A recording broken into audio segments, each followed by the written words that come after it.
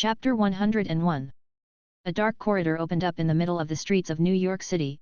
Thanks to some very powerful illusions, no one noticed the big spiral of darkness that erupted from the ground. In fact, every person walking by actively avoided the dark corridor as if something was making them instinctively avoid it. From the dark corridor stepped out none other than Harry Potter, holding his daughter Harry Potter in his arms. In her arms sat two small, round, and white creatures known as Yokomai, two baby-level Digimon. Harry excitedly looked around and watched in awe the busy streets of the city.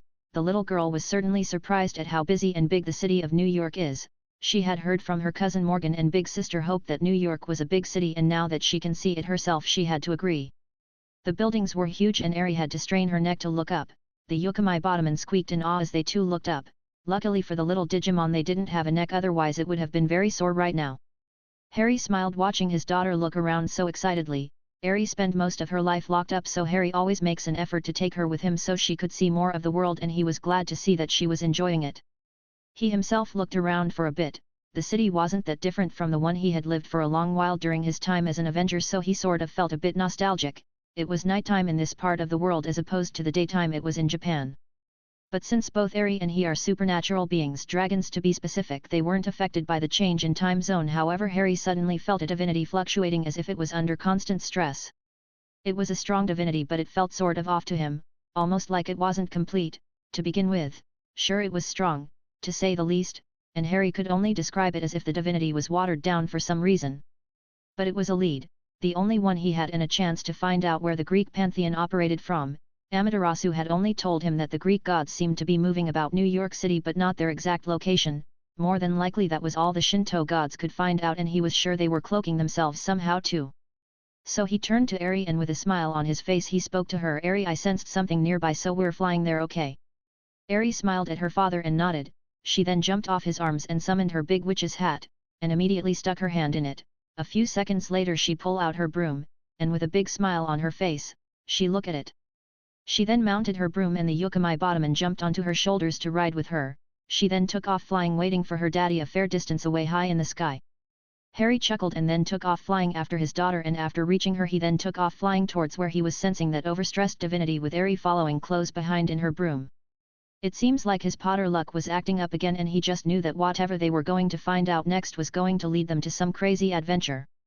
Percy Jackson was running in the middle of a dark forest for dear life from a monster of Greek mythology known as the Minotaur.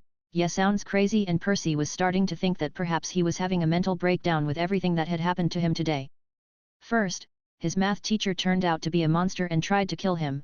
Sure, many of her students thought she was a monster for the insane amount of homework she would give them, but not a literal one. Then Mr. Brunner shows up, and hands him a pen which somehow turned into a sword, and Percy found himself able to somehow fight and kill his math teacher. Okay, many kids would have applauded Percy for this, but the fact of the matter was that Percy had just killed something. But he wasn't even allowed to digest that. Instead, Mr. Brunner told his best friend Grover to take him to his mom and tell her that he has to go to the camp now. Percy had zero ideas of what was going, but again he wasn't even allowed to think more about all of this or even ask questions before he was dragged by Grover back home to get their mom. To his surprise, it seemed like his mom knew what was going on, but she couldn't answer his questions because they had to move fast, though his stepfather decided to be an ass as usual and open his mouth. Lucky Grover kicked Gabe's ass, something Percy was very happy to see, and then his mother, Grover, and he took off in Gabe's car to the so-called camp. Along the way, Percy got even more revelations, and boy was his head spinning from all of them. It turns out that he's a demigod, the child of a god and mortal, which actually explains all the crazy stuff he can do. She also explained the reason she stayed with Gabe was that his stench hid his smell from the many monsters that would love to use him as a chew toy. But that revelation just served to make Percy feel horrible. His mother sacrificed her happiness choosing to stay with someone like Gabe just to keep him safe. Percy already thought the world of his mom, but now he knew he owed her a lot. However, as she was beginning to explain where they were going, something rammed against the car and sent it flying and spinning for a bit before it crash-landed by the trees on the side of the road they were driving on. Thankfully, Grover revealed he had goat legs. Helped everyone get out of the car quickly, and here's where Percy Jackson currently found himself. This whole crazy situation with him running through the forest with his mom and best friends from a Minotaur. But eventually, Percy reached some sort of barrier and immediately ran through it. However, his mother was unable to walk in. She sadly looked at him and gave him a smile. "I can't go on, Percy." Percy immediately turned around and grabbed his mom's hand and tried to pull her inside. "Come on, Mom. Keep trying." But Sally Jackson sadly shook her head. I can't, Percy, I'm a mortal and I'm not allowed in. Percy angrily shook his head, not liking this situation at all, and kept trying to pull his mom inside the barrier and into the camp, but then the Minotaur burst out from the trees in the forest and with a loud roar launched himself towards Sally and stretched his arm to grab her. Percy's eyes widened in both surprise and worry. No. But before the Minotaur could even touch Sally, a small feminine voice called out from somewhere in the darkness of the night, O Mother praised for her indigo life, break apart and raise thy clear new voice. Aqualaser. A thin stream of water shot out from somewhere in the sky and went through the Minotaur's outstretched arm. Suddenly a wall of water rose out from where the thin stream of water went through the ground, not only separating the Minotaur's arm from his body but also sent it away howling in pain. To the surprise of Sally and Percy, a small little girl wearing a big witch's hat flew down from the sky on a broom and immediately jumped off the broom in front of them. The Minotaur stood and roared in anger while the little girl just smiled. Yukamai Bottoman. Get him! Percy and Sally then noticed the small white creatures on the girl's shoulders for the first time and gaped when they saw them jump up and open their mouths big and wide. In a small and squeaky voice, both of them at the same time called their attacks aloud. Diamond Dust. Both baby Digimon fired their ice elemental attacks, which hit the Minotaur, who was frozen from the neck down. The monster tried to shake and flail to escape its icy prison, but it couldn't even move an inch. Meanwhile, Eri took out her staff and pointed it at the Minotaur while her body began to glow with mana earth bite. An orb of lightning materialized right where the Minotaur stood and began to electrocute it, which caused it to roar in pain, only to be silenced when two massive jaws made of dirt and stone suddenly clamped down on the Minotaur. There was a burst of golden light from within little girl's spell, signaling the monster's death, which made her smile and fist pump in victory. Sally and Percy, however, did not know how to react to the fact that they just saw a little girl kill a big monster so brutally and with some sort of magic, but a new voice snapped them out at good job, Eri. The little girl, now revealed to be Eri, turned around and looked up, which made Sally and Percy look up as well, only to gape as they caught sight of a young man floating up in the air not too far away from them. The young man floated down and Eri immediately ran up to him and jumped into his arms for a hug. Daddy. Did you see how both Yukamai Bottoman helped me? We've been practicing that for a while. The young man chuckled and nodded. I saw, and I think something special is about to happen to your Digimon partners. Eri, look at them. Eri immediately turned towards her Yukamai Bottoman, who were now glowing with a soft blue light engulfing their bodies. Both baby-level Digimon suddenly spoke out. Yukamai Bottoman Digivolve 2. The blue light coming out of the Yukamai Bottoman's body suddenly formed an egg of energy which pulsed once and then cracked. It then bursts open after another pulse, revealing Eri's Digimon partner's new form, Niarman. Both Digimon were now bigger and cat-like. They were bright yellow in color and had cat ears, red eyes, and a long tail with purple stripes. Eri brightly smiled and immediately ran to hug both of her Digimon friends. The Niarman giggled and smiled, and one of them cheerfully spoke, Eri. Look, look. We're stronger and bigger. The other one groaned a bit. Eri. You're hugging us too tight. Eri let go of her Digimon and giggled. You can talk. The cheerful Niarman grin. Of course we can, silly. All Digimon can talk. Or squeak. The mature Niarman sighed at her sister. What my sister is trying to say is that now that we have digivolved, we're not only got stronger but smarter as well. Eri laughed a bit. You both remind me of big sister Hope and cousin Morgan. Both Niarman smiled at Eri. Harry walked up to the trio and got on one knee. He then gently scratched one of the cheerful Niarman's ears. Oh yeah, that's the spot. The mature Niarman shook her whole body, which for her was the same as shaking her head. Sister, be more polite to Lord Harry. Harry chuckled and patted the mature Niarman's head, which made her purr. Just Harry, both of you should know I'm not one for formalities, and congratulations on digivolving. Both Niarman nodded and smiled at Harry. Eri took out her smartphone and used the Digivice app. Let's see Niarman. In training level Digimon, Niarman is a lesser Digimon. It is a tiny Digimon which has cat-like characteristics. It is always capricious, and that behavior seems to have been attached to Niarman as a result of it being like a cat. Although it is sometimes frivolous due to its overflowing curiosity, it also has a lonely side. The mature Niarman shook a bit. The Digivice is airing our dirty laundry. Stoob. The cheerful Niarman just giggled, finding her sister's reactions funny, while Eri continued reading. Looks like you have 3 new tail base attacks and can still use Diamond Dust, so now we have more options. Both Niarman nodded, and while Eri continued to read the information she got on the Digivice app on her smartphone, Harry then stood up and turned to look at the woman and boy who were gaping at them. Harry grinned. Sorry about that, but a Digimon digivolving for the first time is a very important event, but in any case, I'm Harry Potter, this little one here. Harry put his hand on top of Eri's head, who looked up from her smartphone and smiled at them. Is Harry Potter, and the 2 fluff balls, as you heard, are called Niarman. It's nice to meet you.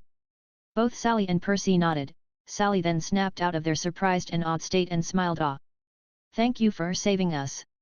Harry nodded. "I didn't do anything, it was Airy." Airy smiled and waved at Sally, who giggled at how adorable she is. Percy sighed and slumped a bit. "Boy, I am tired, it's been one surprise after the other today." Percy sighed. Airy put away her smartphone and walked up to Percy, and patted his leg. Percy turned his head towards Airy only to receive a worried smile. He smiled at Airy. "I'm okay, don't worry." Sally sighed too. "It certainly has been a long day." Harry, however, looked over the barrier with a frown. He could feel divinity from it, a very powerful one. He walked to the barrier and then spoke up. "This barrier isn't allowing you to go into the camp, right?" Sally nodded and was about to explain why, but stopped when she saw Harry grab hold of the barrier and twist his arm, creating a doorway. "There you go, it's temporary, so quickly go in." Sally didn't have to be told twice and immediately went inside the barrier, where she was hugged by Percy. The doorway closed and Harry then stepped inside. "All right, now that everyone is safe, can someone explain what's going on here?"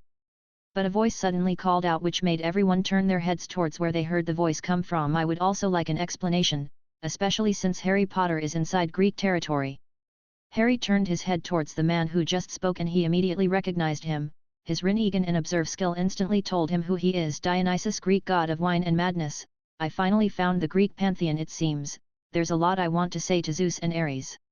Dionysus sighed and said the only thing he could say that would surmise what he was feeling about this whole situation. "Well, fuck." On the outside, Dionysus was calm as always as he led Harry Potter, his daughter, and the Jacksons to his office, but on the inside he was terrified.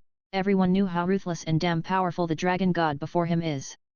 Plus he's one of the leaders of Neo-Kyoto, the most advanced and powerful supernatural faction in the world, where even children are beyond the power of the gods. As ridiculous as it sounds, the yokai faction was feared, and for a good reason. Many gods were utterly shocked and angry at Ares for going to Kyoto and causing trouble. The muscle-bound idiot just had to go there and start a fight, thinking that going to war with them would be fun. Only to come back without an arm and extra crispy when Neo-Kyoto turned on their wartime wards, and boy did it cause panic around the supernatural world. The sheer amount of power and effects of the wards could even be felt here, and they were overwhelming. Many gods thought that Harry Potter would show up at their home and destroy them after Ares pissed them off, but no, it seems like the dragon god was too busy with other things at the time. But Zeus also felt the need to be his usual asshole self and ask for retribution for Ares's arm loss, and here many of the gods of Olympus were preparing themselves to be destroyed, but again Harry Potter didn't show up again, and the yokai faction just sent a note saying that they aren't giving them shit. It seems that both Neo-Kyoto and Harry Potter had deemed them too unimportant to deal with. Zeus was insulted and ranted for hours about him and how the whole pantheon wasn't being taken seriously by Harry and the yokai faction. He and quite a few others were actually relieved, though. No one wanted Harry Potter to come here and deal with them, they just hoped that things would calm down and stay like that. But then someone had to go and steal Zeus's lightning bolt, who then went around and accused his brothers of stealing it. Everyone knew they didn't do it, of course, but Zeus was always one to never listen to anyone and began to declare war on Poseidon. This battle of will then began to have effects on the mortal world, and that had attracted the attention of the one being no one wanted to attract, and now Harry Potter was in his camp looking around everywhere while he was guiding him to his office. Dionysus really wanted a drink right now. No, he needed to drink, but alas, the old Greek god knew it wasn't going to happen, so with a worried frown on his face he continued on. Harry had been looking around for quite some time.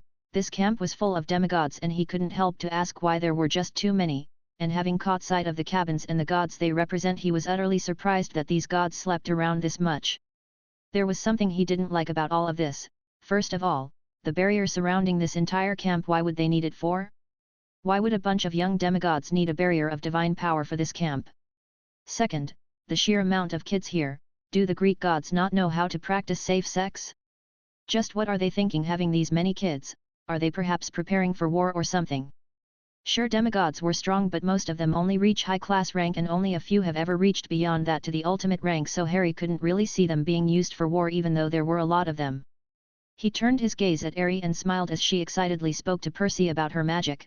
The young demigod seemed rather impressed with her, and he couldn't blame him. Aerie has a talent for battle magic and summoning, though she tends not to want to bother the summoned spirits very much, though all of them would be more than happy to help her in any way. Aries and Armin were excitedly looking around everywhere, and he couldn't help but smile fondly. These little cat-like Digimon reminded him a lot of Carrie's. But a nervous voice snapped Harry out of his reminiscing. Are you perhaps a god, Harry? Harry moved his gaze towards Sally, who had just spoken to him. Harry grinned at her. You could say that I'm something like that, but you're human, right? How did you get involved in the supernatural world? Sally looked towards Percy. His father is a god and through him, I became aware of the supernatural world, though I'm only familiar with the Greek side of it since that's what I've been taught. Harry frowned a bit and looked down. It certainly is very irresponsible to reveal the supernatural world to a human since it's very dangerous for them, but since she's a mother of a demigod there's not much that could have been done. I see, there are different kinds of supernatural factions around the world, pretty much everything in myths and stories actually exist in some shape and form. Sally sighed. She had come to expect this since she knew of monsters and gods, but to actually hear it be confirmed was something else. I guess I should have known, but it is a rather hard thing to accept even though I met a god before. Harry nodded. I understand, the supernatural world tries very hard to keep itself hidden and away from humans for that reason. It really is a lot for them to understand, plus it's very dangerous for them to be aware of what lurks within the moonlit world. Sally nodded and looked up. It seems like this world is way bigger than we mere mortals are aware of. Harry smiled and nodded. You don't know the half of it, Sally. The group finally reached Dionysus's offices, where Dionysus sat behind his desk while Harry immediately conjured a couch to the awe and surprise of Sally and Percy. Harry and the Niarman immediately sat down on it, followed by Percy, who bounced on it a couple of times to make sure it was solid enough. Harry giggled at him a bit, which made him feel a bit embarrassed at his silliness, but you really can't blame him though. This was the first time he had seen someone create something out of thin air. His mom then sat down beside him and gave him an amused smile which didn't help his embarrassment one bit. Percy looked around and noticed that his best friend wasn't there. Where's Grover? He was with us a few minutes ago. Dionysus huffed. I sent him to get Chiron so he could attend this meeting, Mr. Peggy. Harry frowned while Percy looked confused. It's Percy, Percy Jackson. Dionysus scoffed. Whatever. Sally frowned. She had heard from Percy's father that the gods were arrogant and selfish at times, but this one seemed rather rude as well, but she knew she couldn't say anything. She was just a mortal after all, and she was nothing to this god. Harry frowned, not liking the attitude and the way Dionysus spoke to Percy, who she already considered a friend. He might be twice her age, but he was pretty cool. It's not nice to respond like that. Dionysus frowned a bit, but then Harry summoned Oblivion into his hand and glared at Dionysus, who flinched back in his seat. Say his name correctly, Dionysus. I won't tell you a second time. Dionysus gulped and nodded. Percy Jackson. Percy seemed a bit nervous with how tense the situation got. Harry nodded and smiled while Harry continued to glare at Dionysus, who was sweating quite a bit, until a voice caught everyone's attention. It's been a while since I've seen Dionysus being put in his place. It's amazing how easy the Olympians forget that there are far more powerful beings in the world than them. Harry turned around and watched as a centaur walked in, followed by Grover, who smiled at Percy. Harry had seen some centaurs before, but this was very different. He definitely had some sort of primal divinity in him. Dionysus frowned. Chiron, you're late. Percy, however, was gaping at the centaur. Mr. Brunner. You're. Chiron grinned and nodded. A real horse's ass. Harry chuckled in amusement at the pun while Harry and the Niarman giggled. Percy grinned. You're not human either, hey? I should have known by now. Chiron nodded and smiled at Percy. He then turned towards Harry. He then placed a hand on his chest, about welcome to Camp Half-Blood, dragon god and leader of the yokai faction, Harry Potter. Introductions were made and Harry was surprised that the centaur before me was the real Chiron, not a descendant or a reincarnation, but the same Chiron that had trained heroes in the past. No wonder I felt primal divinity in him. He's the real deal. I don't think anyone is even aware that he's still around, alive and kicking. Chiron stood in the middle of the room with his arms crossed over his chest, and he thought of the situation beforehand. On his back, sitting and enjoying riding him, was Harry and her Niarman. The small and adorable child had asked Chiron for a ride, and the old centaur found himself unable to say no, so now he was a loyal steed to the adorable bundle of smiles on his back. I'm glad both you and your mother got here safe, Percy, but how was Sally able to get in? The barrier prevents anyone without divine blood from stepping inside the perimeter of the camp. Percy pointed at Harry, who grinned. He did it. He just grabbed the barrier thingy and gave it a purple nipple. That somehow opened an entrance and Mom walked inside. Harry laughed a bit at the way Percy described how he had manipulated the barrier, while Grover, Chiron, and Dionysus' sweat dropped. Chiron didn't know how to respond to that. I see, and Lord Potter, what is the strongest dragon god doing here? So far from his territory, if you don't mind me asking. The fact that Chiron had called Harry a dragon god twice now caught Percy's attention. Wait. What do you mean, a dragon god? I don't think I've heard of a dragon god in Greek mythology. Sally gummed. I think that's because he doesn't belong to the Greek pantheon, Percy. Harry smiled. Daddy might look like a normal human now, but his real form is a massive golden and silver dragon. He's really big too. Bigger than the buildings here in New York. Harry smiled at his daughter. Your mom is right, Percy. I'm not part of the Greek pantheon. In fact, dragon gods don't belong to any pantheon at all. We are beings far beyond the understanding and level of power of the rest. Only one of us has been mentioned before, and that's Great Red, the dragon god of dreams, who is mentioned in the Bible as the Apocalypse dragon or the dragon of the end. Sally and Percy's eyes widen in shock. Sally actually trembles a bit. Oh dear, that's kinda scary. How many dragon gods are there? Harry smiled. There's only 3 of us: Great Red, the dragon god of dreams, Ophi's Ouroboros, the dragon god of infinity, and me, the Twilight Dread dragon god of chaos and creation. Sally trembled a bit. Something about all of those names and titles made her feel rather small and insignificant. Percy, however, looked very excited about this information. Whoa! Such cool titles! It's like you guys are endgame bosses. Harry smiled at the irony in Percy's words and turned towards Chiron. I'm here because Amaterasu informed me that something big is going on here and it involves gods. Since she doesn't have jurisdiction on United States soil, she asked me to come and investigate, and here I am. Dionysus gulped at how Harry just casually dropped his title and 2 big names. Chiron nodded. I see, so the god's anger has been noticed by other factions, and to make things worse it drew the attention of the one faction we didn't want to alert at all. Percy tilted his head in confusion. Factions? Harry nodded. The supernatural world is big, Percy, and despite what some of the gods think, they're not as unique as they want to believe. There's a faction for pretty much all pantheons. You belong to the Greek pantheon, or the Olympians as they're called by many. Eri and I belong to the yokai faction, where Japan is our territory, and thus the Shinto pantheon are the deities that reside there. Percy nodded in understanding. And the Olympians didn't want to bring your attention to them? Why? Chiron sighed. The yokai faction has been recognized as the strongest faction in the world. Not only are they more advanced in their magical ways, but their technological advances are well known as well.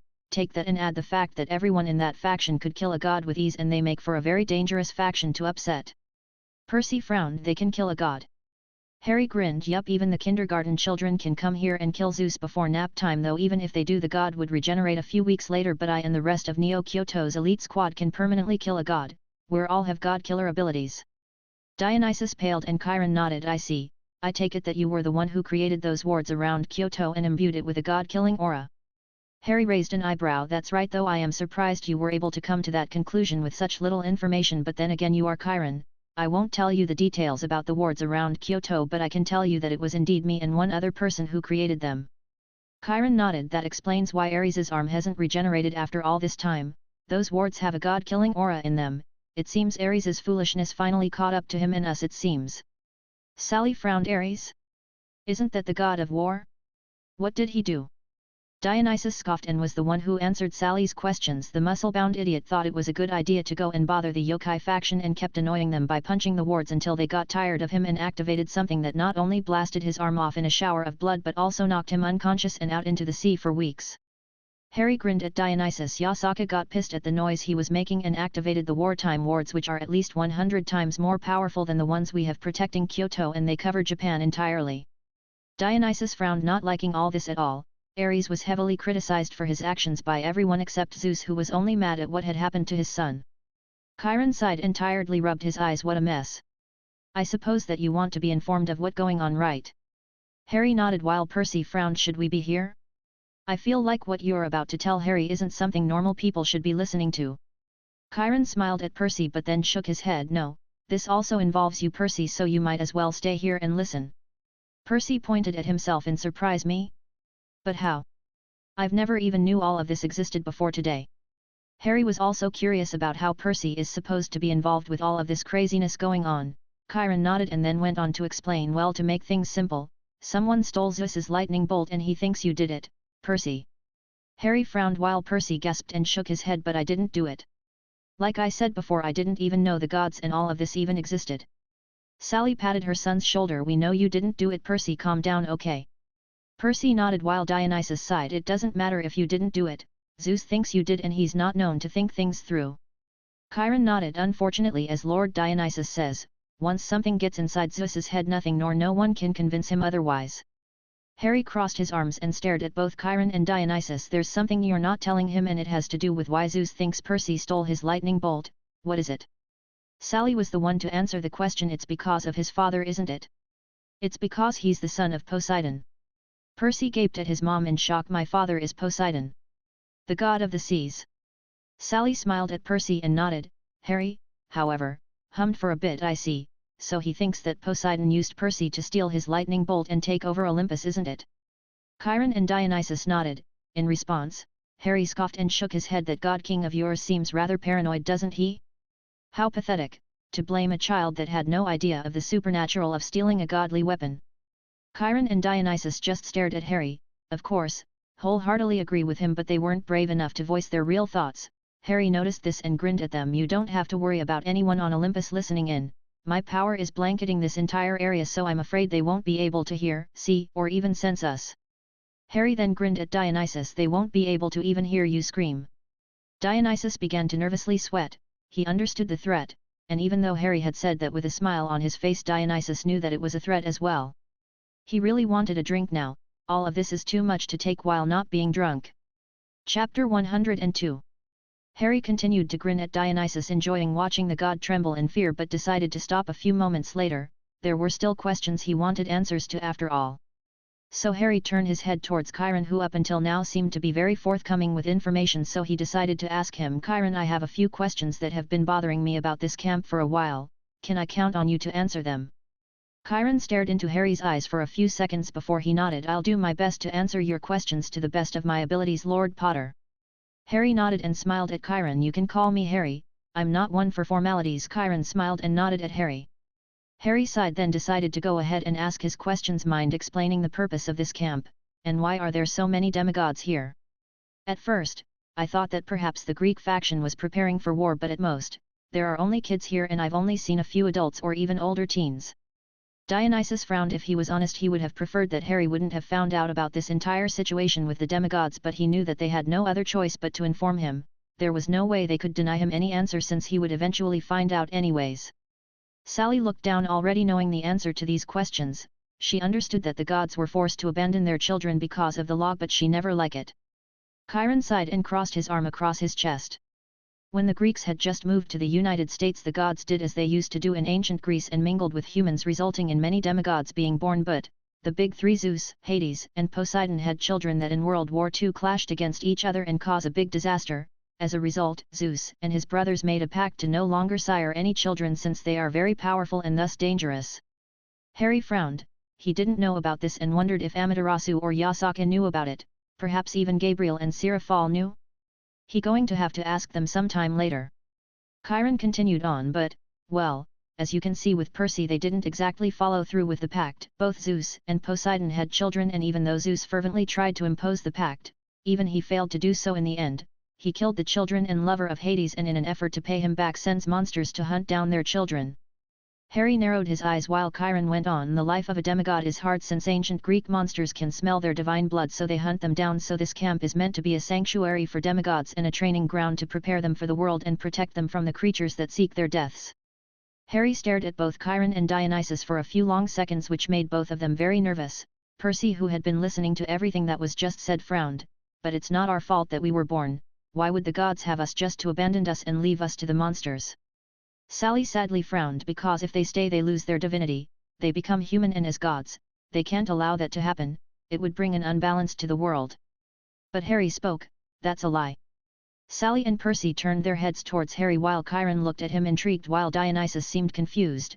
Chiron, wanting to know what Harry meant, decided to ask him to elaborate. What do you mean, Harry? Harry sighed and rubbed his eyes. This entire situation was starting to piss him off. I can't believe the Greeks are so arrogant and so deluded that they think that their becoming human would send the world into chaos. Everyone stared at Harry, not understanding why he would say that, but he decided to explain. There are so many gods out there in the world with the same domains as the Greeks, so trust me when I say that them becoming human for a single lifetime wouldn't really affect the world. In fact, it wouldn't be noticed at all.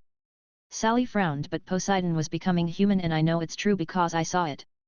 Harry smiled at Sally and nodded. Amaterasu once told me that sometimes when a god loves his mortal family, they become human to spend their life with them, but after their wife or husband passes on, they become gods once again. Chiron, Dionysus, and Sally gaped at the information they just received. Suddenly Dionysus stood up. Zeus lied to all of us. He told us that we would die mortal if we stayed in the human world. He prohibited us from seeing our children because of that.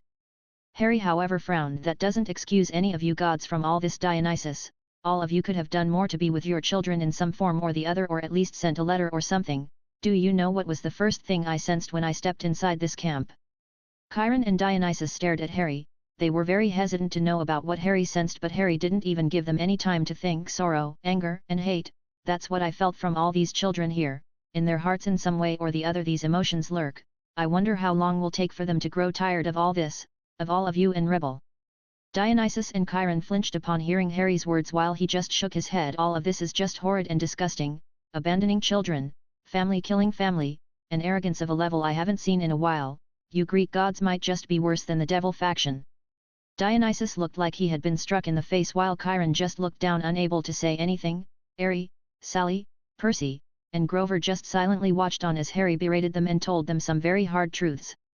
Harry crossed his arms across his chest and frowned. I'll be staying in this camp for a while, but I will be speaking with the Greek pantheon soon enough. As a faction leader and a father I can't allow this to go on. All of these poor children are a ticking bomb made out of your own actions, and quite honestly they deserve better than this. Sally smiled and nodded in agreement to Harry's words while Percy and Grover looked at him like he was some kind of superhero, while Harry smiled at her father feeling very happy right now. Harry just went on, I'll decide what I'm going to do about all of this after speaking with the gods, and depending of what I hear I might just decide to take drastic measures. Chiron bowed and accepted Harry's words while Dionysus gulped. Harry then turned towards Grover, who jumped a bit in surprise. Since we're going to be staying for a while, do you mind giving me an area tour, Grover? Grover nodded. Of course. Follow me and I'll take you around the camp. There are all kinds of interesting things to see and do here. Harry smiled and hopped off Chiron's back and softly landed on the floor and immediately ran towards her father and grabbed his hand, which Harry gently grasped with a soft smile on his face. He then turned his head towards Sally and Percy. Want to come? I'm sure since Percy will be staying here for now he might want to see what this camp has to offer. Both Sally and Percy nodded and immediately stood up. Both of them began to follow Harry as he and Harry followed Grover out of Dionysus's office. Dionysus sighed and slumped on his seat. Damn, Zeus's tantrum just had to bring the attention of Harry fucking Potter to us. Chiron looked down and shook his head. This has been a long time coming. Perhaps it's time the Greek faction pays for all the wrong we have done? Either way I'll accept my fate. I rather not anger the dragon god more than he already is. Dionysus frowned and sighed. Yet. A couple of days have passed since that night and Harry had spent most of it talking to the demigod children around the camp. Most were kind and hard-working kids, though some were rather arrogant and stupid like his parents. Harry had taken a disliking to a girl named Clarisse LaRue when she began to bully Percy for some unknown reason, which resulted in Harry blasting the girl with a blast of pure mana that sent her flying and crashing into the lake. Clarisse was certainly lucky that she was a demigod, otherwise Harry had no doubt she would have died from the impact against the water, but she was fine if only just very bruised up. But the demigods in the camp learned to have a healthy amount of respect and fear of Harry, which just amused Harry quite a bit. While in the camp Harry trained and hung out with the demigods and learned quite a bit from them. Meanwhile, Harry spoke and asked questions to the demigods in the camp. He learned that most of them had lost their parents and family to the monsters and had nowhere else to go but the camp, while a few others ran away from home. It didn't take a genius for Harry to understand why they ran away. Like with his uncle and aunt, these kids' family most likely hated their true nature and made their lives miserable. But what appalled Harry a lot was the fact that many kids weren't even recognized by their godly parent, as if they weren't even worth being recognized as their children, and this made Harry rather sad and angry.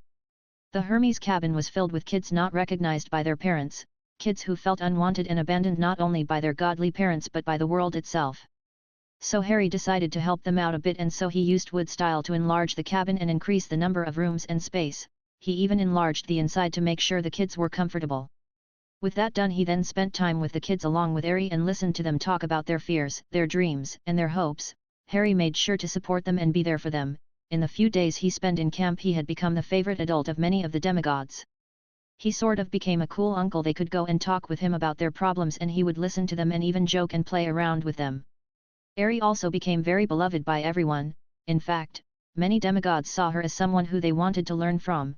She had told everyone of her horrid past, and the demigods, seeing that she was making something amazing out of herself, decided to follow her example and not drown in their own darkness. But Harry had seen a lot of bad things during these past few days. He saw things that he utterly hated, and even though on the outside he seemed calm and smiling, Chiron and Dionysus knew better. Within Harry brewed a storm. A storm they're afraid the Greek pantheon isn't anywhere ready to handle or survive. Dionysus already knew this to be true since he had his ass kicked by Harry a day after he had arrived. The reason? Dionysus was very rude and uncaring to the children, and his habit of never calling them by their right name ended up pissing Harry something fierce, and the end result was Harry taking on his dragon form and stomping on Dionysus until he called every demigod by their correct name. The punishment was even worse for Dionysus since Ares would heal him between stomps to make sure he finished calling each and every demigod by their name. The demigods were not only shocked by Harry's enormous dragon form but by the way he treated Dionysus like he was some sort of bug that needed to be stomped. Harry didn't know it then, but that had made him a sort of hero for the demigods, especially since many had wished someone would do something like that to the gods. And within those demigods one of them named Luke became rather impressed with Harry. He had spoken to him before and was surprised at how caring and understanding Harry was despite being a dragon god. The fact that Harry cared about his children was something that was very evident to him with the way he treated Ares and spoke to the younger kids of the camp. For the first time, Luke began to think that perhaps there was a better way to take revenge on the Greek gods, a way that didn't require sacrificing his friends and family, perhaps even helping his mother. Today there was a big event in the camp, some sort of war game where most of the demigods would participate, a sort of big capture the flag type of match. Percy was going to join, and even though Sally was worried about her son, she decided to support him from afar, and so she stood alongside Chiron, Grover, and Harry to watch the game. The demigods convinced Ares to take part in the game as well, and since she was the daughter of a dragon god she was permitted to join, so she joined Luke's and Percy's team against the team gathered by a daughter of Athena named Annabeth Chase. A very intelligent if not very prideful young girl, she reminded him a lot of Hermione in the way she spoke and questioned everything, which often made him chuckle to her embarrassment and annoyance. But it was through her he also came to learn a lot of the things that have been happening in the camp, about the demigods that have lived there for a long while and about the quest they supposedly get sent on. In Neo Kyoto you can get a quest in any guild and get paid for fulfilling it. Your rank decides the type of quest you can take, and there are a lot of precautions to avoid death, but the Greek faction doesn't have that, and many demigods have died doing these so-called quests sent by the gods. It was here that Harry had come to a big decision, one that he would be letting the Greek gods know soon when he meets them. He would be making sure to change things for these kids, and the Greek gods had better not get in his way. But right now he was going to watch the kids beat each other silly for a flag, though he was also silently sending a small prayer to the poor demigods that would end up facing Ares in the match. Ares was sitting on top of the hill along Herniarmen, where her team had decided to plant their flag. While she listened to everyone plan their attack to take the other team's flag, she began to pet her Digimon partners, who seemed to be enjoying it quite a bit. Percy, now that he had spent a few days in camp, has gotten to know quite a few members of the other houses in the camp and has befriended most of them. In fact, many of the kids in the camp sort of looked at Percy as a sort leader since he is the son of one of the big three. So Percy was trying to come up with a plan when he heard what the others knew of their enemies. Travis Stahl and Connor Stahl, sons of Hermes, were telling him what they know. Travis spoke up. The other team has the Ares house, all of them. So it's like they have a herd of bulls and they're all going to be rushing towards us, and I'm not sure any of us can slow them down. Connor scratched his head and sighed. They also have the Aphrodite house on their team. They all might seem girly and whatnot, but there's a lot of them too, and they're not shy about poking you with sharp objects, plus Annabeth and the Athena house, and so we can expect a big plan from those nerds. Percy sighed. So their team has two of the biggest houses, and those two are quite dangerous, to begin with, and a bunch of bookworms as well. And what do we have? Luke grinned. We have the Hermes house, which is quite a lot actually, the son of Poseidon. And some assortment of other houses as well, a mismatched army one could say. Percy smiled and nodded. Well, this is not bad, plus we also have our secret weapon. Everyone raised an eyebrow at Percy. No one hadn't said anything about a secret weapon, so they were very confused and intrigued by Percy's declaration. Percy grinned and turned towards Ares, causing everyone to turn to look at her.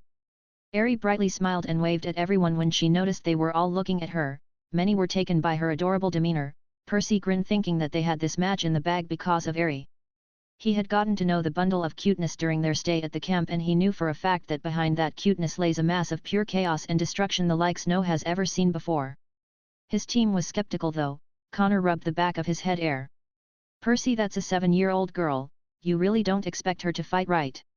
Percy just continued to grin. Oh yes I do. Ares, can you come here for a second? Ares smiled and nodded. She then immediately stood up and ran up to Percy. What is it, Percy? Percy patted her head and smiled at her. What sort of restrictions did Harry give you for this match? Everyone stared at Percy like he was insane, while Ares hummed. Well, he said not to use anything that can cause mass destruction, so, no raining down meteors, big explosions, instant death spells, big area of effects spells, permanent curses, no opening a black hole, instant freeze, dropping a sea worth of water on them, and of course not teleporting anyone into space or at the bottom of the sea. Everyone's sweat dropped and took a step away from Ares out of sheer reflex, while one thought ran through everyone's mind: this little girl is dangerous. The fact that she delivered those words with a cheerful smile on her face just made it worse.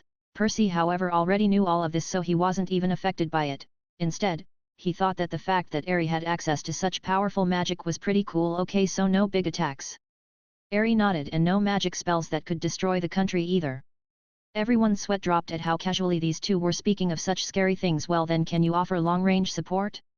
Maybe soften up the opposition. Aerie tilted her head. Airstrike. Percy nodded and smiled at Aerie. Yes, an airstrike will be good.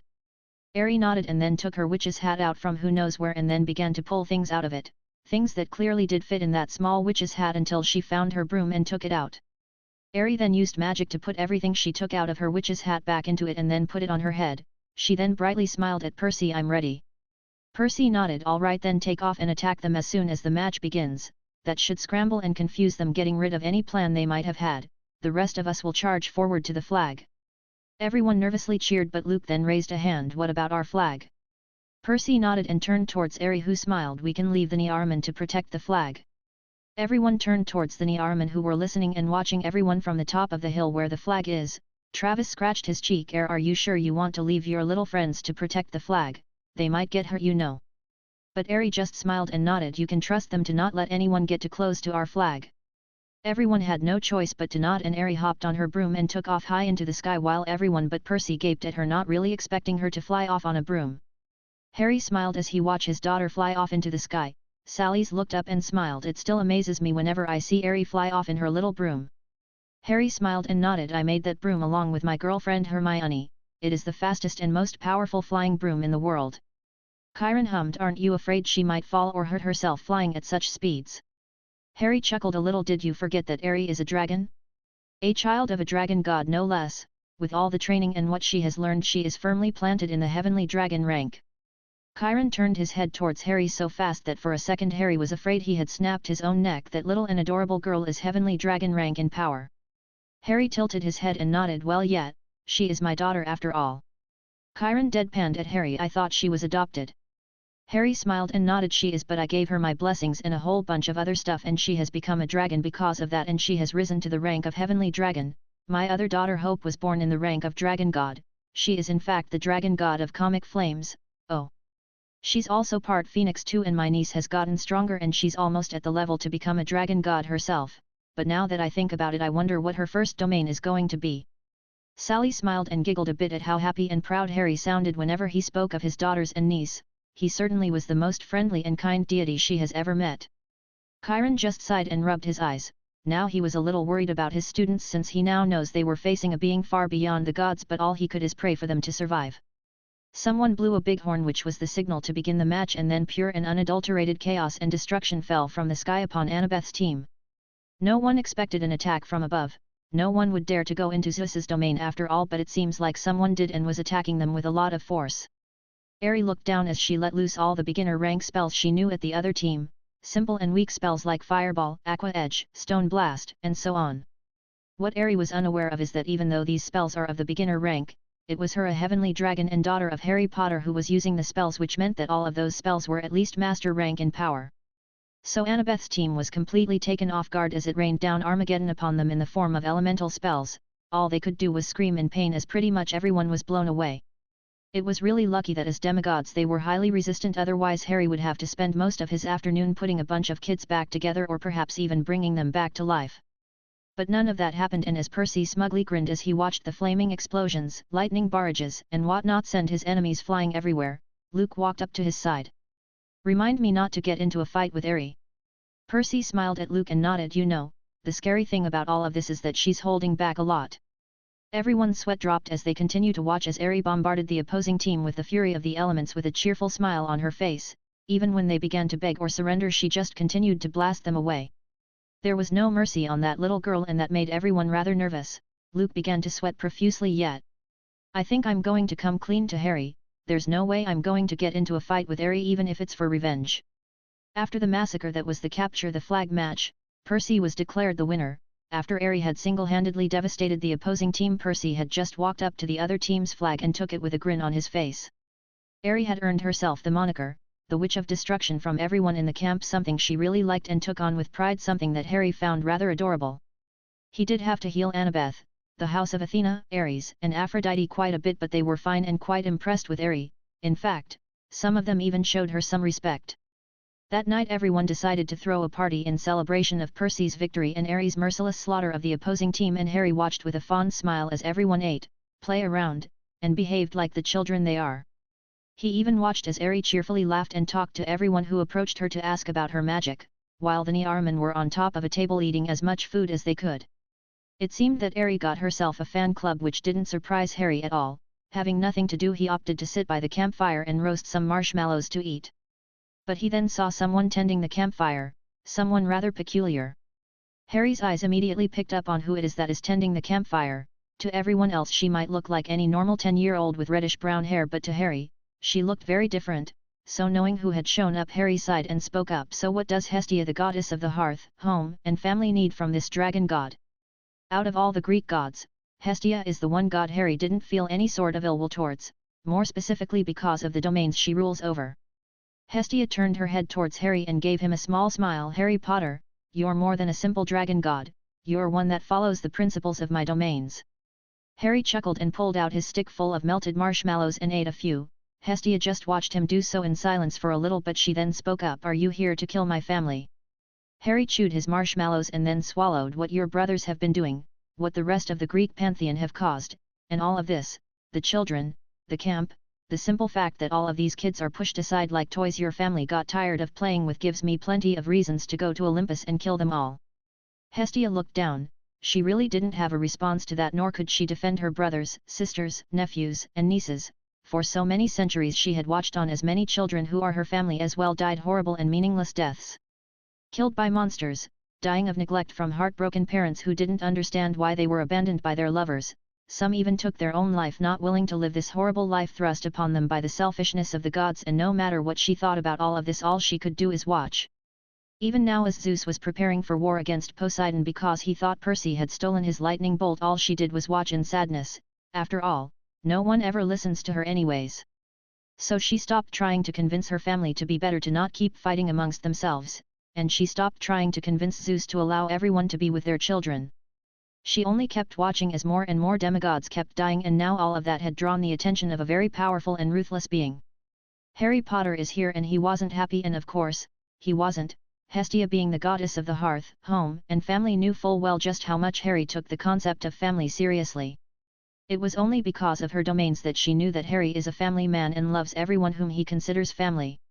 This dragon god had accepted as family the entire yokai faction, the vampire faction, some wizards, witches, and even some deities and very powerful supernatural beings are family to him, and she knew that Harry would anything for each and every one of them. To him, everything the Greek pantheon had done, everything they take such pride in, was nothing but the most disgusting thing he had ever seen. To Harry, the Olympians were monsters, and that says a lot coming from someone like him who seems to have seen a lot. Hestia knew this, and yet she still loved her family despite everything they have done or are doing. She still loves them all, and so she didn't want any of them gone from this world. "Is there any way for me to convince you not to kill them?" Harry stayed silent as she continued to eat his melted marshmallows. Hestia patiently waited as Harry chewed on his treat and stared intently into the campfire. "It all depends on them, really.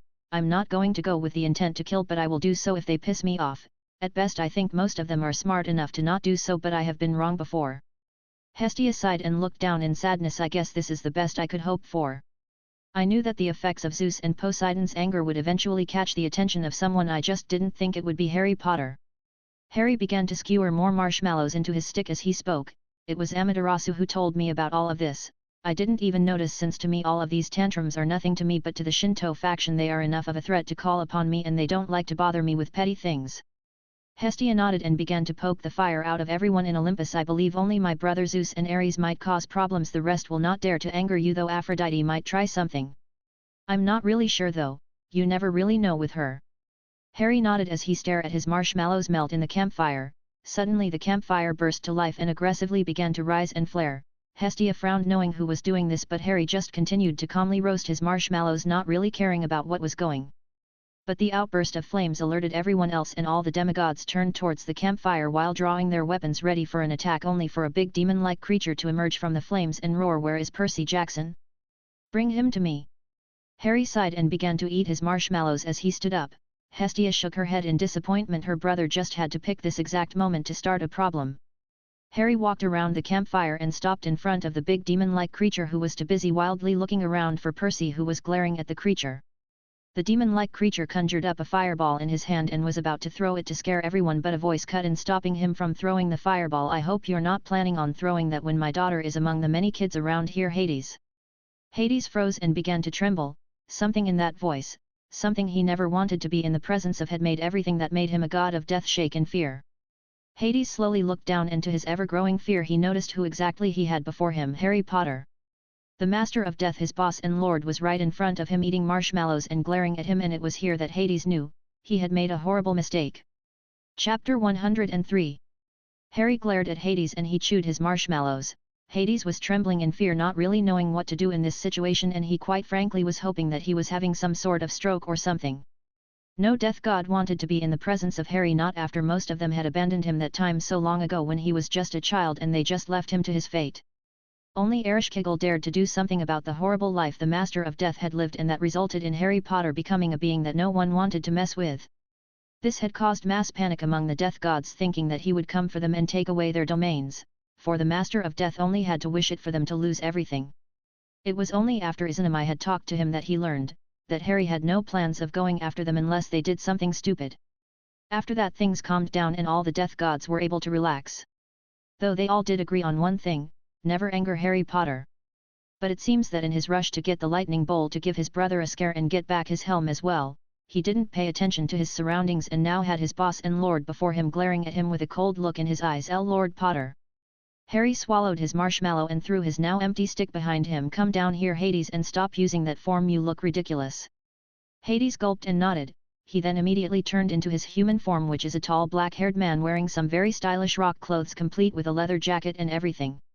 Hades stared at Harry, who nodded and then turned his head towards the demigods, who were still very tense. Harry gave them all a smile. "It's all right everyone, go back to celebrating while I have a talk with Hades." Everyone turned towards Hades and noticed him sweating profusely and looking rather nervous, which was very confusing to everyone right now, but the demigods decided to trust Harry and went back to hanging out and having fun, though most of them continued to keep a closer eye on Hades just in case. Harry smiled at the kids and winked at his daughter, who had her staff and wand out ready to attack. Ari smiled at her daddy and put away her weapons, knowing that he would take care of everything, so she went back to speaking with Percy and Sally to try and calm them down. Sally had practically jumped out of her skin when Hades had demanded Percy's presence, and Percy himself seemed to be a bit pale, so Ari wanted to help them calm down a bit and perhaps take their minds off of Hades. Meanwhile, Harry turned his head towards Hades and glared at him. "It's good that you show up. I have a lot to talk to you about and I want some answers as well, but first say hi to your sister Hestia." Hades nervously heard everything Harry had said, but then his eyes widened at the mention of his sister and turned his head to look for Hestia. It didn't take long to find her fixing the campfire he just destroyed with his theatrics, and he couldn't help but grimace at the sad and disappointed frown on her face. Hades sighed and then approached Hestia's sister. "I'm sorry I didn't see you there, it's nice to see you." Hestia turned her head towards Hades and sighed. "Hello Hades, couldn't you just arrive normally? Why would you do all of this? To scare a bunch of poor kids? I didn't take you for a bully, Hades." The words delivered to him by Hestia and the very disappointed tone of voice the goddess of the hearth had made the god of death feel like a kid being told off. "I just wanted to get the lightning bolt and scare Zeus a bit. I wasn't going to hurt anyone." Hestia sighed and shook her head. She then went back to fixing the campfire. Hades looked down. "What are you doing here anyways, sister?" Hestia frowned but did not turn to look at Hades. Instead she turned towards Harry. "I wanted to ask the dragon god Harry if he was here to kill us all. He did say that it all depended on whether someone angers him or not, but your actions right now don't give me much hope for us. Perhaps it would be for the best if we all just disappeared. We have done some very horrid things, Hades, and you just proved it." Hades looked down and frowned, not really knowing what to say to his sister. Harry however had a small smile as he heard Hestia. "It seems like not all Olympians have their heads up their asses." Hades turned around towards Harry and bowed, which seems to have been quite unexpected by Hestia because she gaped a bit. Hades on his part began to speak. "Master of Death, I beg of you to spare my sister Hestia. I'm well aware that most if not all gods of Olympus have done some very horrible things, but Hestia has always been a good and kind goddess. She has always tried to guide all of us to be good people. Please, if you are to end us all, at the very least spare Hestia." Hestia gasped a bit and stared in disbelief. This was something that she hasn't expected, but this was Hades. After all, he's not a bad god, he's just angry and bitter about his situation in Olympus, but he's always been a responsible god with his duties. Harry stared at Hades in silence for a few long seconds. Hades, raise up and look at me. Hades straightened up and stared at Harry's eyes, who stared back his why are you sending monsters to go after your nieces and nephews? The Minotaur my daughter Ari killed reeked of death, so I know you sent it. Hades frowned but nodded. I plan to have it kidnap Sally Jackson to force Percy into coming to me and bring me the lightning bolt. Harry sighed and tiredly rubbed his eyes. And the other demigods? I have heard that you have been sending monsters to hunt them down. Why? Hades shook his head. Not all of them. I just sent them after Zeus's and Poseidon's children, the rest were hunted down by monsters of Tartarus who just want to kill them. I had nothing to do with that, and I do it because Zeus has killed my lover and my children. Harry raised an eyebrow. Yes, I heard about that, but those kids were born before the pact was made. Why did Zeus kill them anyway? Hades sighed. Harry had noticed that Hades was lying to some degree, but it seems like he was trying to protect something or someone and not lying out of malice, so he decided to listen and wait. Hades scratched his head and then began to explain. Zeus is afraid of any child born out of us big three. There's a prophecy that foretells how a child of the big three would either save or destroy the Olympians, and Zeus, being a paranoid bastard, just went all out crazy. Harry huffed and shook his head in annoyance. Their children, Hades, kids that didn't ask to be born, and all three of you know all of Olympus have just been sitting on their ass and watched as they are killed? Some of these kids aren't even claimed. They've just been pushed aside and forgotten by all of you. Both Hestia and Hades flinched as Harry began to raise his voice along with his rising anger. You all are family. And you're all happy with all of these deaths and suffering. All of you Olympians are old. Very fucking old, but you act like petty children arguing over stupid things like a prophecy. A prophecy that could be self-fulfilled with everything that the Olympians have done. Harry's power had begun to flare in response to his emotional state. Kids have always been a trigger for Harry, and the cruelty these demigods are forced to live with was something that Harry has come to loathe. Both Hades and Hestia flinched and Harry growled. Not anymore. I have decided to do something about all of this. If the Olympians don't care or want these children, then I'll adopt them all. I'll take them to Neo-Kyoto and make sure they live a happy life. One away from all of you who can't appreciate the gift that it is to have a son and daughter. Hestia, Hades, and the demigods gasped, not believing what they were hearing. To the demigods who were used to being abandoned and pushed aside, forgotten and unwanted, those who had accepted the fact that some of them might not live to be grown men and women, listened to Harry come to their defense. They heard as Harry said that he would take them all and that he would give them all a home, a place where to belong, somewhere where they would be wanted and taken care of. It was like a dream to have an adult speak up in their defense, and it was something that all of them had wished at some point. Even those that had some contact with their godly parent like Clarissa had at some point wanted something like this to happen. Harry glared at Hades' New Kyoto, the yokai faction, and the newly instated dragon faction under Mai and Ophi's the dragon god of infinity's leadership will be taking all of these demigods, and if anyone tries to get in my way I'll destroy the Greek faction. Hestia and Hades gasped at Harry's declaration. Even the demigods stared dumbfounded in shock upon hearing Harry so boldly declare that he will destroy the Greek faction, the Olympians, if they would dare get in his way. Harry turned around and suddenly yelled out, Chiron. The centaur snapped out of his shocked state and immediately approached Harry. I want you to contact every mundane parent and bring them here. I will be taking them to Kyoto with their children if they choose to want to be with them. Let them know that they don't have to worry about housing, money, or work. I'll take care of everything. Chiron smiled and nodded. If it's not much to ask, could I be allowed to go as well? Harry smiled at Chiron and nodded. Humph. Of course, you're coming to Chiron. I know you cared about all the kids and want to make sure they're safe. I am a teacher, so I understand what you're feeling right now. Sally looked down for a second and then nodded to herself. She can see it. Change was coming and she wanted to be a part of it. She wanted Percy to have the chance to grow like a kid should and not always looking behind his back expecting something to attack him. So Sally walked up to Harry and Chiron. I'll help Mr. Chiron contact and talk to the parent. I'm sure they'll be able to understand and accept things easier if a parent like themselves explains what's going on. Percy smiled proudly at his mom while Harry and Chiron smiled and nodded to her. Harry then turned his head towards the demigods who stared back at him, still shocked at everything that was happening right now. Harry smiled at them all, a smile that caught all of them by surprise. It was a smile full of pride and care, a fatherly smile the demigods realized almost at the same time.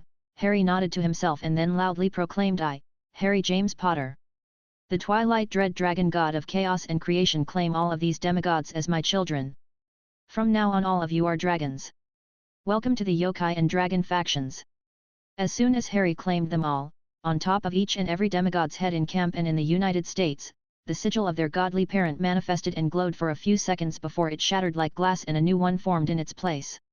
A sigil in the form of 2 keyblades crossed and glowing with both darkness and light. Harry then grinned and loudly spoke to everyone, "Go and get packed. We're all leaving as soon as I come back." The demigods snapped out of their shocked state and immediately headed towards their cabin to pack up. Annabeth and Luke stayed behind wanting to speak with Harry, who smiled and nodded at them. "Give me a second, kids." Both Annabeth and Luke smiled and nodded. Harry returned their smiles with one of his own and then turned towards Kyron and Sally. "Go guys and get started in communicating with all the mundane parents, and let me know who I need to go pick up to take to Kyoto." Both Sally and Kyron nodded and left to immediately do what Harry had asked them to do. Percy, not really needing to pack, left with his mother to help in any way he could. Harry turned towards Hades and Hestia, who were still rather shocked by everything that just happened. Hestia jumped and looked up into Harry's eyes. Harry grinned at her. "Go to Olympus and talk to the gods you think deserve to be with their children. I might have claimed them, but if you think they deserve a chance to be with their children, then I'm willing to let them join the yokai faction in Neo Kyoto." Hestia's eyes widened even more and silently stared at Harry until tears began to fall down her face at the chance Harry was giving to the few godly parents of Olympus who care about their children to be with them. Harry smiled at the goddess of the hearth and walked up to her. He then patted her head, which made her smile even though she was still crying and sniffing quite loudly. She then nodded and left right away to fulfill Harry's request. He then turned towards Hades, who flinched. "Hades, go to Olympus and tell Zeus that I'm coming to talk, that he better be there or I'll hunt him down and hang him by the testicles if he dares make me go look for him." Hades grinned and nodded at Harry, and in a puff of darkness the god of death left for Olympus to warn his brother of the dragon god who wants to talk to him. Annabeth and then Luke walked up to Harry. Luke nodded at Annabeth, who smiled and began to speak first to Harry. "Lord Harry, I need to talk to you about something very important." Harry smiled and nodded to Annabeth while Harry walked up to her daddy and grabbed his hand while both Niarman rolled around on the ground around her. "You can just call me Harry, Annabeth. I'm not one for formalities, plus we're sort of family now, so you don't need to feel too nervous." Annabeth shyly smiled and nodded. "Could you please help Thalia?"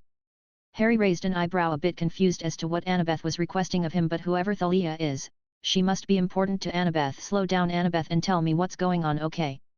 Annabeth nodded and took a big breath. She then explained to Harry who Thalia Grace is, what had happened to her and what she was hoping for him to do. Needless to say that Harry was pretty pissed off. Again was a big understatement, so after Annabeth finished talking, Harry tiredly sighed.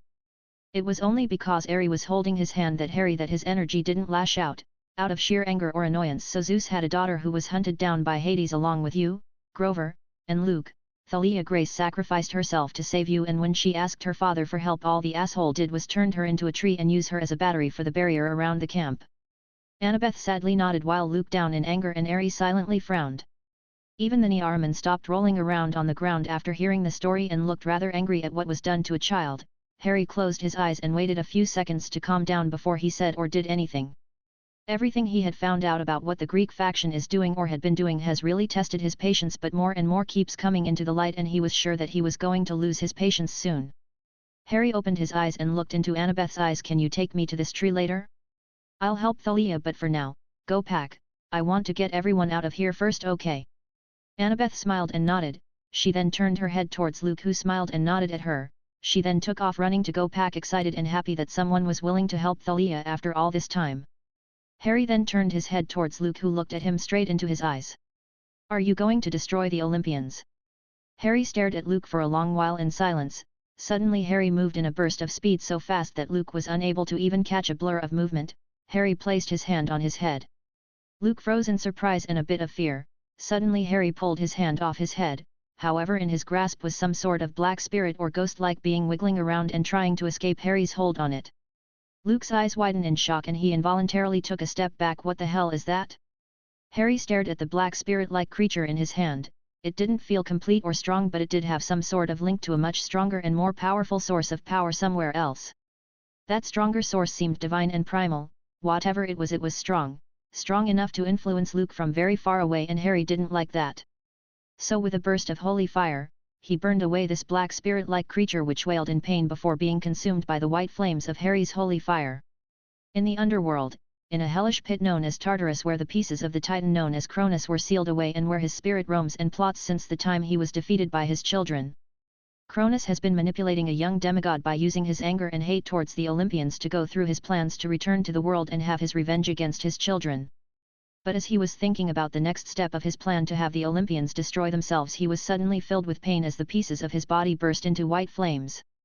Cronus couldn't even scream or roar in pain as the white flames quickly consumed his body and turned everything about him into ash. His last coherent thought was how it was possible for something to actually cause him pain before he knew no more. Cronus the Titan, father of most of the Olympians, died a quick and painful death, and most of his plans will go unfulfilled because Harry Potter had once again changed the course of fate with a single action. No one would even know that the remains of Cronus were now gone, just as nobody will ever find out that the lives of many had been saved. Meanwhile, Harry huffed in annoyance at what he had destroyed. He had sensed it within Luke's soul, but it was well hidden within the boy's darkness and hate that he wasn't sure what it was until its presence flared up the moment Luke's hate towards the Olympians came up front. It was then that Harry was able to notice the influence that spirit-like creature had on Luke, and since it fed on his anger and hatred, it made Luke very irrational and easy to manipulate. Now that Luke didn't have that spirit-like being in his soul, it now looked cleaner. Sure, it was still angry and full of hatred towards the gods, but it didn't have the same hold on his heart as before. So Harry grinned at Luke. Feel better now? Luke stopped looking so shocked and then relaxed as he began to notice that he wasn't as angry as before. He also couldn't hear that little voice telling him to do things in the back of his head anymore. You're right. I feel good, better than I have in a long time, but what was that? Harry smiled and nodded at Luke. I'm not sure. It seemed to be primal and divine in nature, but I didn't look too much into it and just blasted it with enough holy fire to outburn the sun. Whatever or whoever it was can no longer manipulate you, Luke. Luke looked up toward Harry and frowned. Manipulating me? That thing was manipulating me. Harry nodded. Yet it fed on your negative emotions, more specifically your hatred towards the Olympians gods. It was also changing your body on a conceptual level as well. My guess is that it was turning you into some sort of perfect vessel for it. Luke shuddered and shook his head. That thing wanted to possess me? As if I ever would let it. Harry shook his head. You would have, though. Luke stared at Harry in confusion. Harry then began to explain. Whatever that thing is, it was already manipulating your mind, body, and soul. I'm afraid that you would have accepted that fate on your own eventually. Luke looked down and frowned. He didn't like any of this. The fact that someone was taking advantage of his hate towards Olympus and the gods was bad enough, but it also made him think about all the horrible things he might have done. Suddenly Luke's eyes widened in realization. Harry smiled at him, knowing that Luke had finally realized what had been going on for a while. That's right. The reason you stole the lightning bolt is because you were being manipulated, Luke. Luke turned his head towards Harry and stared at him in shock. You knew? But how? Harry chuckled, but it was Harry who had been silently listening and watching everything happening who answered his question. It's because that lightning thingy is letting out a lot of energy. And Daddy and I can sense it. Harry smiled at Luke. It's pretty hard to hide something of that nature from a dragon, Luke. I just wanted to wait and see what I could find out about the situation first before I did anything, which is mighty lucky for you. Luke gulped and was glad Harry decided to wait and find out more before he confronted him about the lightning bolt. He certainly didn't want to have a dragon god coming after him, right? You know what, I'm just going to go get it and give it to you. I don't want anything to do with it anymore. Harry grinned, which showed a jaw full of fangs that made Luke feel rather nervous now. Good choice, Luke. Now I don't have to punish you. Luke paled and nodded. He then took off running to go get the lightning bolt. Harry giggled. Don't be mean, Daddy. He already looks very scared. Harry smiled at his daughter. Well, I had to teach him a lesson. I understand his anger and hatred for everything that he and all the demigods had to go through, but his actions would have caused only death and destruction. This entire situation could have forced the other factions to act, and that would have brought war. Harry tightened her grasp on her daddy's hand and frowned. Then it was a good thing the pretty goddess sent you here, Daddy. Harry chuckled at the way Harry took to calling Amaterasu and nodded. Yes, unlike the gods of this world, I don't have limitations nor laws that prevent me from intervening. Harry nodded and smiled. She was very glad that her daddy never hesitates to help someone who needs it. It was the reason she has here right now, and she would forever be thankful for her father's kind and caring heart. Harry smiled and then took out his smartphone. Speaking of Amaterasu, I need to call her and your mommy Yasaka to let them know about what's going on right now. Harry nodded and then let go of her daddy's hand to go play with the Niarman while her daddy called her mommy Yasaka and the pretty goddess. Yasaka received a call from Harry and she immediately answered his call. At first, it was the usual greeting and talk they have whenever he calls her when he's busy with something. It is a little ritual Harry has for every one of his girlfriends whenever he gives them a call. He always asked them what they were doing and how their day has been, which is something she and the girls love about him. They knew that he more than likely had very important things to do and talk about. But the fact that he always makes time to ask about their day and about them was rather endearing for all of them. It showed that Harry does love them a lot. But then after all the sweetness came business, and Harry explained everything he had found out about the Greek faction, the demigods, and all the things going on over the United States. She had to stop him at some point to call Amaterasu over since she needed to hear all of this as well, and once she came over, Yasaka put Harry on speaker. Harry continued explaining everything with Amaterasu now listening as well, and also told them what he had done and was planning of doing with all the demigods and some of the gods that actually care about their children. It was a long conversation. Yasaka and Amaterasu were appalled and quite angry about the way the Greek gods treated their children and all the deaths brought about because of the irresponsible attitude of the Greek gods. Harry finished telling them everything and then said his goodbyes since he was now going to go meet with Zeus and the rest of the Olympians. Yasaka gave him a soft and caring goodbye and then hung up. Yasaka sighed and slumped on her seat. She looked over at Amaterasu and noticed she wasn't doing any better. This is horrid, Ama-chan. Amaterasu nodded and sadly frowned. Gods have an even lower rate of procreation than the devils. A child born from one is a treasure, a true miracle and a gift.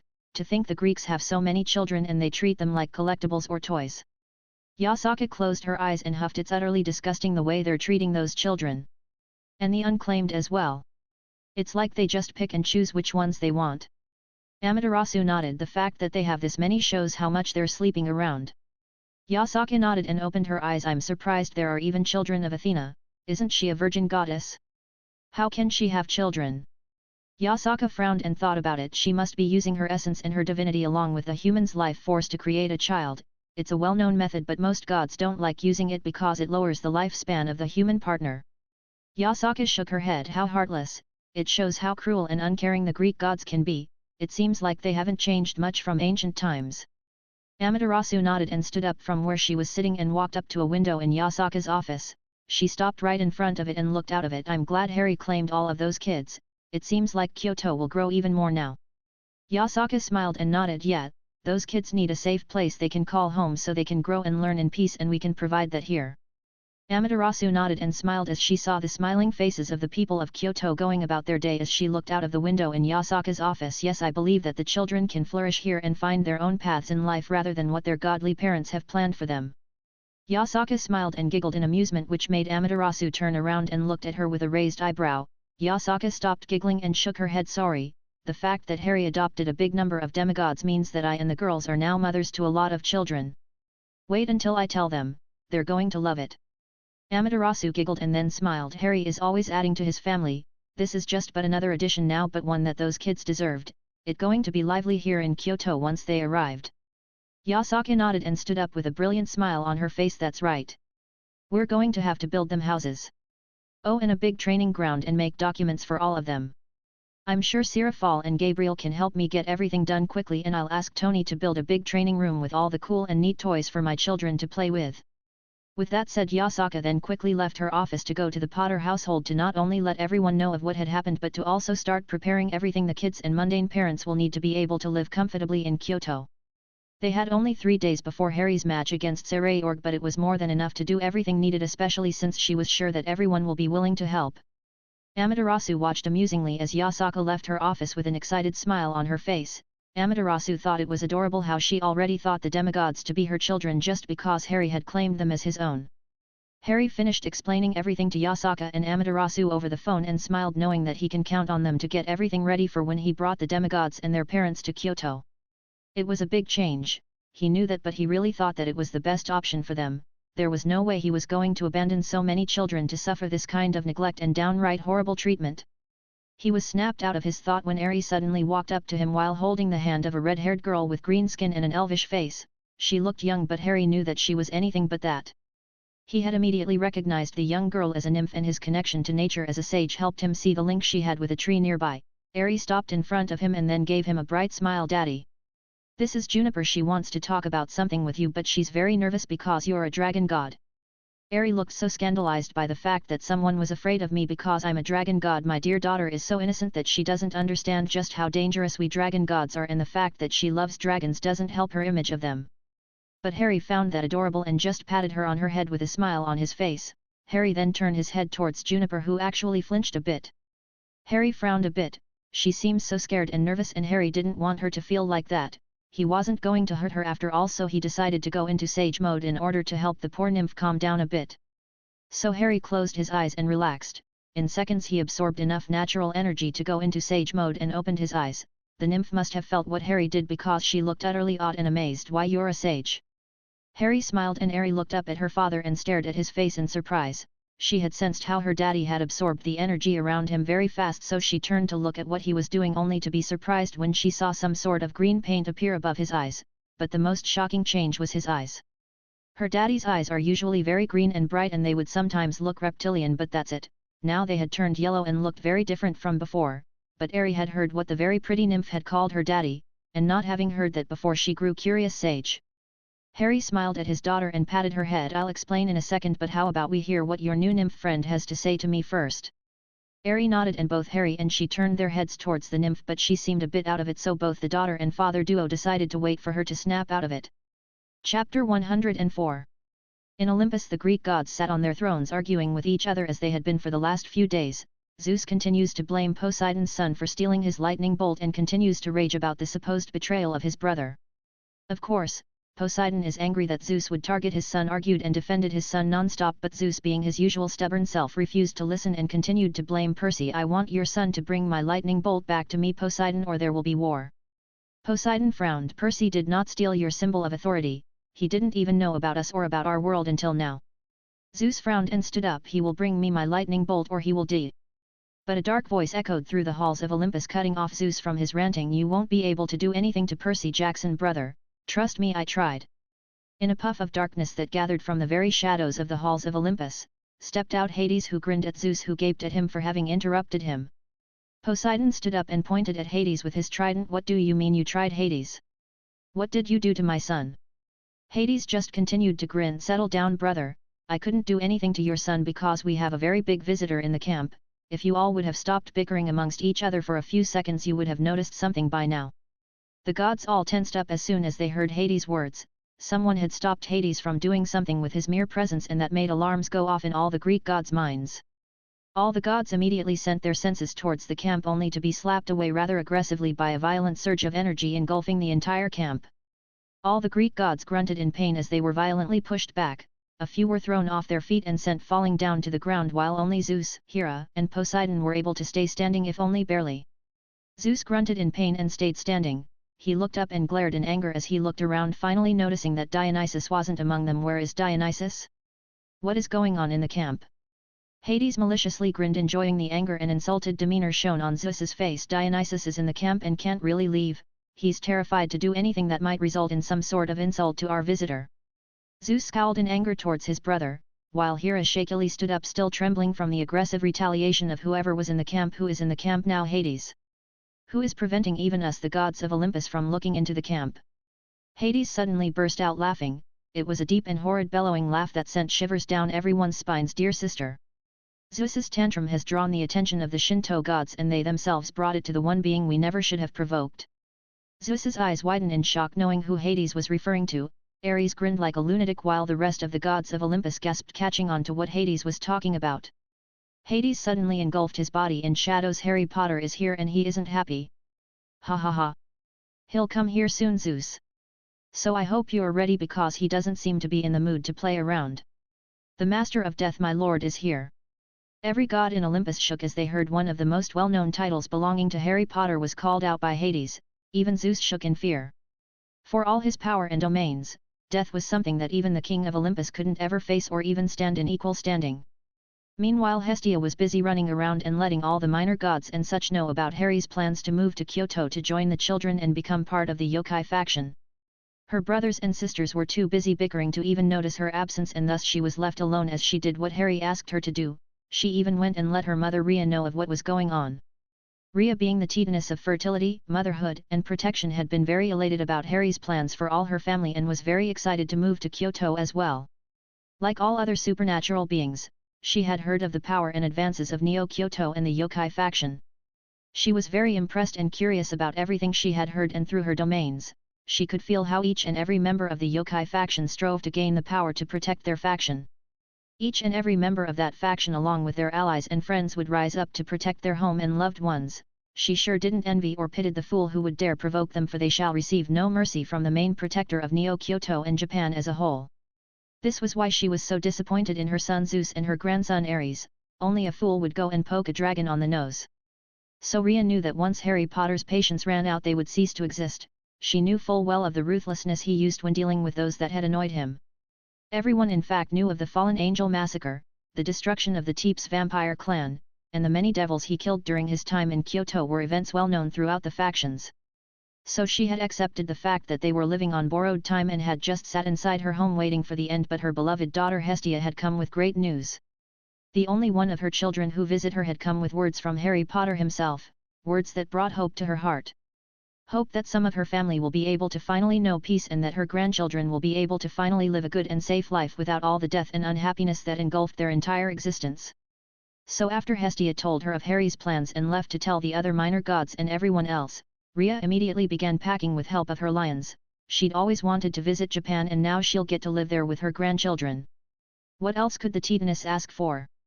Harry and Ari had been patiently waiting for Juniper to snap out of it, but it has been a good 5 minutes and Harry had things to do, so he pointed a finger toward the wood nymph and hit her with a very weak blast of cold water. Juniper sputtered and flailed her arms around. Harry stopped dousing her with water when he noticed her flailing around. "Oh! You snapped out of it, good." Juniper deadpanned at Harry as the water dripped from all over her body. Ari found it funny, so she began to giggle, which just made the poor nymph blush green in embarrassment. Ari stopped giggling and then waved her hand at Juniper, drying her completely, something the wood nymph was very grateful for. She then sighed, "Sorry about that, my lord. I was just very caught off guard when you revealed that you're a sage." Besides the yokai, there hasn't been anyone else who had been able to connect with nature in many, many centuries. Harry nodded and hummed, "I see. This branch of senjutsu was thought to me from another world, so it works differently than the branch the yokai use. This branch can be thought. In fact, besides me there is one other practitioner of senjutsu." Juniper awed at the fact that there was another sage somewhere in the universe and was very happy. "I see, this does feel far more potent than the kind of senjutsu the yokai use. It feels rather nice." Harry smiled at Juniper while Ari giggled. "Well then, Juniper, what is it you wanted to talk to me about?" Juniper shook her head to get her mind off the very warm and pleasant way Harry's senjutsu felt and began to explain what she wanted to request of him. "Well, I and the other wood nymph would like to also go with the demigods. In fact, the satyrs and the other kind of nymphs would also love to go with them and join the yokai faction." Harry raised an eyebrow in surprise. "Oh? Why would Greek spirits and elementals want to join the yokai faction?"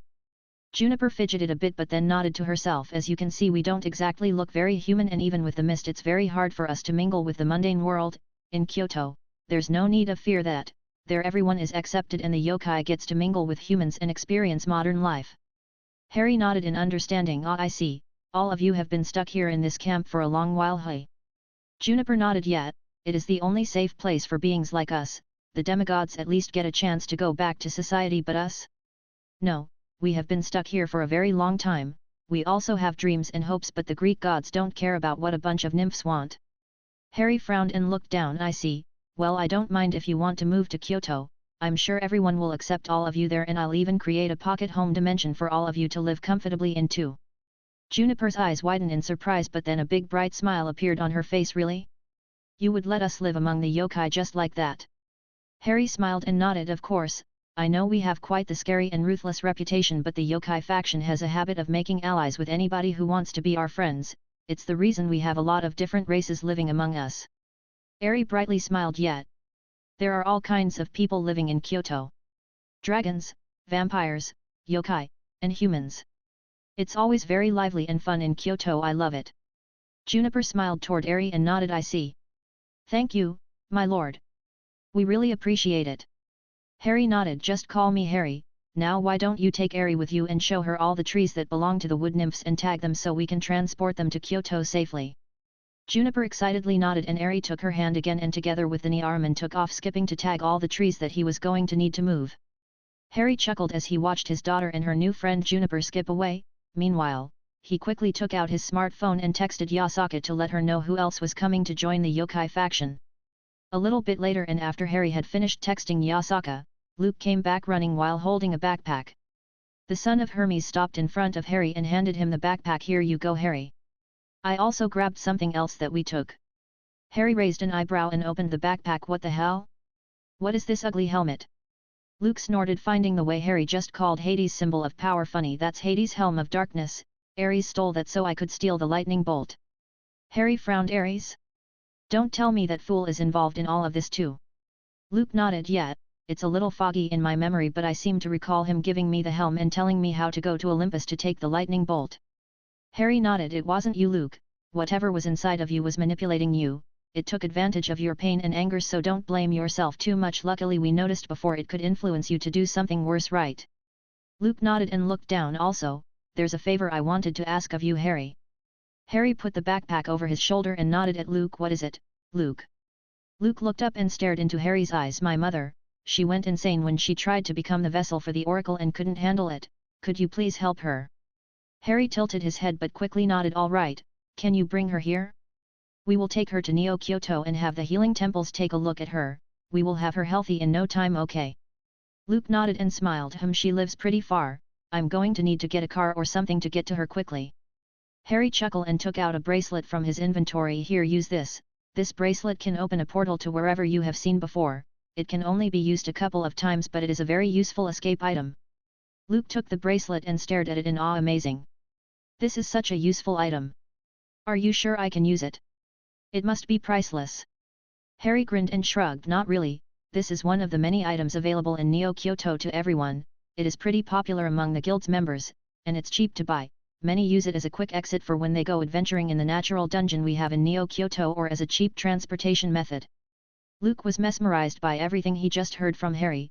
To think such a wonderful magical artifact is nothing but an everyday and cheap tool that anyone in yokai faction can buy. It was amazing to Luke. Harry, of course, grinned as he watched the odd-filled expression on Luke's face. If you think that's impressive, then you're going to go nuts once you see all the cool stuff you can get in Neo Kyoto. Now go get your mother while I go talk to the Greek gods. Luke nodded and immediately ran off towards the Hermes house to use the bracelet and go get his mom. Harry smiled as he watched Luke run off. He was glad that his heart had gotten rid of some of the darkness that was eating at it. It would take time, but Harry was sure that Luke will be able to move on and live a good and peaceful life. With that last thought going through his mind, Harry waved his hand and opened a dark corridor straight into Olympus. When he sent Hades to forewarn Zeus of his visit, he had also followed his energy signature so he could find out exactly where the gods had moved Olympus. So with a grin, Harry walked through the dark corridor ready to deal with the Greek gods. Once he stepped through, the dark corridor closed behind him. The Olympians' gods were still stunned by the news they just got from Hades.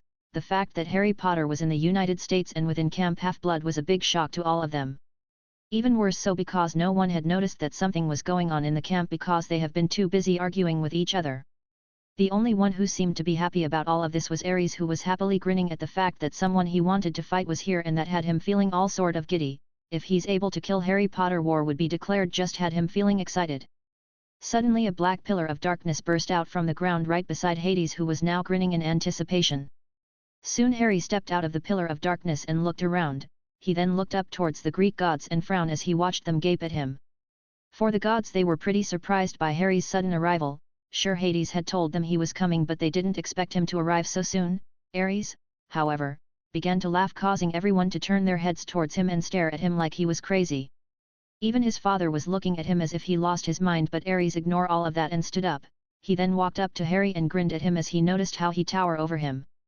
Harry for his part just raised an eyebrow. It looked up at Ares.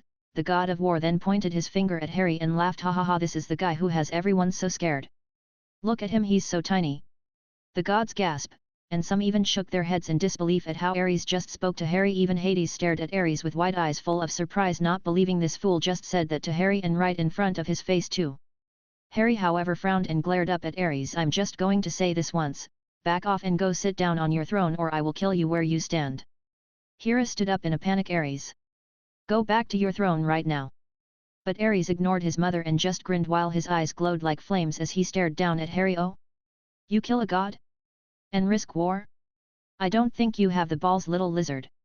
Hermes whispered a small holy shit while everyone else couldn't believe what Ares had just said to Harry. Athena huffed and shook her head. Well, looks like this fool is going to die. Harry sighed and tiredly rubbed his eyes. You remind me of my cousin Dudley. He was a bully and a complete and total idiot as well. I hate bullies. At that moment Harry looked up to Ares and took on his dragon form. His massive body not only towered the giant size of the gods but also Olympus as well. As he took on his dragon from Harry's body, destroyed the ceiling of Olympus and spread his wings, letting out a massive roar for everyone to hear. Hades, who was beside Harry, immediately jumped to the side to dodge Harry's massive dragon form while Ares was pushed out of the way. The rest of the gods panicked as they watched the massive gold and silver dragon roar towards the heavens. Ares, who had landed on top of the small stairs leading to the thrones of the gods, tried to get up. But Harry stomped his massive claw on top of his lower body, crushing it.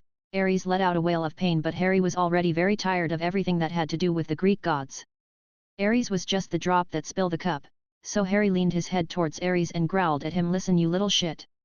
I hate you, in fact, I hate this entire goddamn pantheon."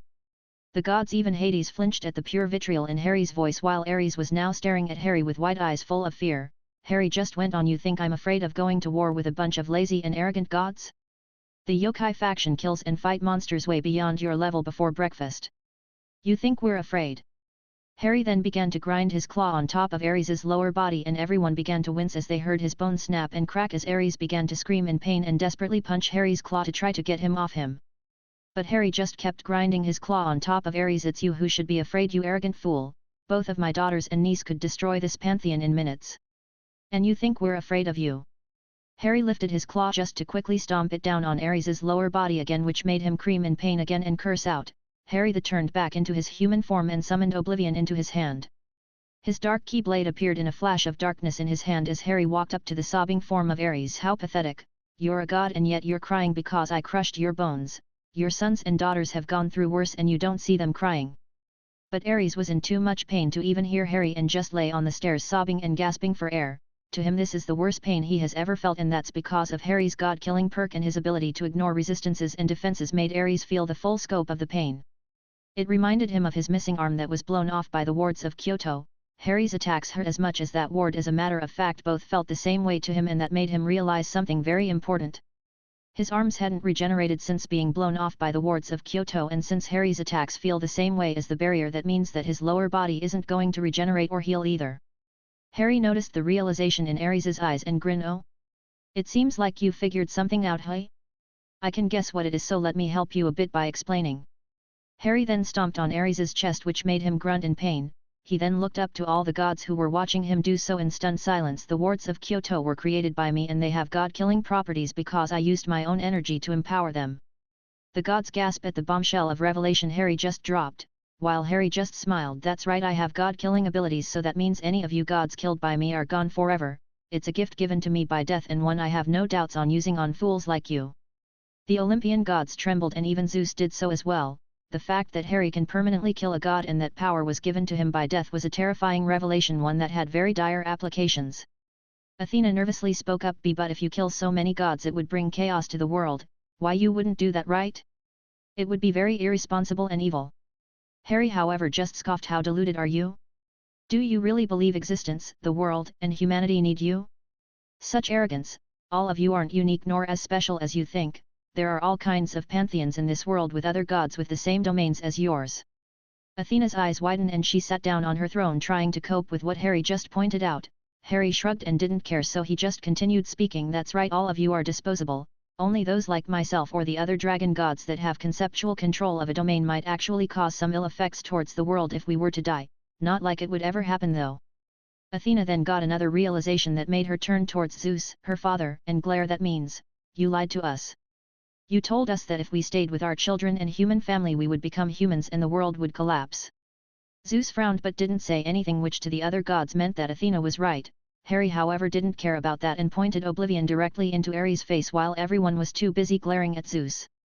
Ares couldn't even say anything as Harry blasted a pitch-black orb of darkness toward his face. The last thing Ares saw before his death was the glare of a dragon god before he knew no more. Everyone felt the surge of energy and immediately turned toward Harry, only to be able to watch as the dragon god blasted Ares's head with a blast of darkness that consumed and completely destroyed his head. Ares's body then exploded in wisps of golden light, signaling his permanent death, and the Olympian gods could only watch in disbelief at the fact that one of them had really died. Harry huffed and then took off the backpack hanging from his shoulder and opened it. He then took out the helm of darkness and threw it at Hades. "Make sure you don't lose that again, would you?" Hades caught it and smiled. "Oh. I had completely forgotten about my helm. I was so distracted with everything that happened at the camp that it slipped my mind. Thank you for finding it and giving it back." Harry nodded. "Sure. Apparently Ares stole it and gave it to a demigod named Luke, who used it to steal Zeus's lightning bolt." Zeus, who was trying to console Hera, who was crying over their son's death, heard all of that and immediately snapped, "A son of Hermes dares steal my symbol of authority. I shall." Harry immediately caught Zeus's mid-round. "You're not going to do anything, asshole." Zeus, being interrupted, could only stare at Harry in disbelief, while Harry continued, "Might as well tell you all now. I have claimed all the demigods as my own. As of now they're no longer just demigods but dragonoids as well, and thus they're now members of the dragon faction led by me and Ophis Ouroboros, the dragon god of infinity. This news snapped the gods out of their stunned and shocked silence caused by Ares's death and began to complain and rant to him about he doesn't have the right, that they're their children and that he couldn't do this. But all of their complaints just served to piss off Harry more than he already is until he snapped silence. With a massive flare of his full power, he brought down the entire Greek pantheon to their knees and gasped for air. I swear. It's like I'm dealing with children. I've been a teacher for a long time but I have never dealt with such spoiled and arrogant children in my life. Even some of the really bad kids weren't as bad as all of you, and that says a lot. The Greek gods were all gasping for air except Hades, who even though could feel the pressure, it wasn't bringing him to his knees. Harry then let off his power and spoke. None of you deserve the gift and happiness that is having a child. None of you deserve to be parents with how you've treated your children. Your own blood. The Olympian gods all looked up from the ground towards Harry and stared at him as he continued to speak. All of you should be ashamed to even call yourselves mothers or fathers. Killing your own kin, abandoning them and even not claiming them as if they were not important enough to you to recognize them as your children. Some of the gods looked down and felt horrible. Everything Harry just said is true and they knew it. Harry shook his head. It is already done. The demigods are now my children and as such I'll make sure they have a happy and fulfilling life. I'll protect them even from you. Zeus frowned and glared at Harry. You can't do this. You don't have the right to take away the children of Olympus. Harry scowled and walked up to Zeus, who by far was the one whose actions had pissed him off the most. As soon as Harry got close to Zeus he kicked him up like a soccer ball by kicking his head. Zeus's head lurched back and he was lifted off the ground by Harry's kick, where Harry caught his head and lifted it to his, where he harshly head-butted Zeus in his forehead and glared directly into his eyes. Gold blood dripped out of Zeus's forehead as Harry held his head and then growled, "As a father and teacher I have every fucking right to take these kids from all of you, and you're not going to do anything about it, not unless you want to die." But Zeus seemed still defiant towards Harry. "You won't get away with this. Those children belong to us and are a big part of our military might. I won't let you take them away." Harry snarled and then threw Zeus towards his throne, where the king of Olympus crashed back first against it. Zeus grunted from the impact while Harry reached into the backpack and pulled out Zeus's lightning bolt. The dragon god disappeared in a blur and reappeared in front of Zeus, who couldn't even react while Harry jabbed the lightning bolt straight into Zeus's shoulder and threw his throne behind him. To the shock and amazement of the other gods, the lightning bolt began to let out white and black arcs of electricity as Zeus screamed in pain as Harry used his very own symbol of authority against him. Athena trembled and shook in both shock and fear. He took control of the lightning bolt. He usurped Father's authority and used his own godly weapon against him. How is he doing this? No other being can usurp the power of a god. The Olympian gods were now truly and completely terrified. Harry Potter can usurp their power, their authority, the very thing that makes them who they are, and that terrified all of them. Hades, however, just shook his head. "Foolish brother, you knew exactly how dangerous Harry Potter is and you still dared to provoke him? Just how far have you fallen in your arrogance?" Harry watched as Zeus squirmed as he was pinned down to his throne by his own lightning bolt. "You of all people have no right to rant at me, Zeus. You has no qualms about killing your nieces and nephews. You who just sat on this throne as his daughter died only for you to turn her into a tree." Zeus grunted in pain and glared at Harry in anger and hate as he felt his own godly weapon cause massive damage to his body.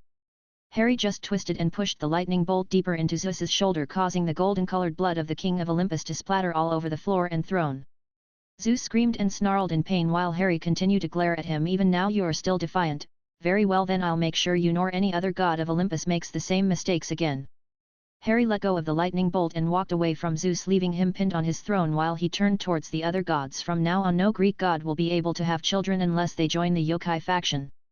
Harry raised his hand, which began to glow red with the conceptual power of reality.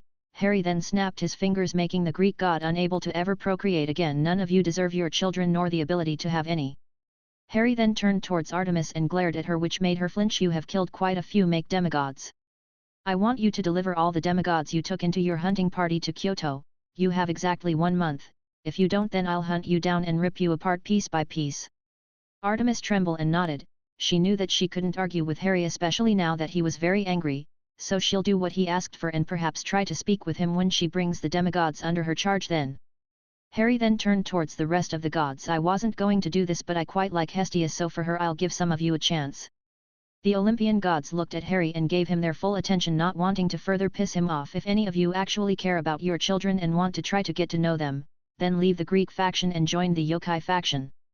Some of the Greek gods widened their eyes in surprise at the opportunity given to them by Harry while he went on. I can't promise you the kids will accept you or forgive you, but you will have a chance to earn the right to be called father or mother by them again, but that's up to them and you. A few Olympian gods smiled and nodded to Harry. The dragon god sighed. If you are going to join, then do so in a month to give the kids some time to adapt and for the yokai faction to prepare everything. Until then, behave and do not make me come here again. Next time I won't stop to talk or anything like that. I'll kill you all. Do I make myself clear? The Olympian gods nodded. Harry then turned towards Zeus and glared, and you, since you're not going to use it anymore, you won't mind me getting rid of it. Harry pointed his pointed finger towards Zeus's groin and fired a multitude of death beams at it, which caused Zeus to scream in horror and pain. Being pinned down by his own weapon prevented him from being able to even dodge or block Harry's barrage of ki-based attacks. Harry soon finished destroying Zeus's genitals and scoffed at how pathetic the king of Olympus looked, sobbing and crying. He shook his head and turned around. You deserve this and much more for everything you've done, but I don't have the time to deal with you. I have a lot of people to move to Kyoto and a match in a few days to prepare for. Harry then walked away from Zeus and towards where Hades is standing. Come on Hades, you're helping as well. Hades nodded and Harry waved a hand, creating a dark corridor. Harry nodded to Hades and he immediately walked through with a satisfied grin on his face. Harry turned towards the Olympian gods and spoke one more time to them. Remember, behave and do not force me to come here again. With that said, Harry walked through the dark corridor, which then dissipated right after. The Greek gods sighed in relief now that he was gone. Hermes shook his head. Ugh. I'm going to have to change my undergarments. I seriously shat myself a couple of times. A few gods nodded in agreement to Hermes's sentiments. Athena frowned and turned to look at her father, who was still sobbing and pinned to his throne. I think a lot of us have a lot to think about. I suggest we all go to our territories to do so. Everyone nodded and quickly left to go to their territories, while Hera walked up to her husband and sadly frowned. We really do deserve worse than what we got, O Zeus. Chapter 105. Back in Camp Half-Blood, a pillar of darkness sprouted from the ground closed by the now put-out campfire. Hades walked out of the dark corridor. Moments later, Harry stepped outside as well and sighed. Your family is a mess, Hades. Hades looked down and nodded in agreement. He had for a very long time accepted the fact that his family was a real mess, and yet he didn't precisely do anything to fix the situation, so he was also at fault, so he really couldn't say anything. In hindsight, he really should have been a better person, but perhaps it isn't too late for him yet. My lord, if I may, I would like to request something from you. Harry turned his head towards Hades and raised an eyebrow at Hades. All right, and call me Harry. I really dislike all of that fancy talk and formalities now. What is it that you want to request of me? Hades nodded and sighed. My children, both of them are alive. I hid them away somewhere where Zeus wouldn't find them. It isn't the best of places, and while they're in there they have stopped aging, but it is one of the few places Zeus wouldn't be able to see them or touch them. Harry frowned as he listened to what Hades was saying to him. I see. Since you didn't mention her, I can guess that their mother didn't make it right.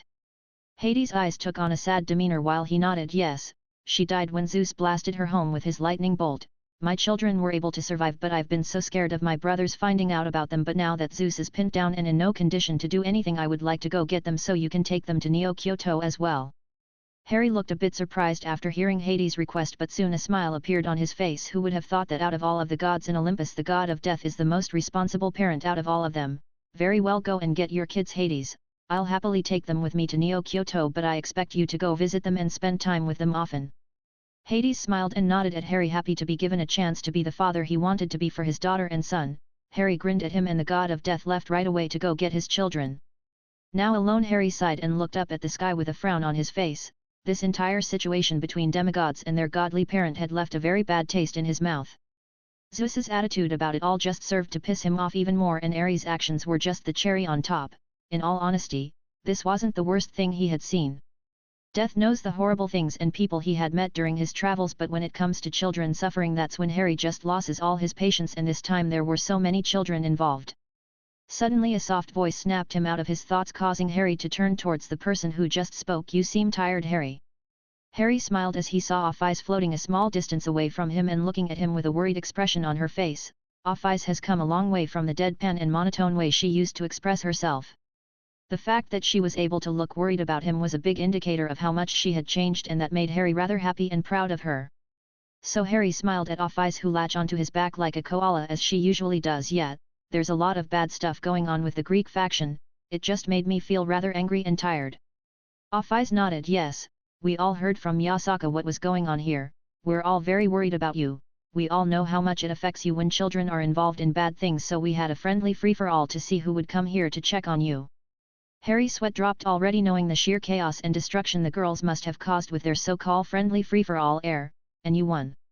Off-Ice shook her head and gave Harry a small and smug smile. I didn't fight, I just teleported to you while everyone was busy. Harry couldn't help but chuckle at Off-Ice's sneaky plan to get ahead of everyone. The girls are going to be pretty salty after they find out what you did, but it was a great prank, Off-Ice, good job. Off-Ice nodded and smiled at Harry. The dragon god then began to walk towards where he could sense Annabeth, since there was still one more demigod that needed his help. The two dragon gods didn't take too long to find Annabeth, who was trying to pack the entire Athena house library. It made Harry chuckle at how desperate she seemed to pack each and every book. Annabeth, we have a library 10 times the size of this one in both Kyoto and my house. Annabeth jumped a little bit in surprise when Harry first spoke, since she was very distracted by packing, but she did turn towards Harry. Ah, Harry. Well, it's just a lot of these books were acquired by us and they mean a lot to us. Harry smiled and nodded. I see, then let me pack them all then. Harry waved his hand and put the entire Athena house library in his inventory, which made Annabeth gape. The daughter of Athena excitedly turned towards Harry. What was that? Some sort of mass teleport spell? Or some kind of hammer space? A magic spell to create a small pocket dimension, perhaps? Harry just smiled while Off-Ice tilted her head and then spoke. She reminds me of Hermione, I think both of them will get along very well. Annabeth heard Off-Ice's voice and then noticed her hanging from Harry's back ear. Why do you have a child hanging from you like that, Harry? Is she a daughter of yours? Harry chuckled and shook his head. This is actually Off-Ice Ouroboros, the dragon god of infinity. Annabeth, she might look like this, but that's because she feels comfortable being small, but make no mistake, she's still very much a dragon god and one of my girlfriends as well. Off-Ice proudly nodded while poor Annabeth seemed like she was going to have a nervous breakdown. She just spoke very rudely to a dragon god and she was now very afraid. Harry noticed how scared she seems and deciding to calm her down, he gave Annabeth a smile. It's all right, Annabeth. Off-Ice is really nice and kind, plus she's not one to get offended easily. In fact, if you ever see her in a bad mood, give her some chocolate and she'll be cool right after. Off-Ice vigorously nodded in agreement. If you want to keep Off-Ice happy and mellow, you feed her some chocolate. This was a well-known fact of the Potter household, and everyone pretty much carried some chocolate in their pockets just to give her some. Annabeth seemed to calm down a bit and then put her hand in her pocket where she began to reach for something. Finding what she was looking for, she pulled her hand back and revealed a Snickers bar, which immediately drew Off-Ice's rapt attention, and Annabeth's sweat dropped at how intense Off-Ice was staring at the chocolate bar. Her eyes even took on their reptilian form as she stared at the chocolate bar. Nervously, Annabeth walked over and unwrapped the Snickers bar. She then proceeded to shakily feed Off-Ice the chocolate bar. Off-Ice smiled and began to happily eat the chocolate bar from Annabeth's hand, since she didn't want to let go of Harry right now. So Annabeth stood there looking mighty surprised and speechless about the fact that she was hand-feeding a Drago god right now. Harry laughed a little at how funny it looked to see a young girl feed Off-Ice like that, but that's just how Off-Ice is. She's a very mellow dragon god, to begin with, and she doesn't mind many things. She used to hate noise and such, but now that she's been living in the Potter household for a while, she's gotten used to the chaotic and loud nature of their family. Annabeth smiled and seemed to calm down as soon as Off-Ice was done eating the chocolate bar. Harry smiled and then nodded. Annabeth, can you take me to Thalia's tree? It's time to help her. Annabeth widened her eyes and immediately nodded. She gave Harry a big bright smile, happy that Thalia was finally going to be saved, so the daughter of Athena quickly guided Harry to where Thalia's tree rested. After a bit of hiking through the forest within the barrier of the camp, Harry, Off-Ice, and Annabeth arrived where Thalia's tree is. Harry frowned and immediately walked to the tree. Off-Ice floated off Harry's back, knowing this was important and needed his full attention. Harry placed his hand on the tree and activated his Rinnegan. Within the tree's roots he could see Thalia's body and her soul sealed within the divine power of the tree. There's a heartbeat, so she's alive, but both her soul and body and in some sort of stasis. Annabeth looked very worried and on the verge of tears. Off-Ice noticed the poor demigod's stress, so to try and cheer her up she decided to pat her head. Harry's green eyes began to glow as he used his wood release to make the tree release Thalia's body. The tree moved and shifted around her slowly and gently, releasing her from its roots. Once freed from the tree, the barrier collapsed, but Harry snapped his fingers and raised another one right away and got on one knee beside Thalia's still sleeping body. He then began to inspect her for injuries. Even after so many years, her wounds were still open and her bones broken. Harry frowned and shook his head in disappointment at Zeus's uncaring way of treating his daughter. Thalia was a young girl with punkish clothes and short hair. She seemed like a wild type of girl. it was too bad that her face and body were severely bruised. I'm going to have to slowly heal these injuries, they're pretty bad, and if I heal them all at once her body might go into shock. As Harry spoke to himself, Annabeth heard everything and was glad to know that Thalia was still alive. Sure, she was very injured but alive, and Harry seems confident in being able to heal her, so she felt a bit of hope blossom in her heart. Harry nodded to himself as he finished assessing Thalia's condition and then gently placed a hand on her chest and began to chant, "Come forth, O illumination of life." Healing circle. A blue-colored magic circle appeared from beneath Thalia's still unconscious body and began to let out beautiful wisps of blue light inside the magic circle. Annabeth was mesmerized by the beautiful blue magic circle and wisps of blue light. This healing magic. It's beautiful. As Annabeth watched the magic circle, she noticed how Thalia's wounds began to heal at a good pace. All her bruises, cuts, and everything else was beginning to heal before her eyes. Meanwhile, Harry was keeping a close eye with his Rinnegan on Thalia's physical condition while his healing did its work. He smiled as he watched the most grievous of wounds in Thalia's body heal quickly enough. She a fighter. Annabeth smiled and nodded, knowing full well that Thalia was a fighter all right. It took a good few minutes, but soon enough all her injuries were healed and Harry let his healing spell dissipate when he saw her being in perfect condition. Annabeth, watching the magic circle dissipate, immediately approached Thalia and kneeled beside her. She then gently helped her sit up and held her tightly. Harry smiled at the worry and care that Annabeth showed towards Thalia. He then snapped his finger and got rid of the divine power keeping her asleep. Thalia groaned and slowly opened her eyes. She blinked a bit and looked around for a second. At Annabeth, who was intently watching her, she seemed very lost at the moment. Harry then began to speak. "She'll be out of it for a few seconds, so give her some time." Annabeth smiled and Thalia groaned, "Not so loud, my head is pounding something fierce." Annabeth smiled and teared up, happy to be able to hear her friend's voice once again. "Thalia, you're okay?" Thalia blinked upon hearing Annabeth's voice and then turned her eyes towards her. "Anna, why do you look older, and where's Grover and Luke?" Annabeth laughed and began to cry as she held tightly onto Thalia, who looked very lost and confused right now, but she still patted Annabeth's back. "Anna, what's wrong? Why are you crying? Who made you cry? Point him or her out and I'll kick their asses." Harry chuckled while Off-Eyes smiled. Annabeth didn't answer Thalia's question and just continued to cry while holding Thalia close to her. Thalia noticed Harry and Off-Eyes and tilted her head at them. "Do you guys know what's going on here?"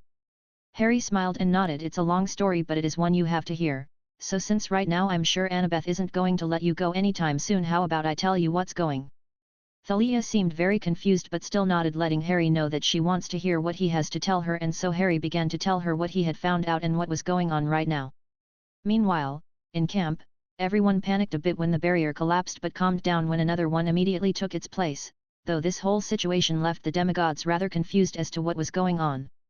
However, Luke, who had just come back from getting his mother and was helping the younger demigods pack and take care of a few other things, looked up towards the sky through one of the windows in the Hermes cabin and smiled, knowing that Harry had done something about Thalia. He was certainly happy with everything that's been going on, and even though there were a lot of big changes going on, Luke couldn't help but look forward to them, a sentiment shared by all the demigods. Everyone heard Harry's words and they knew that they could trust him to take care of them. Despite knowing him for just a few days, everyone knew how good and cool of a father he is just by watching him interact with Eri. Everyone couldn't wait to move to the legendary Neo Kyoto and join the yokai faction, which was known as the strongest and most advanced faction in the world. Even Luke was looking forward to the move. He turned towards his mother, who was giggling to herself while sitting down in one of the chairs in the Hermes cabin, and he couldn't wait for Harry to come so they can go to Kyoto and get her some much needed help. Thalia sat on the ground as Annabeth clung to her as if she was going to disappear if she let go, but she understood her friend's concerns. She herself is kinda scared that all of this was some sort of dream and that she was still underneath that damn tree.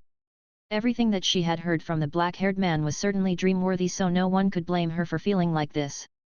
Harry Potter had explained every detail about what had been happening, what is happening right now, and what will be happening in the near future, and she was utterly shocked and sick about what the Greek faction had been doing.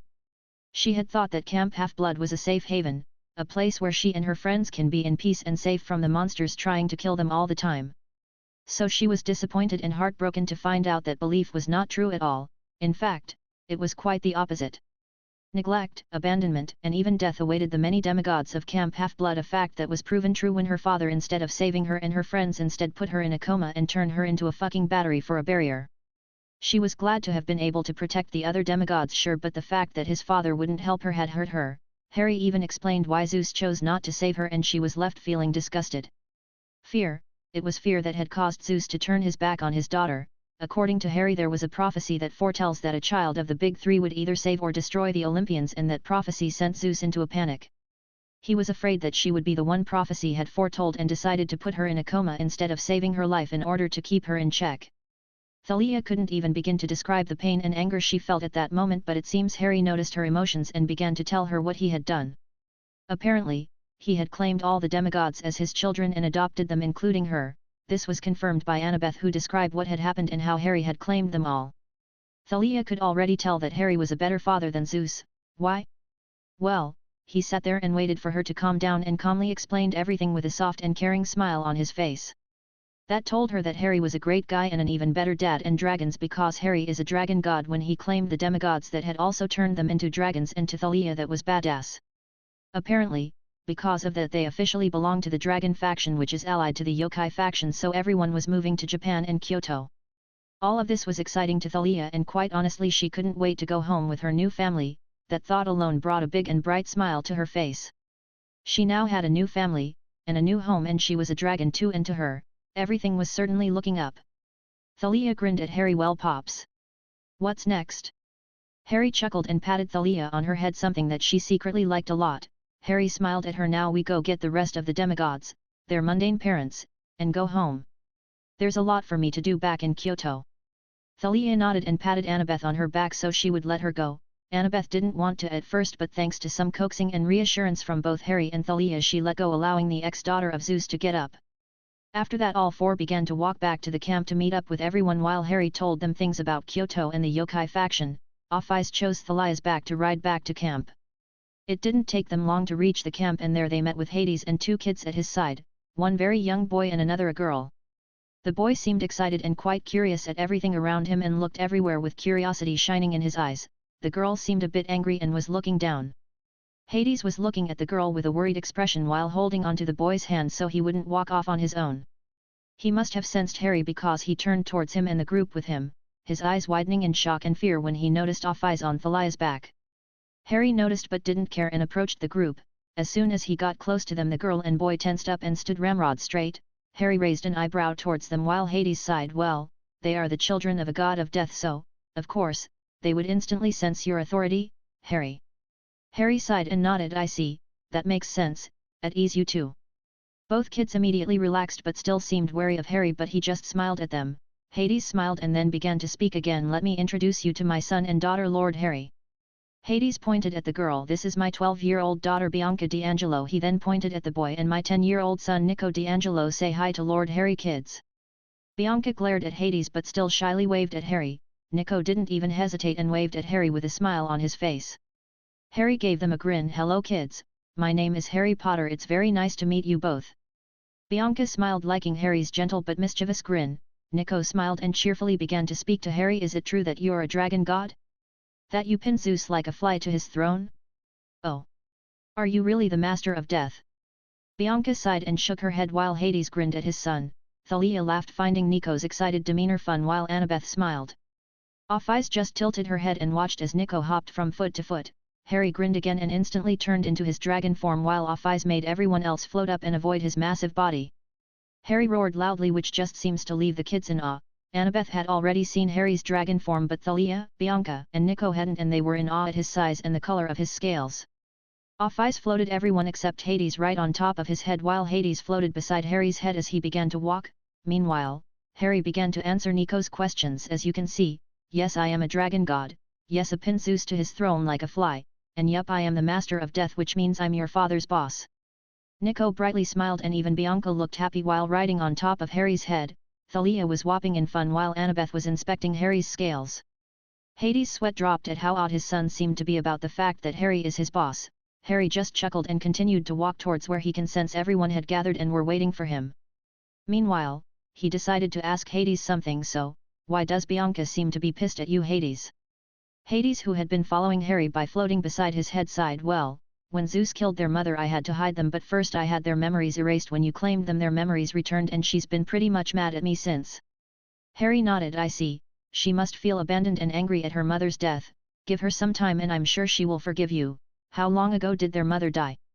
Hades nodded and gave Harry a thankful smile. It's been a long time, Harry, it's been decades since she died, you can't bring her back, but where I put my kids there's a time dilation, to them she just recently died. Harry sadly frowned and nodded. He can understand why Bianca was angry, but time heals all wounds, plus she's soon going to be distracted when they go to Kyoto, so perhaps in a new home and with a big and happy family she can begin to move on. They soon arrived where everyone was waiting for them. All the demigods smiled as soon as they saw Harry in his dragon form, but the few mundane parents that had decided to join their kids gaped and panicked a bit. However, Harry immediately took off running towards Harry, which in turn made all the mundane parents panic even more, only to gape when Harry leaned down his head and Harry gave it a big hug. Harry smiled at his daughter and gently rubbed his snout on her face, causing Harry to giggle. The mundane parents were so confused that it made their demigod children laugh at their dumbfounded expression. Harry jumped on top of Harry's snout and sat there while Harry began to walk toward the demigods and their parents. Once he got close enough, he lay down on his belly with his snout facing everyone. He looked around as he watched the mundane parents get in front of their kids protectively. They knew that they couldn't possibly protect them from him, but they were still willing to put themselves in danger for their kids, which made Harry very happy. Please calm down, I might look scary, but I promise you that I'm not going to hurt the kids, in fact quite the contrary. The parents gaped upon hearing Harry speak, but Sally began to speak. This is Harry Potter, the dragon god that claimed our children. He's the one who wants to make sure they have a happy and safe life. Everyone relaxed and looked at Harry with odd expressions on their faces. A young mother walked forward and nervously began to speak. Hello Sir Eyre. Chiron did tell us that you claimed our children, but what does that mean exactly? Harry smiled at the young mother. It means that I adopted them. They still have their godly gifts from their original parents, but now that I claimed, they have become dragons like myself. The young mother nodded. Harry then turned his head towards the parents and spoke up to everyone willing to follow your children to their new life. I promise you this, they'll be protected, and they will be given the chance to live long and happy lives. I will make sure they get everything they need and want to follow whichever path they choose to take, but most of all, they will have a big family that will support them and love them. That's what the yokai faction is. What each and every person, being, or anything living in Kyoto consider each other. The mothers teared up and sobbed in relief, while the father smiled and sighed, happy to know that their children will finally be safe. Suddenly a kind and soft voice spoke, causing everyone to turn towards where the voice had come from. Only to see a kind-looking black-haired woman with a soft smile on her face and two lions walking beside her. You can trust in Harry Potter's words to him. Children are a treasure, and now that he has claimed them all, he will make sure they have a great life. Harry raised an eyebrow at the woman who just spoke. He can sense that she was quite powerful. You're a titan, right? The woman smiled at Harry and nodded. Hestia suddenly appeared behind her and walked up to the woman with a pout on her face. Mother, you were supposed to wait for me to get everyone else. The black-haired woman smiled at Hestia and patted her head. I'm sorry Hestia, I was just very excited about this that I couldn't wait anymore, plus I got to see Mr. Harry's famous dragon form. Doesn't he look amazing? Hestia raised an eyebrow at her mother and turned around only to have to look up since Harry had leaned his head closer to them. Eep. Harry chuckled and rubbed his snout on Hestia before she could run away in fright and spoke. Welcome back Hestia, were you able to get everyone you wanted to get? Hestia shook her head and looked up at Harry. Yes I did. All of them will meet you at Kyoto since they have a few things to deal with so they can officially join the yokai faction.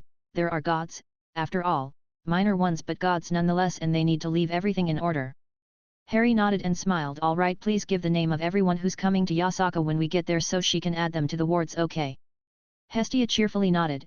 Harry turned his head towards the black-haired woman and smiled. I take it since Hestia called you mother that you must be Rhea, correct? Rhea smiled and nodded with a soft smile on her face. That's right Mr. Harry, it is very nice to finally meet you. Harry chuckled. Please just call me Harry, I'm not much for formalities and polite talk. Now I bet you want to give your grandchildren a hug, right? Rhea brightly smiled and nodded, so Harry gave her a grin. Then go ahead and have at them, I'm sure everyone would like to meet their granny. Rhea did not need to be told twice and immediately rushed to the demigods, who didn't expect the whirlwind that is a doting grandmother, though they didn't seem to mind much. Harry telekinetically floated Thalia, Nico, Bianca, Annabeth, and Ophis down so Rhea could get to them.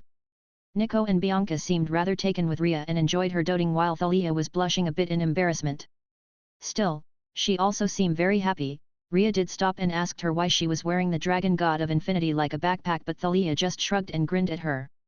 And then Rhea took out cookies and a lot of sandwiches. In fact, Harry had never seen that many sandwiches in his life. Rhea then began to feed her grandchildren with a very excited smile on her face. Harry jumped down from Harry's snout and ran over to get a sandwich and cookies as well, which Rhea was more than happy to give her some. Harry chuckled at how all the demigods seemed to be blushing but still happily ate everything Rhea gave them. Both Hestia and Hades smiled at their mom. Hades shook his head in amusement. I haven't seen mother this happy in so long. Hestia nodded and seemed to tear up. Yes, it's great to see her smiling so much. Rhea then turned towards Hestia and Hades. Both of you come over here and get your cookies. Hades laughed but immediately walked to his mother with Hestia running ahead of him. Harry smiled and turned back into his human form. He was very happy that despite everything the demigod children had gone through they still had family that loves them very much. He knew that many harbored hate and sadness in their hearts and he doesn't blame them. He knows all too well that some scars just don't heal and that some pain stays with you forever. They might never be fully okay or even forgive and forget what they have gone through thanks to the negligence of the Olympians, but eventually, they will be able to move on and become better than their parents. While he was pondering all of this, Rhea suddenly called out to him, Harry. Come and get a sandwich. Harry turned his head towards Rhea and smiled. A sandwich? Heck yeah! So Harry walked up to everyone while the demigods, Rhea, Hestia, Hades, and the mundane parents smiled at him. His daughter was excitedly waving at him and yelling at him to hurry, and at this moment Harry couldn't help but smile and think that his crazy and chaotic life will be doubly so from now on. But he wouldn't want it any other way, and as he approached everyone he couldn't avoid the very happy and excited grin on his face from spreading even further. Back on Olympus, Zeus watched as his mother happily spent time with her grandchildren. The king of Olympus had certainly seen better days after Harry had dealt with him. His skull was cracked, his shoulder and arm were just hanging uselessly from the damage he received, and his pride was in tatters. What's worse is that he knew that his wounds would never heal. Harry's god-killer aura assured that he would never be able to regenerate from his wounds, leaving Zeus a shadow of his former self and crippled to boot. He couldn't even wield his lightning bolt anymore, for it refuses him since Harry had wielded it. Hera was in her chambers mourning for Ares, and as cold and uncaring as Zeus is, the death of his son did leave him feeling pain in his heart. He had watched as Thalia accepted Harry as her father, and that had also brought him even more pain in his heart. And so he sat on his ruined throne and abandoned kingdom, Zeus the king of Olympus defeated, crippled, and heartbroken. Zeus for the first time in his long life began to regret his actions, but it was too late, as everything he took for granted was leaving him and his kingdom while he was unable to do anything about it. For who can go against the force of nature that is the dragon god Harry Potter? Zeus knew that it would be useless and would lead to his death if he were to try anything, so that only left him with one option. So the broken god sat there on his ruined throne and watched, and Harry Potter took everything he took for granted away from him. After everyone ate their snacks, Harry opened a big dark corridor and everyone started to walk through excited about their new lives. Hestia and Hades waved at everyone goodbye. Hades had to take care of the land of the dead for the Greek faction, so he couldn't exactly join the yokai faction, but Harry knew that, so Hades will be allowed to visit whenever he wants along with his wife Persephone. Hestia will be helping a few of the minor gods to prepare to leave the Greek faction and join the yokai faction. Once everything is settled, she will be joining the yokai faction as well and moving to Kyoto. Rhea was moving to Kyoto now to both spend time with her grandchildren and to finally see Japan.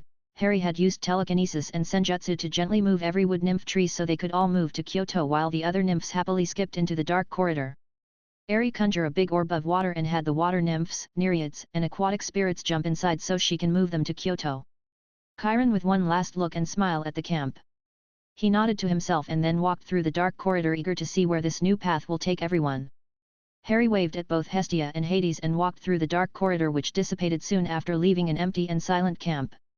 Kurogano. Chapter 106. The following 2 days were immensely busy for Harry, the Potter household, and Kyoto, but everyone was very happy with being this busy since it was for a good cause. Yasaka had chosen a big plot of land where Harry built a massive wooden house for all of his demigod children on the outskirts of Kyoto. Using senjutsu and wood ninjutsu, he was able to quickly create a home for everyone. Faye, Hermione, and Rei immediately began to expand, create rooms and decorate each section of what could only be described as a massive mansion. Jean had even joked that it was sort of like the X-Men mansion back on her home world, just way bigger. Harry then built a massive basement and expanded it until it became the size of a country. Adding a senjutsu core down below the basement, he was able to make sure what would soon become a training area can grow its own plant life and environment. Valerie, Kunu, and Tony made sure to make them a lab, a library, and a workshop with all the cool toys the demigods can ever wish for, so they can train as much as they want. Susan, Luna, and Jessica made sure they had a great kitchen and entertainment so they can fun when they aren't busy. Of course, Sirafal, Ereshkigal and Gabriel brought TVs, movies, and video game systems along with a bunch of games for everyone to enjoy. Milim, Fu, and Jean made sure that each and every room had everything the demigods will ever need: laptops, beds, clothes, and even all kinds of cool things the girls thought the demigods would enjoy. Office didn't have anything to do, so she opted with hanging out with the demigods in the hotel they were staying in while Harry and everyone else were making them their new home. The kids liked Office quite a lot, and even though at first, they were nervous around her when they found out she is a dragon god, they soon noticed that she was a very mellow if not a calm dragon and quite the glutton as well. But the demigod children didn't mind that too much and instead kept feeding her snacks. Office quite liked this and had enjoyed her time with who were practically her children now. Pepper along with Amaterasu helped the mundane parents get their documents and paperwork in order so they can peacefully live in Japan and Neo-Kyoto, while Yasaka also got them high-end jobs in the government or Neo-Kyoto. To those that had their own business, Harry built them new shops and such and provided financial support while those shops began to make money, not to mention that he built them all a house so they can live peacefully. The main demigod house was a sort of camp/private school where they can study, train, and prepare for their future, while their mundane families would live in their own homes where they can go to and live or visit whenever they want. The same with the parents, they were allowed into the building and visit whenever they want, something they were very thankful for. No one really liked being separated for long periods of time because of Zeus's laws, and were quite happy to no longer have to worry about all of that anymore. Harry even brought Sana and had her begin to create a curriculum for the demigods. On the weekends Sana and her peerage would be coming to the big house, as the demigods named their mansion, to teach. Harry thought that it was a very big opportunity for Sana and her peerage to get experience teaching for when she graduates and builds her school, something that Sana agreed to and was very thankful for. It was a big chance for her and she wasn't going to waste it. The demigods themselves were very nervous on the first day in Kyoto, but everyone in the yokai faction was very kind and understanding of them, and they quickly began to get used to their own home. Especially with all the cool and interesting things available in Kyoto, magical artifacts, advanced technology, and the guilds, all of this was very awe-inspiring to them, and many were already planning on what to do for the future. Annabeth and most of the Athena children joined one of the many research-oriented guilds in Kyoto, things like the Magical Research Guild, or work for the Information and Library Guild. Hephaestus's children were interested in the blacksmith, enchanting, and engineering guilds, while Demeter's children joined things like the Healing Temple and Fauna Research Guild. Ares's children were a mixed bag. Some were very interested in the Bounty Hunter Guild, Exploration Guild, or the Palace Guards. Brunhild was excited by the fact that many daughters of Ares wanted to become Valkyries. Some demigod children didn't know what they wanted to do yet, but Harry told them to take their time and to enjoy life and have fun. Aphrodite's children took this to heart, and even though they were allowed to have fun, Harry did warn them not to cause any trouble. Given that Harry is now their father, they agree and just spent their day as children do. Percy, Thalia, Nico, and Bianca moved in together with Sally. The sweet and kind woman had become a favorite among the children of the big tree, and they decided to stick around, not that Sally minded. She was more than happy to take care of them, especially since Harry was helping them financially and she can be a mother full-time, which was something she really wanted to do for them. These four demigods were also very attached to Harry and followed him around everywhere he went. Even Ari, Morgan, and Hope found that fun and decided to follow Harry everywhere as well. It certainly brought a lot of mirth and smiles whenever Harry would walk around with a file of children following him everywhere, not that the dragon god minded, since he was all smiles and laughs as he joked around and played with the kids. But that wasn't even half of what Harry had to do. He still needed to create a whole new pocket dimension for the Greek nature spirits and elementals. However, this time he had help to move things along more quickly. Yasaka, Hermione, Ellie, Faye, Jessica, and Luna helped with the creation of this new pocket dimension. Harry created the dimension itself and gave it laws of nature, while the girls worked on creating a senjutsu and mana core for it. With these two cores, this pocket dimension will not only be self-sustainable, but it will enrich the environment inside the pocket dimension so it could be a perfect home for highly magical beings such as the nymphs and other elemental spirits. It took 24 straight hours for all five to finish the pocket dimension and quickly move all the wood nymphs trees into it along with the other nymphs and elemental spirits. They were of course very happy with their new home, and the fact that it was connected to Kyoto so they could go and enjoy the town whenever they want was a big plus for them. Now they can have a life, study something, or even get a job. Not just stuck being servants to the gods. Many of them wanted to join guilds or even go to school, something Harry, Yasaka, and Amaterasu encouraged wholeheartedly. Ria and Chiron became the ones in charge of the big house. Ria will cook and take care of the mansion, while Chiron will continue to train and teach. Of course, Susan, Hela, and Sakyam and maid Mode will also help take care of the big house and help, at least until Hestia arrives in Kyoto in a month. That way both she and Ria can take care of the big house together. Harry even built a big hearth for Hestia inside of the big house as a surprise gift for her for when she got there. Ria had said that Hestia was going to really love it. The minor gods that had joined the yokai faction will be busy with Amaterasu learning everything about the yokai faction in order to help around something that these minor gods were happy to do if it meant that they will be able to spend time with their children. Still, Rhea did mention to Harry that even though the Olympians couldn't have any more children thanks to him, there were still more demigods in the United States, and even though Hades wouldn't send more monsters out, there were still a lot of Greek monsters out there that would still go after them. So Harry asked Remus and Sirius to prepare a quick response team in order to get to these demigods right away and save them if they were in danger. Both Sirius and Remus immediately agree and even spearheaded the new rapid rescue team, which was going to be composed of members of the Anbio Corp, Bounty Hunter Guild, and pack members of Remus's Inuyagami clan. Harry, with the help of Tony, built a scanner connected to God's system that will alert all the members of the rapid rescue team whenever a demigod was in danger so they could move out, save them and bring them to Kyoto if necessary. With that issue resolved, it took a few weeks under time dilation wards to get everything done within these 2 days. They couldn't get much help from everyone else because the yokai faction and Kyoto as a whole were busy preparing for the match between Harry and Sarayorg, which was coming up in a day. So all of this was done by everyone in the Potter household. Even Morgan, Hope and Ari helped with the younger kids and kept them occupied with games and stories of their adventures. With everything now done and the demigods and their mundane parents in their new homes and work, the Potter household got to relax a day before Harry's match with Sarayorg. This meant that Harry just turned into his dragon form, walked into the backyard of the big house and rolled around a few times before laying down and finally taking a nap. Of course, everyone in the Potter household and the demigod children decided that Harry looked very comfortable, and so everyone jumped on his back and lay down to take a nap as well. This is how Rhea and Chiron found everyone in the backyard sleeping on top of a napping and snoring dragon god, and to Rhea, it was the single most adorable and funny thing she had ever seen in all her life. Something that Chiron seems to agree with because he was chuckling.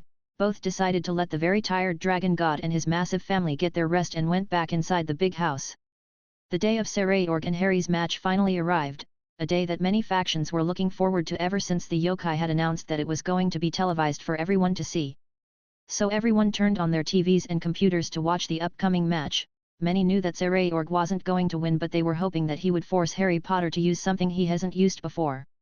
Others were hoping to learn more about the dragon god and perhaps analyze his fighting style and overall power. Others were curious about what the yokai faction was going to show. There hasn't been any information known about the yokai faction and what they have been doing since they purged all the fallen angels from Japan and killing of all spies and informants. All information coming out of Kyoto has gone dark and no one knew exactly what the extent of their power and advancements are. Only what has been seen by the guilds and the Kyoto Elite Guard whenever they worked outside of Japan. But even that paints a very bright picture of how powerful and advanced the yokai faction has become, so everyone was very excited for the televised event to begin. Yasaka, who was sitting in her office and watching as everyone was getting ready to start the televised event, couldn't help to smile and reminisce just how much everything has changed over the years. That night when Ereshkigal arrived with a small black-haired boy, everything had changed for her and the yokai faction. Back then her faction was ridiculed and made fun of by every other faction out there in the world. Sure, they didn't do it to her face, but she heard the whispers and their actions spoke louder than any words spoken. Everyone did whatever they wanted in Japan, her home and that of the yokai, and wouldn't take them seriously whenever something would happen. In fact, they just shrugged off her warnings and continued to do as they pleased. Fallen angels would steal, take over buildings, and treat the populace of Japan horribly. Devils would come and try to reincarnate yokai into their peerages, while the exorcist from the church would hunt them down. It was a mess, and nothing she did ever changed anything, and how could it anyways? At the time she was an ultimate rank threat at best, and thus she wasn't taken too seriously, especially since she couldn't even leave Kyoto. Yasaka looked down as she remembered the stress she used to feel back then and the time she would cry in frustration for not being able to protect her home.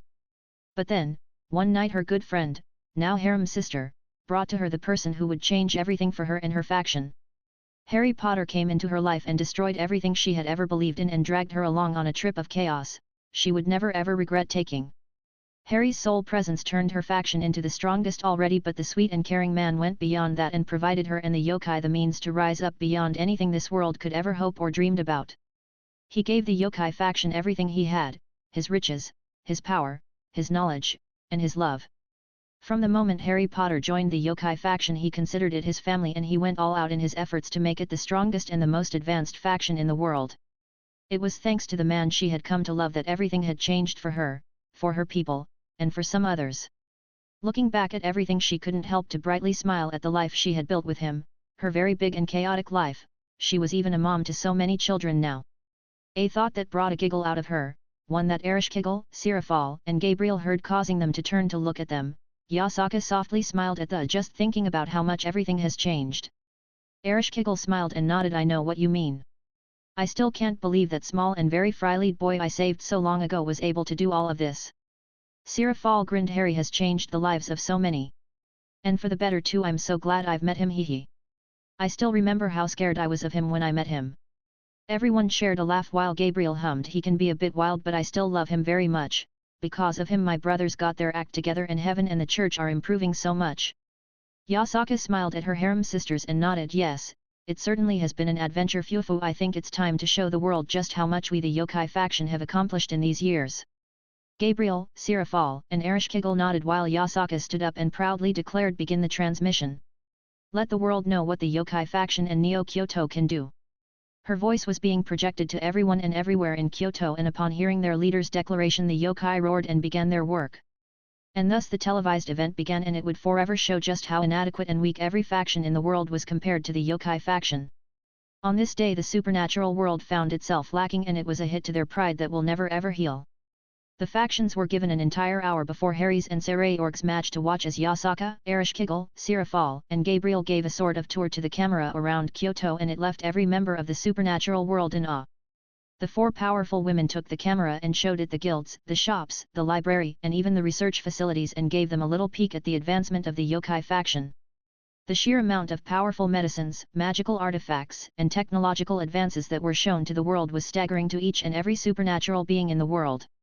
From weapons of the highest qualities to arcane spells never before seen to very advanced smartphones, laptops, hard light technology, and even clean and unending energy was shown by Yasaka. Gabriel showed Kyoto's healing temple, medicines, and medical practices used by Asia, Tsunade, Ophaneman, and herself. Ereshkigal showed the different types of clothes, jewelry, and cultures found in Kyoto now. While Sirafal showed their military strength by showcasing the Anbua Corps, the Royal Knights, the Palace Guards, and the Bounty Hunter Guild. But the surprise didn't end there, beginning with the revelation that Kyoto had its very own Valkyrie unit, which made the Asgard faction gape in shock at the news. Many things came as a surprise, but none more than Yasaka's last announcement. The nine-tailed fox proudly smiled and loudly announced that a new faction has been born. This caught the attention of every leader of the supernatural world. A new faction had been created and they needed to access the threat level of it. They needed to know what they were dealing with. To their never-ending shock and fear, Off-Eyes stepped into the camera frame from behind Yasaka, who smiled and stepped out of the way. Off-Eyes deadpanned at the camera since she much rather go and play with her children than be here. But she needed to do her job as one of the leaders of the dragon faction, so Off-Eyes sighed and then grinned at the camera. As of today the dragons have become unified under one banner. Today Off-Eyes Ouroboros, the dragon god of infinity, announced that the dragon faction has been created under my and Harry Potter the Twilight Dread dragon god of chaos and creation's leadership. This made the entire supernatural world panic and erupted into madness. No one had noticed that the dragons had unified. In fact, no one even wondered why no dragon had been heard of or seen in a while, and that made everyone feel ashamed. Once again their inability to pay attention to what was going on around them had come to bite them in the ass, and now they had the most dangerous and powerful beings under the leadership of two dragon gods. This couldn't get any worse. However, to their increasing panic and fear, it got even worse. Off-Eyes wasn't quite done speaking, and her next announcement was a full-on punch to the gut to everyone listening. Off-Eyes tilted her head to the camera and smiled, and of course, the dragon faction has allied itself to the yokai faction. Every supernatural being began to curse at the screen in frustration and anger. This made the yokai faction far more dangerous than it was before, even more so than it was now. After Off-Eyes showed off a bit of the dragon sanctuary and the many kinds of dragons that live there, the supernatural factions saw kinds of dragons they thought were extinct. But that wasn't the worst part. No, it was the fact that Tiamat, Yulong, and Tannen were right there on the screen grinning at the camera from behind Off-Eyes. It felt like they were being made fun of and told off like a bunch of kids not worth their attention. It was a big blow to the pride of the supernatural factions, one that they might never recover from. After so many revelations, Yasaka, Ereshkigal, Yasaka, and Gabriel finally took the camera towards where the match between Dragon God Harry Potter and Bale Sarayorg Bale will take place. It was a massive pocket dimension with only rock formations and cliffs that could be seen, but it was enormous and the devils were utterly surprised. It was a well-known fact that the devils were the only ones who can create pocket dimensions, especially for the raiding games, but those had their limitations in size and could only be copies of something already existing. The ones showcased by the yokai faction looked different. not only did they look like they never ended, the sheer diversity of environments was staggering, especially from the Dragon Sanctuary. From what little was shown, they could see all kinds of natural environments in that pocket dimension, which means that devils have not only been surpassed in technology but on the scale of what they can do. Ajoka Beelzebub has been thrown off his throne of being the smartest being in the world. As of today, the devil faction were not the most technologically advanced faction anymore. Yasaka walked in front of the camera and smiled well. The awaited match between Harry and the Bale Heir will be starting soon. As you can see, we the yokai faction, have prepared an adequate place for them to fight with no worries. The camera then moved to Ereshkigal, who smiled. The Bale Heir will be allowed to use and do anything he wishes in his match, which includes weapons, tools, and even healing items. Then the camera moved to Sirafal, who twirled and stuck a pose. There's no time limit. And only when one of them is no longer able to continue will the fight be stopped. Then the camera moved to Gabriel, who shyly smiled and waved at the camera since she wasn't used to doing this sort of thing. Hello. Here in Kyoto we have prepared the necessary precautions in case of serious injuries or even death. Rest assured that everything will be fixed and the fighters will be safe after the fight. Gabriel walked out of the camera's view and Yasaka stepped back with a smile on her face. Well, that's it for the announcements. The match will be starting in 5 minutes, so I hope everyone enjoyed the small tour around Kyoto and the match itself. The camera panned out and showed Yasaka, Sirafal, Gabriel, and Ereshkigal waving at the camera with excited smiles on their faces. The transmission went into a sort of break and the girls smiled at each other. They quickly teleport back home where they will be able to see the fight with the rest of the Potter family. In Konoha and Suna, everyone was watching the transmission thanks to Harry and Tony connecting this dimension to the yokai faction's satellite, so everyone in these two shinobi villages will be able to see the match, and everyone from civilians and shinobi was excited to see the war hero, Dragon Lord Harry Potter, in action. Naruto was at home with his family, Sasuke's family, and their generation of shinobi to watch the match together. Lee walked up to Naruto, who was watching everyone talk and have a little bit of fun while they waited for the match to begin. So Naruto, what do you know about this Bale Heir? Harry spoke to me about him and he seems quite interested in him. Naruto grinned at Lee and then nodded. Yes, he told me that even though he's an heir now, he had a similar past to ours, unwanted and treated badly because he didn't inherit the Bale's bloodline ability. Harry said he reminds him of us with the way he took to training and becoming strong in order to prove everyone in his clan wrong. Lee nodded and the grin. Ha! Another one whose youth burns bright. Outstanding. I can't wait to see what he can do. Naruto chuckled and shook his head. Yes, me too. Harry seems to want us to give him a hand with his training. I don't mind, but Harry said to wait and see what he can do first before agreeing. Lee nodded. I see, then let's observe closely how far the Bale Heir has come. Naruto nodded at Lee while Kakashi overheard the conversation and smiled. He then turned towards Guy. What do you think, Guy? Guy just grinned and gave Kakashi a thumbs up. I think that if Harry thinks that the Bale Heir is capable, we should give him a hand. Kakashi nodded. Well, okay, Harry is a good judge of character, so I'll help as well. 5 minutes soon passed by and both Harry and Sarayorg were teleported into the pocket dimension where their match will take place. Sarayorg looked around and nodded in appreciation. A big and empty place to fight in, huh? Looks like we won't have to worry about anything during our fight. Harry grinned and nodded. I figured a place like this would allow you to go all out without any worries. Sarayorg grinned and nodded. Yes, this will make things easier. Sarayorg then looked up at the sky of the pocket dimension. I get the feeling that I can't afford to hold back at all against someone like you. Play End of a Thought, Tales of Symphonia cover/remix manga. Harry closed his eyes. Darkness and light began to glow and dance around him.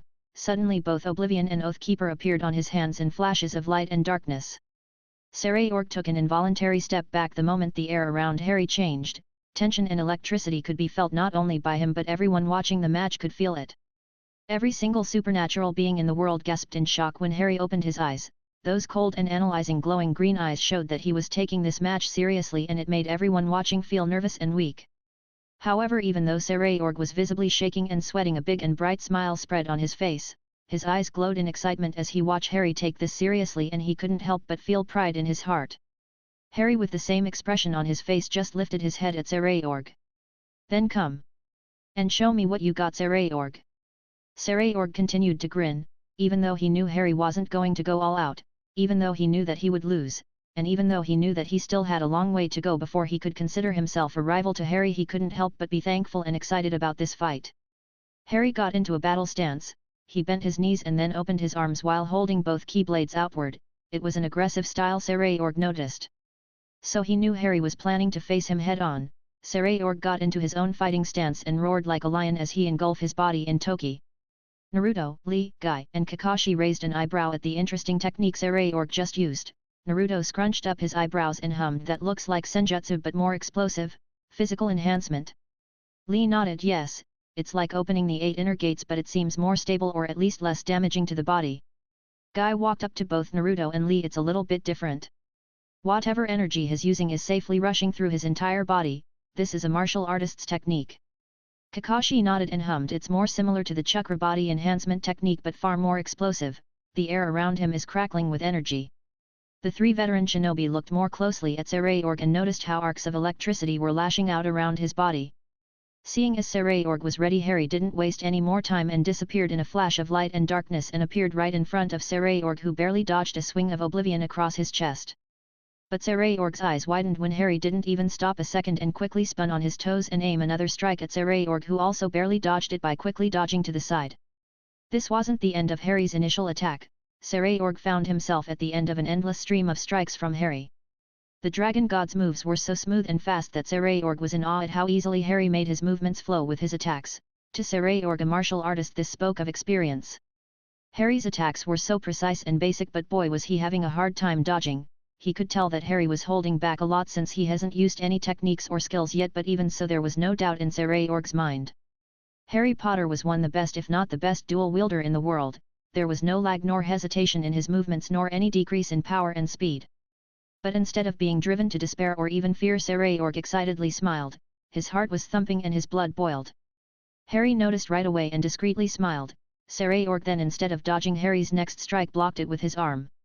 The Bale grunted in pain and he felt his entire arm vibrate. Even with Toki he felt that attack in his very bones, but Saray ignored it and lashed out a punch at Harry's face. Harry moved his head away from the punch and Saray took advantage of this and jumped back to gain some distance. Harry just watched him do so. Saray lifted his hand to his face and saw it tremble. He closed his hand and tightened his fist and then grinned at Harry, who just tilted his head with a small smile on his face. Guy and Lee grinned, while Naruto raised an eyebrow. Kakashi chuckled a bit. He's adapting to Harry's current speed and strength. This kid has massive battle potential and adaptability. Guy laughed. His blood is boiling and his flames of youth are burning brightly. Naruto awkwardly chuckled and scratched his cheek. Yet, he hasn't noticed yet, but he's quickly getting used to Harry's current level of power. He seems to be moving as fast as he was capable of during the 4th Shinobi War. Lee excitedly grinned. Back then Harry gave Madara a run for his money when he first appeared on the battlefield. Even Madara was impressed with him. Everyone nodded and Kakashi couldn't help but softly smile in pride at who became the Anbyo captain of Konoha. Look, Harry is having fun. He has the same smile whenever he spars with you, Naruto. Naruto chuckled and noticed the smile on his brother in all but blood. He must really have this kid in high regard. Now I want to train him even more. Saray suddenly exploded forward and got close to Harry in a blink of an eye and began to trade blows with the Dragon God's keyblades. Each time Saray's fist collided with Harry's keyblades, blast of energy and shockwaves would lash out around them, destroying stone pillars and cliffs. The more Saray fought, the more he noticed that he was moving faster, striking harder, reacting quicker, and he no longer felt pain whenever his fist collided with Harry's keyblades. It was here that Saray noticed. Harry was teaching him while they were fighting by example. He was fighting at his power level so Saray would improve, so he could learn and adapt. He was taking him seriously, but he was also giving him an adequate challenge. This made Saray try even harder. He wanted Harry's approval now. He wanted to show him what he can do and thank him for this chance. So Saray pushed off of Harry and then jumped up and lashed out a kick. Harry blocked it with oblivion. But Saray grabbed his foot and used Harry's dark keyblade as leverage and knee Harry on the cheek. The strike didn't move Harry a bit and got him a thrust from Oathkeeper to the stomach, but as he flew through the air he couldn't help but grin at the fact that he was finally able to hit Harry. Saray landed on his back but immediately rolled backward. With this maneuver he was able to roll to his feet and stare at Harry. He grabbed hold of his stomach since Harry's counter had hurt quite a bit, but the smile on his face stayed. Harry cracked his neck and then nodded to Saray. Well done, you caught me by surprise with the last move, so I think that's enough warm up, let's take it up a notch. Saray stood up and excitedly grinned. He had already learned a lot in this small amount of time and he couldn't help but look forward to what else he can learn from this fight. The fight between Harry Potter and Saray Bale has just begun, but with what has already been shown the supernatural world was left in awe and fear. They knew Harry Potter as a dragon god was powerful, but to see his level of skill and experience was something else. the way he moves and fights speaks of experience. A big amount of experience. It was as if Harry Potter had seen war, had battled for a long time, and to every supernatural being watching Harry seemed like a veteran, and that made everyone nervous. For who had he fought that had pushed his skills and ability to this level, who was powerful enough to push a dragon god to reach this level of power, skill, and experience? The worst part is that this match has only begun and Harry wasn't fighting anywhere close to his actual level of power, and that fact made the entire supernatural world feel horror for what's about to be shown. Chapter 107. Harry softly smiled at Sarayorg. He had been fighting at the same level of power he had when he fought Madara Uchiha in the Fourth Shinobi War. At that time he was barely able to keep up with Madara, and the ancient Uchiha had kept him on his toes the entire fight. It was only because of his Keyblade skills and magic that he was able to fight him. He had even surprised him with a few Hollow and Soul Reaper techniques a few times. During the war, he was forced to constantly get stronger, and the EXP points he got during the fights helped a lot to close the gap, so by the time Madara had gone full Juhobi Jinkriki he was already catching up. The Shinobi world was the third world he had visited after all, and the fact that Sarayorg was already keeping up with him at this level was a pleasant surprise. However, he had been fighting the young devil with his Keyblades only. Now it was time to see how he reacts and adapts when he starts using skills and long-range techniques. Just in case Harry discreetly removed Sarayorg's weakness to Holy Light, he didn't want to accidentally kill him after all. But now it was time to show off a bit, and so Harry let go of Oblivion and Oathkeeper. Many thought they would vanish in flashes of darkness and light, since they had seen how Harry would put away his iconic weapons before. However, to their surprise, that wasn't what happened. Instead, the Keyblades began to float beside him, and Sarayorg narrowed his eyes.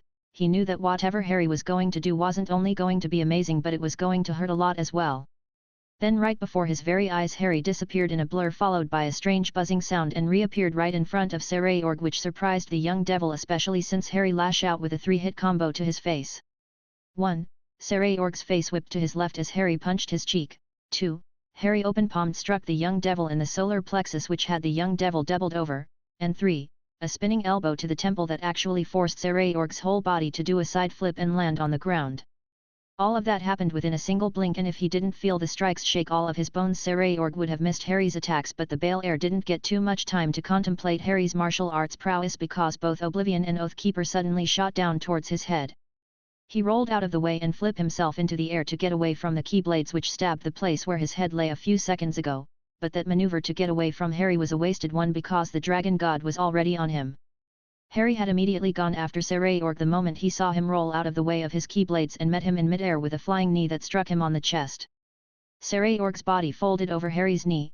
He then raised both hands above his head and swung them down in a double hammer strike, which hit the young devil on his back, sending Sarayorg towards the ground. But before his body could even touch the ground, both Oblivion and Oathkeeper rushed towards him, spinning like buzzsaws, and crashed against his body, changing his falling trajectory. Sarayorg was sent flying backward, while the Keyblades continued to strike him and push him back, until both Oathkeeper and Oblivion burst with darkness and light and exploded in a bright explosion of twilight.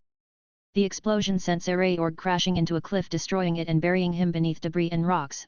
Harry's trusty Keyblades flew back to Harry and stayed floating by his sides, while he looked down and waited to see how Sarayorg would react to his fighting style. Sarayorg easily blasted himself out from underneath the destroyed cliff and looked up towards Harry, who was floating in the air. Ugh, those hits hurt a lot, and those weapons of his.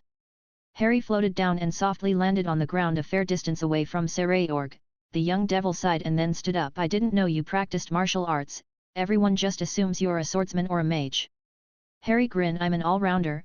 I can take any spot in any group or team, especially with the number of skills, spells, and techniques I have at my disposal.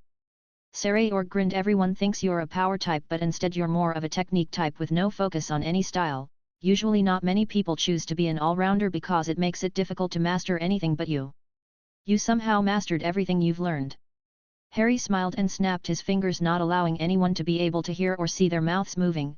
Even those watching the match on a TV or computer monitor were unable to pick up anything about the conversation going on between the Dragon God and Bale Heir. Many really wanted to know what they were talking about and were getting frustrated, but in the end, there was nothing they could do about it. Only those who are allied to the yokai faction and the family of Harry could hear the conversation. Harry grinned at Sarayorg. I have experience on my side. I might not look it, but I'm pretty old, Sarayorg. I wasn't born this powerful after all. I had to start from somewhere, and my travels have taught me a lot. Sarayorg listens to Harry intently. I think you've noticed it already, but the yokai faction has access to some very outlandish things, right? Saray nodded, having noticed that particular thing about Kyoto. Harry smiled. You could almost say that Kyoto and the yokai faction have obtained things out of this world, no? Saray frowned and looked down, lost in thought as he began to think upon Harry's words. He knew he was giving him a hint, of course, and it was only after a little bit that his eyes widened in realization all of this. The technology, the unknown types of magic, some of the beings living in Kyoto. They're from a different world. Harry smiled proudly. That's right, Saray, I have been in so many worlds, learned, seen, and experienced so many things, good things and bad things as well. I've been to war, I destroyed worlds, I have seen universes being born. Saray gaped at what Harry was saying while Harry continues on. I have seen a lot in my life. Do you know what I think when I see the factions? With all their political drama? Their pitiful little conflicts? Their so-called problems? Saray shook his head. How could he, a young devil, begin to know or even comprehend what somebody like Harry sees in the factions? Harry frowned. Children playing at being someone important in this universe. Almost every faction and its leaders have been nothing but disappointments, so deluded into thinking that their problems or even their existence is important to the grand scheme of it all, when they're nothing but grains of sand in this massive multiverse. Saray tightened his fist and nodded. He was beginning to understand the bigger picture. Harry smiled and nodded in approval. You see, in this multiverse there are beings that can easily destroy worlds, solar systems, and even drive the entire population of a universe into madness, and no one even knows. Harry closed his eyes. I can't really fault them though. I alone have that knowledge because I have seen it for myself. It's one of the many reasons I've never stopped trying to get even more powerful, learn new things, and understand the root of it all better. Saray nodded. You're preparing everyone you care about, you're making sure that they can fight and survive anything out there. You don't care about the factions or that they're afraid of you. After all, they're not important enough for you to worry about them, no. You want to make sure that the yokai faction and your loved ones are ready to face any of the horrors you've seen out there in the multiverse. Harry opened his eyes and smiled at Saray. That's right, everyone is so scared about us and spends their time trying to figure out our next plan, as if we're planning to attack someone or if we're preparing for war. In reality, we couldn't care less about them really. Harry shrugged and chuckled. Saray sighed and nodded. But why tell me? I know my mother joined the yokai faction, but I'm still a member of the devil faction. Why let me know about all of this? Because I see potential in you just as I see it with Sana. You have the goal to become a more, right? Saray nodded. Well, I think you can become something more, something far more important, and so I decided to help you, but first I want you to show me what you can do. Saray widened his eyes in surprise. No one but his peerage and mother ever told him that he had potential, and no one but them has ever shown interest in him, but here was Harry Potter, a dragon god, who just told him that he believes he has potential and that he wants to help him. Saray couldn't help the burning desire to prove himself to Harry from growing. To him this was a big opportunity and he wasn't going to waste it. Harry chuckled as he noticed the fire in Saray's eyes burn. There are a few very powerful people watching this fight. I had already asked them to train you, and with what you showed right now I'm sure they will be more than willing to do so, but before I agree to help you, you have to give this match your best. Stop holding back. Saray grinned and nodded. I have been saving this for when I have to face Sana in a raiding game, but I might as well use it now. I'll earn your help and of those powerful people you speak of. Harry smiled and nodded. He then snapped his fingers and everyone was able to hear what was going on in the match again. Naruto, Lee, Guy, and Kakashi grinned at the fact that Saray still had more up his sleeve and wanted to keep it a secret, but when fighting against someone like Harry you really can't hold anything back. Suddenly beside Saray a giant lion with a purple gem on his forehead appeared beside the young devil and roared. Harry raised an eyebrow and stared at the lion. Regulus Nemia. The son of the Vapula devil clan has the battle axe of the Lion King Longinus at his disposal. How fitting. Saray grinned. I wasn't born with it. I found Regulus during my training travels and I tamed it. We became partners and now we fight together. Harry nodded in understanding while the many devils watching the match gaped at the fact that Saray Bale has access to a Longinus of all things. He had already proven he was powerful, but this? Many were regretting the way they treated him in the past, and among them was his grandfather Zekram, who was shocked that his heir had a Longinus and never knew. Saray closed his eyes and gathered his Toki. Regulus, let's do this. My lion. King of Nemia. You, who has been called King of Lions. Answer my howl and turn into my armor. Balance breaker. Harry watched as Regulus was suddenly engulfed in a bright golden light which immediately merged with Saray. The Bale heir's body began to glow with the same golden light that engulfed Regulus a few seconds ago, and as soon as the light dissipated Saray was revealed to everyone watching the match. Saray grinned and tightened his fists. Regulus Ray Leather Rex. Harry raised an eyebrow. your power level drastically increased, very impressive, you're officially at the high end of the ultimate rank level in power. Saray nodded. Yes, this balance breaker is the culmination of all my hard work and training along with the bond I share with Regulus. Harry nodded. Looks like I'm going to have to take up a notch then, get ready Saray. Saray grinned, and then both he and Harry disappeared in blurs. Explosions and shockwaves began to go off all over the place. Most of the people watching the match couldn't see anything going on but suspected that the combatants were moving at a speed they couldn't perceive. Only the faction leaders could see blurs moving around and colliding all over the place. Even though they couldn't see the fight, they could see how it was pretty intense with how quickly the area was being destroyed by the collisions between Harry and Saray.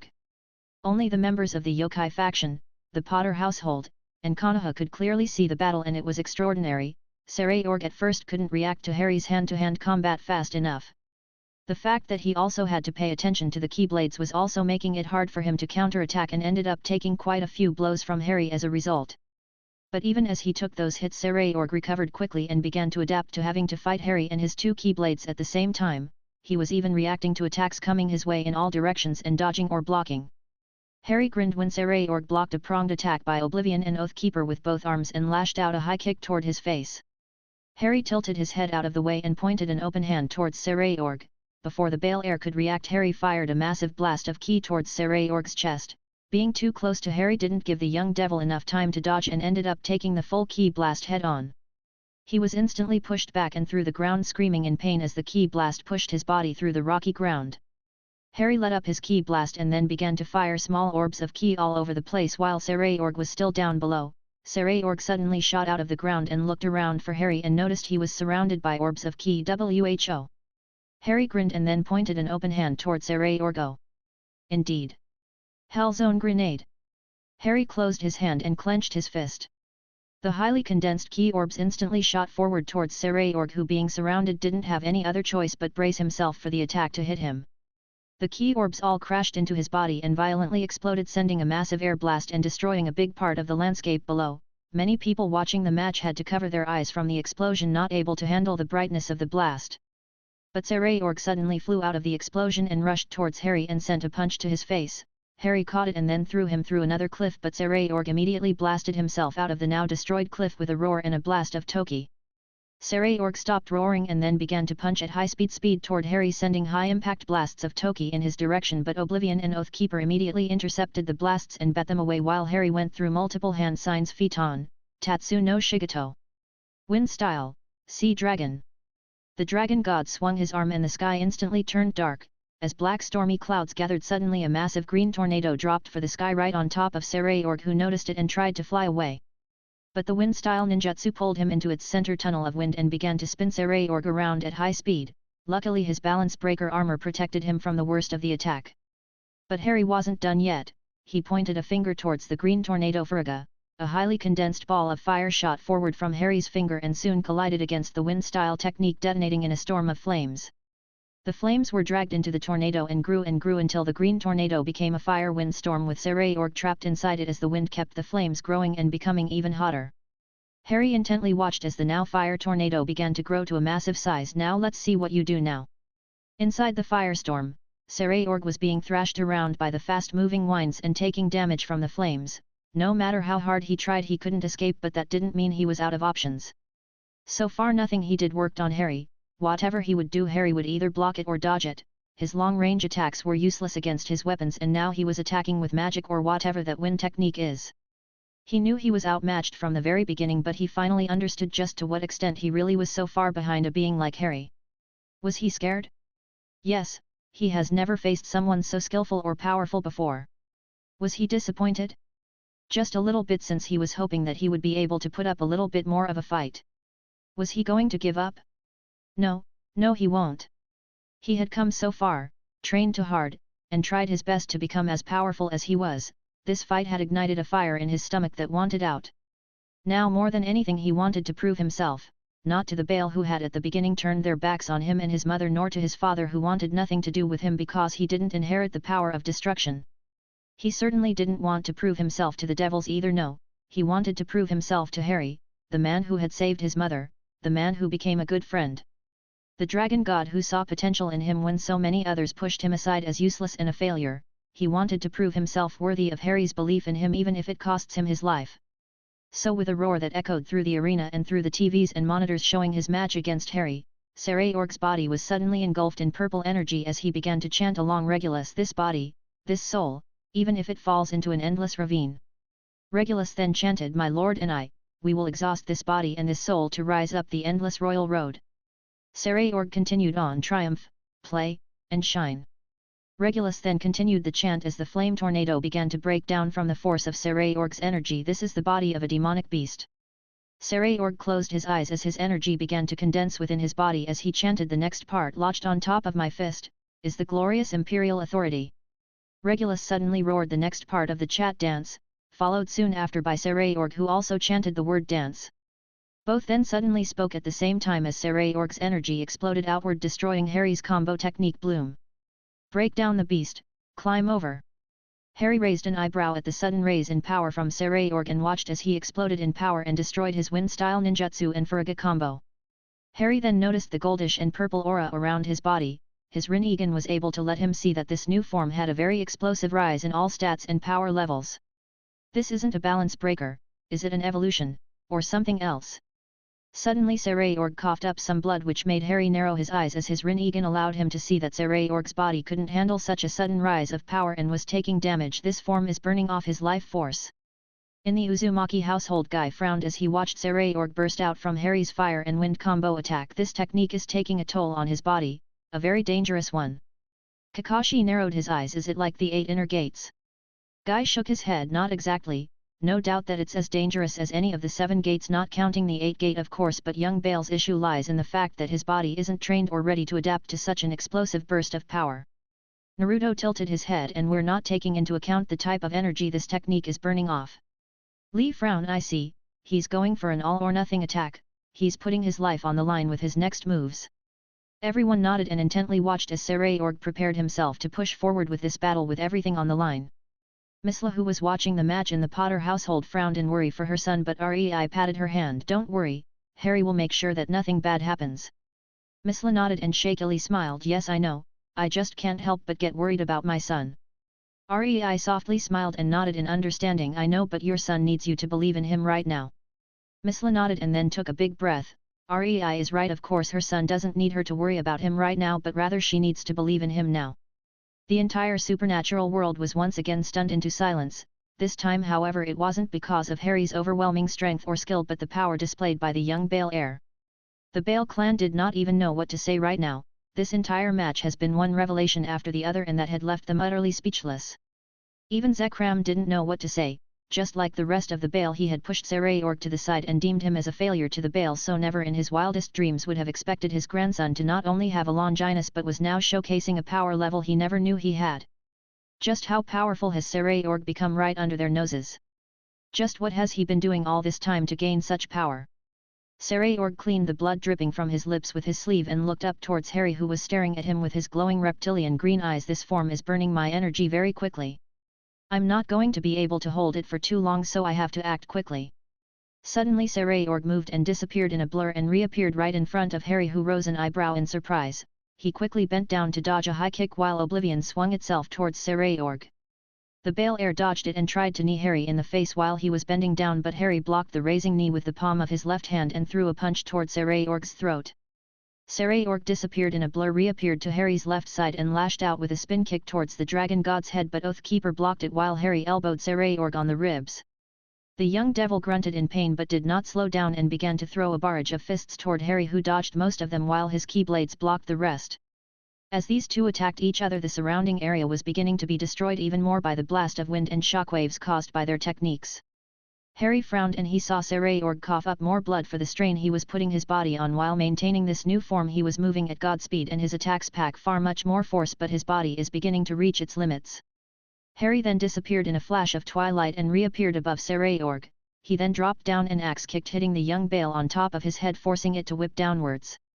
But Sarayorg tanked it and then countered with an uppercut. Harry frowned and leaned back his head to dodge it, but Sarayorg suddenly transitioned into a dropping elbow and hit Harry on his collarbone.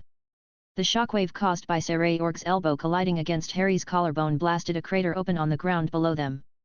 but Harry slapped the elbow away from him and then headbutted Saray hard on the nose, causing the Bale Heir's head to lurch back while blood flew everywhere. Gug. Saray was busy seeing stars right now that he didn't see Harry charge up a good amount of ki into his fist and then sent a punch towards Saray, which then exploded into a massive Asian golden dragon fist. The ki-created Asian dragon flew towards Saray and crashed against his body and flew away from Harry while taking him with it. The force of the technique was so strong that Saray couldn't stop himself or the technique and ended up being taken through a short trip in the sky until the ki dragon did a loop and then headed to the ground, where it collided against the ground and aggressively exploded in a massive ki explosion that shook the entire pocket dimension where they were currently fighting. Everyone silently watched and waited as the explosion ran its course to see what had happened to Saray, and once it was over he was revealed to everyone, who could see that he was severely injured. Whatever form he had taken seemed like he couldn't maintain it anymore and had gone back to his regular balance breaker, which was very damaged.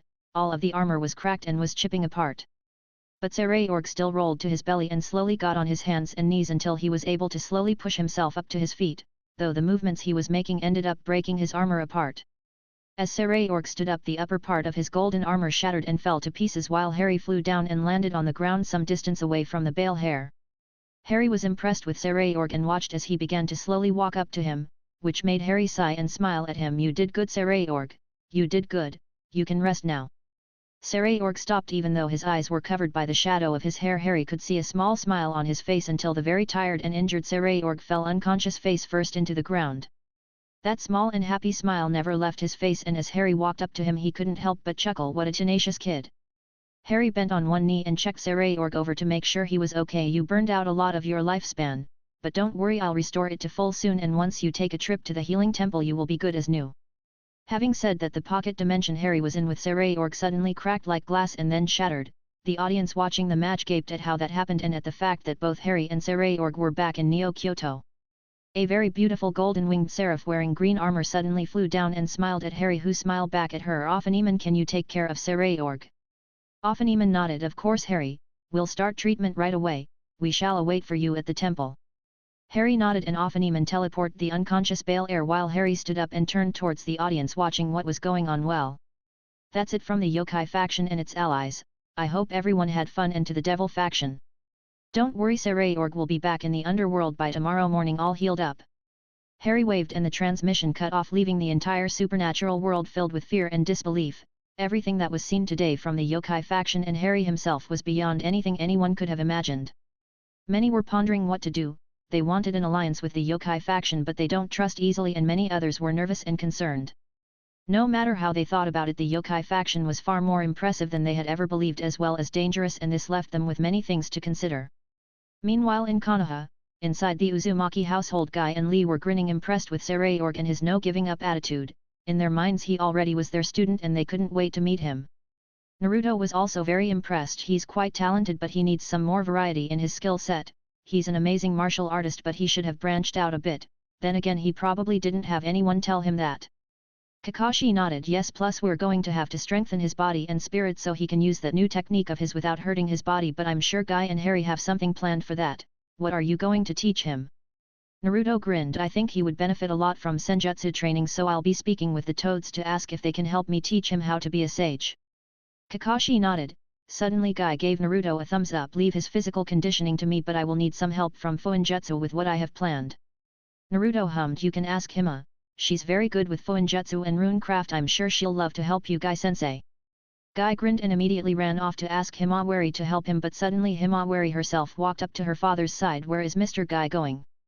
Kakashi, Lee, and Naruto turned towards Himawari and stared at her while she tilted her head at them in confusion until Kakashi sighed. "Damn it, he got overexcited again. I'll go get him." Lee and Naruto laughed while Himawari just looked very confused right now. Meanwhile in Neo Kyoto, by a house where a small family of Tengu had been watching the match between Harry and Saray and were now celebrating their leader's victory and the success of the televised event.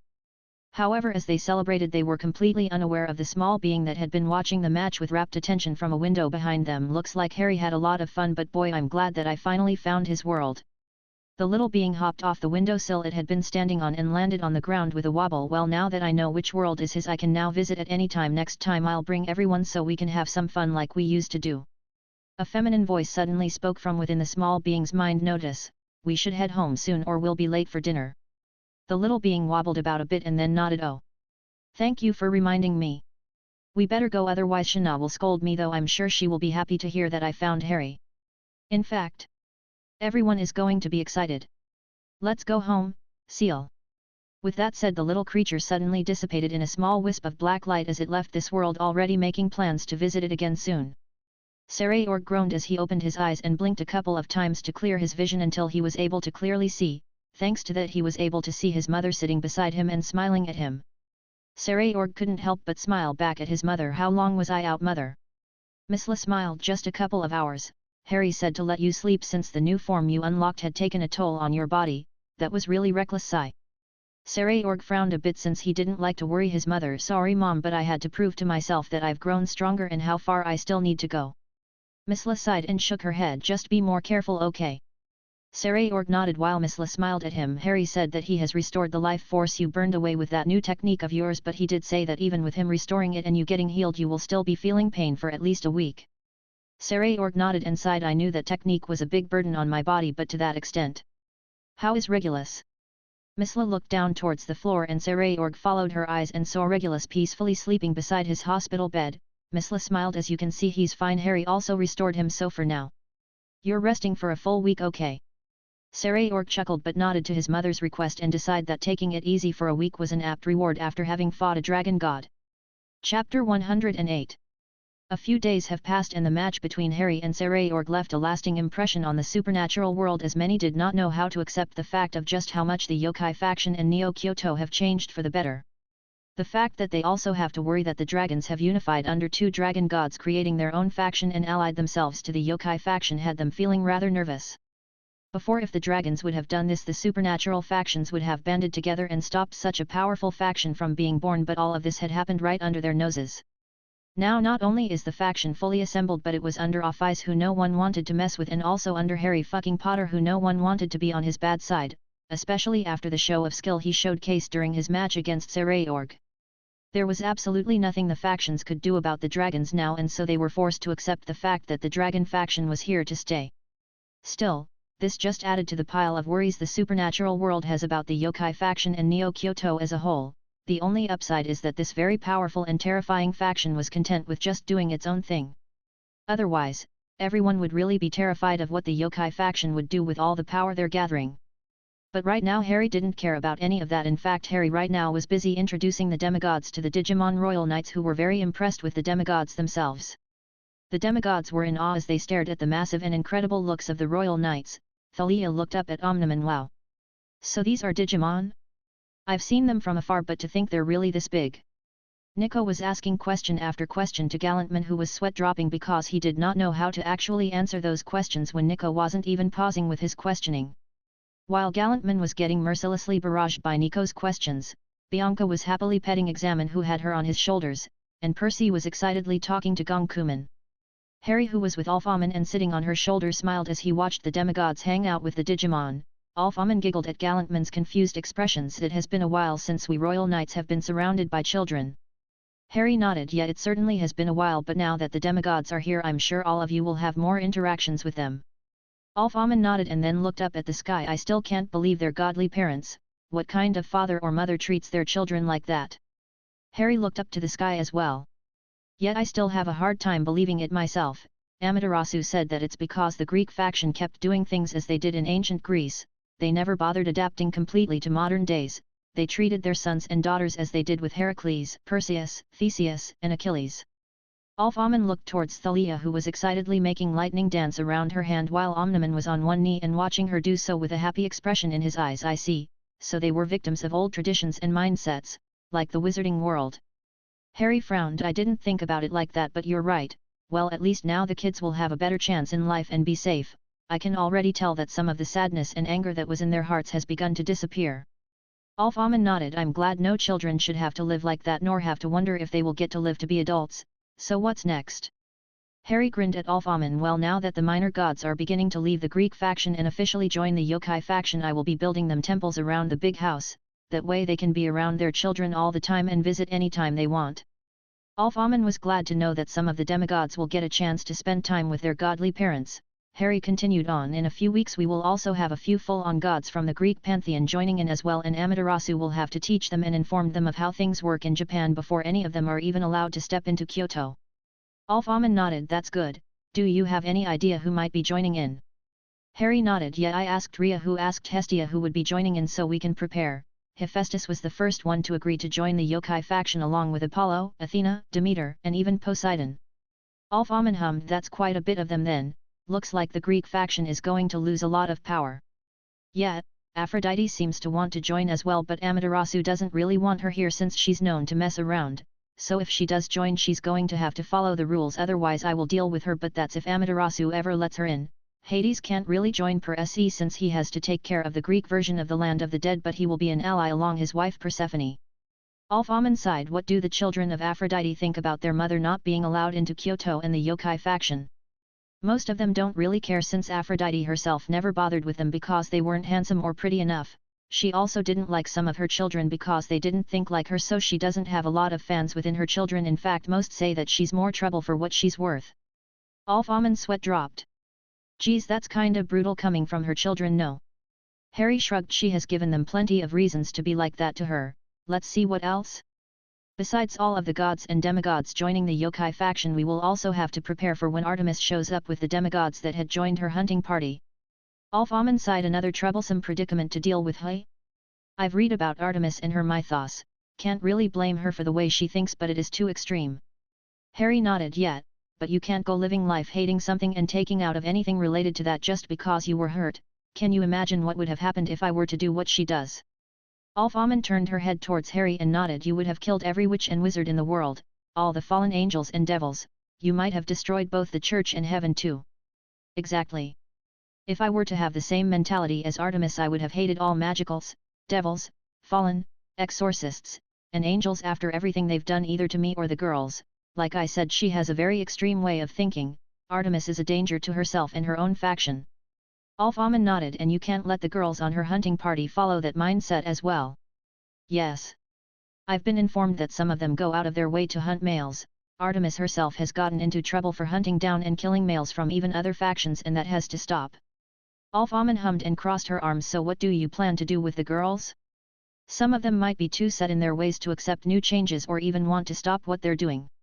Harry nodded. Well, some of them have good reasons to hate men, I can agree with that, but they can't keep killing any male they see because of that, so either they willingly stop and join the yokai faction, or I make it impossible for them to harm a male without justification ever again, and that includes Artemis.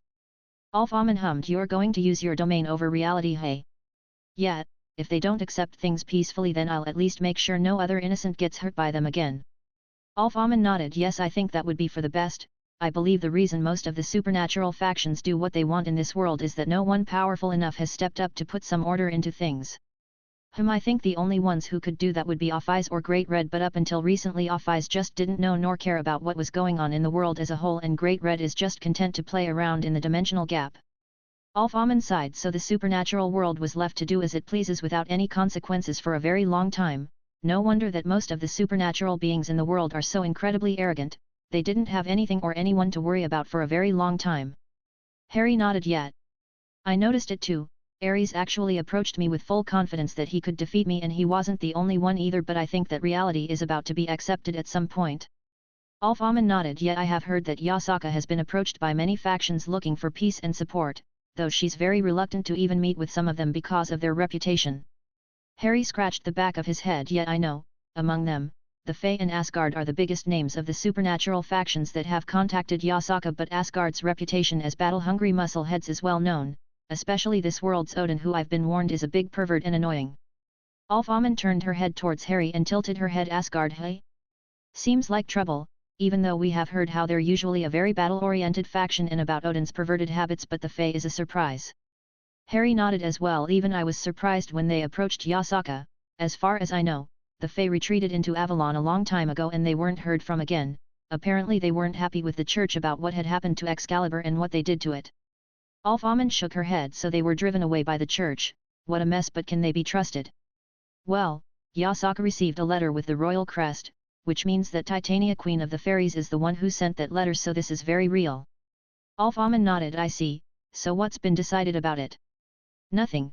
Right now both Amaterasu and Yasaka are talking about it and seeing if it's a good idea to meet with them, so we'll see. For now, the yokai faction is quite busy with recent happenings, so we're just going to chill for a bit. Alphaman giggled a bit. That televised event was a great success, but it did bring the yokai faction into the spotlight, so I'm not surprised they're busy. Young Saray did put up a good fight as well. Harry grinned and nodded to Alphaman. Yes, he's a great fighter and has a lot of potential as well.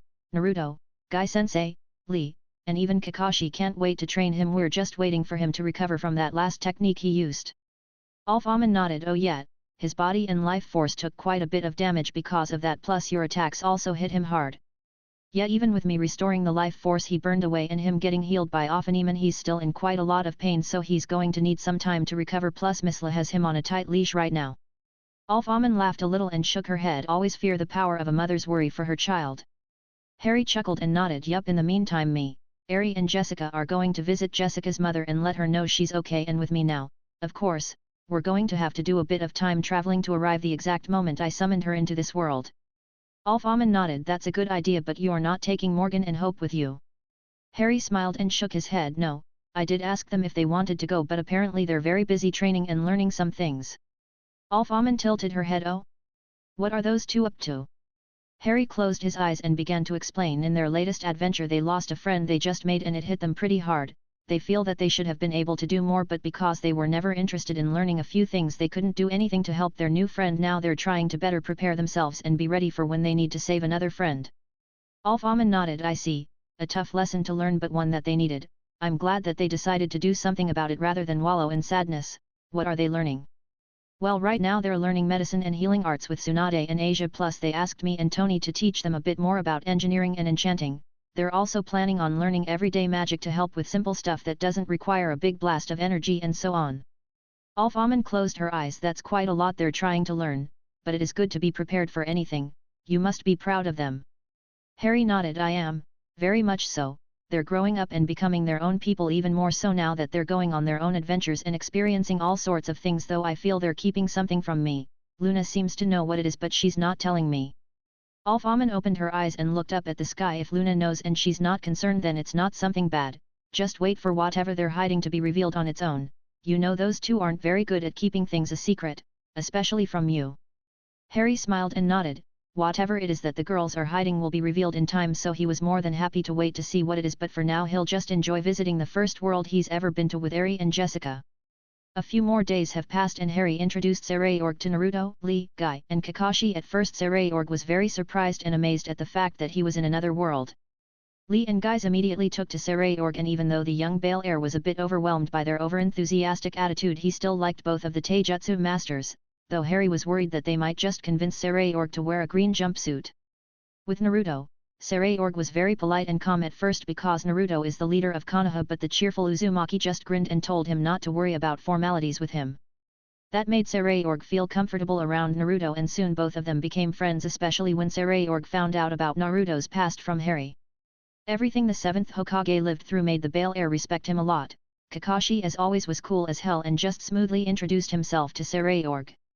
Even the young devil had to admit that Kakashi was very cool until he found out that he's a bit of a pervert, thanks to both Naruto and Harry leaving the 6th Hokage sulking in a corner about his student not respecting him anymore.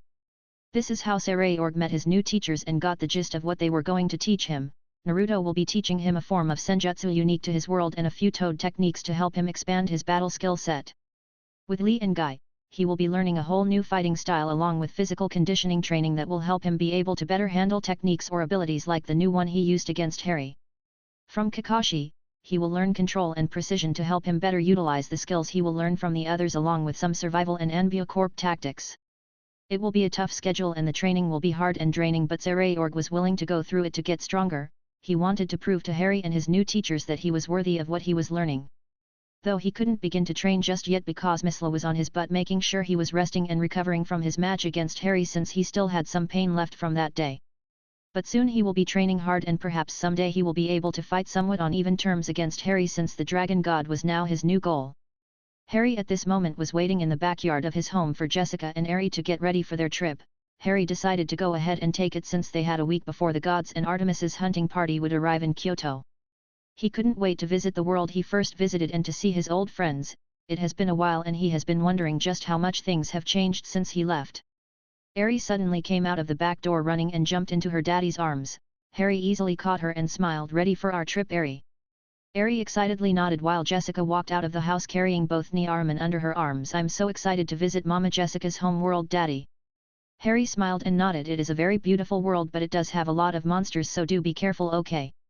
Harry nodded while Jessica giggled. "There shouldn't be anything capable of even hurting Harry in my world, Harry." Harry grinned. "Oh, I know, but do remember that there are plenty of annoying monsters with very weird abilities." Jessica grinned and nodded since she knew full well that some monsters in her world were just plain weird with even weirder abilities. Harry then began to prepare for the world jump. "Who should we visit first?" Jessica hummed. "I think we should go visit Hero and Medea. You need to meet your goddaughter after all." Harry smiled while thinking about the fact that Hero and Medea had named their daughter after his mother and named him her godfather. "I have a lot of catching up to do with Lily." Jessica smiled at how excited Harry seemed to be about meeting his goddaughter. Harry smiled. "Oh, another friend. Hope and Morgan are going to be excited when I tell them about it." Harry smiled and nodded, knowing that both Hope and Morgan would be happy to have a new friend. "They'll get to meet her soon since I'll be connecting Jessica's world to ours." Jessica smiled while Harry fist pumped in victory. "Yay!" Harry grinned and nodded. He then activated the world jump and reality cracked like glass. It then shattered. The crack in the fabric of space and time fixed itself a few seconds later, but Harry and Jessica were no longer in this world and were on their way to another one. In the kingdom of Trodaine, inside Castle Trodaine, the capital of this kingdom, sat a young adult on a throne who was reading a book.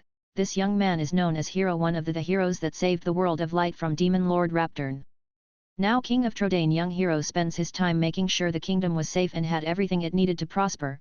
The people liked their new king and respected him for his role in saving this world, so Hero had an easy time taking care of his kingdom. But now he had a bit of free time and decided to read a book that had been written by his beloved wife Medea, a book detailing his and his friends' adventures to save their world. No one had known that Medea was writing a book about their adventure until she had it published, but they didn't mind it. In fact, they found it to be a great idea, and now he was enjoying reading it with an amused smile on his face. Reading this book brought a sense of nostalgia in his heart, one that made him grin. I wonder what Harry is doing now? Did he finally make it to his home? Suddenly a voice from behind his throne caught his attention. I'm sure he did, but I'm more curious about what sort of adventures he had. Hero chuckled and shook his head. Medea, you just want to write new books. Medea walked around Hero's throne and giggled. You can't blame me though. Can you imagine the sort of places he's seen? Or the adventures he had? I for one can't wait for him to come to visit someday. Hero smiled at his wife and nodded. I'm sure he'll come to visit sometime soon. What are you up to, Medea? Medea smiled. I'm looking for Lily. I haven't seen her all day and I'm getting a bit worried. You know how adventurous she is. Honestly, I don't know where she gets such an adventurous personality from. Hero deadpanned at Medea since she was exactly the same way Lily is when she was a kid. The amount of trouble she would drag him and Harry into wasn't funny at all, but it was best not to mention that lest he wants to spend the night on his throne. Did you check with your dad? You know she's always helping him mess around with the alchemy pot. Medea nodded. Yeah, it was the first place I checked, but Dad hasn't seen her either. Should we go look for her?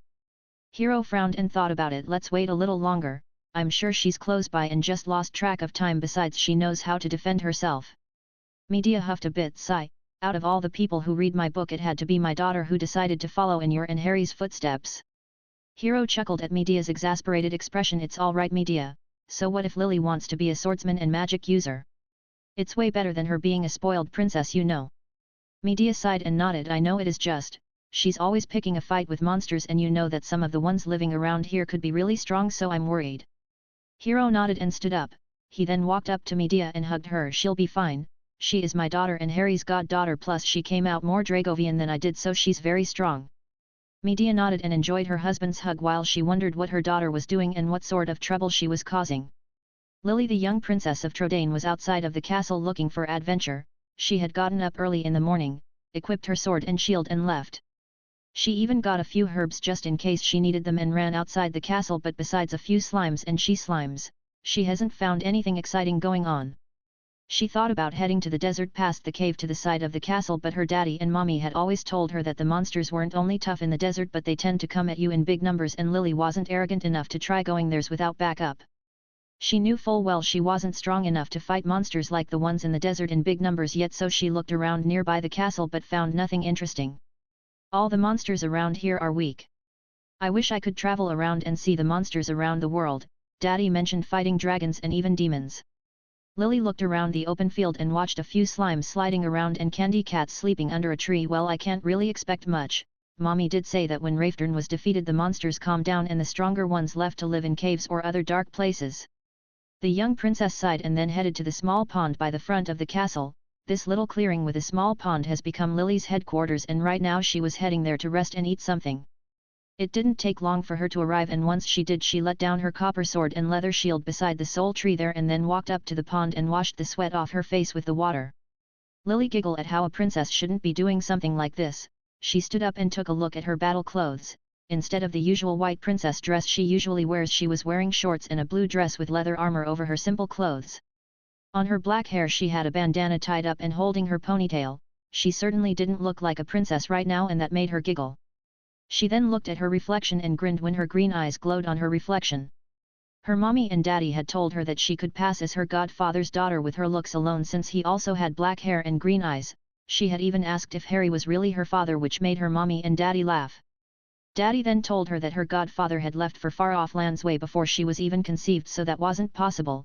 Then her mommy said that she was lucky she came out looking like her and not her thuggish-looking father. So Lily had been born looking almost like an exact copy of her mommy, though she did inherit something awesome from her father. Lily smiled and took a big breath. She then looked up and breathed out a small wave of flames. Like her father, Lily was born a Dragovian, but unlike him, she had been born with a stronger connection to her inner dragon, something that she was very excited about. Lily stopped breathing fire and then sighed with a small smile on her face.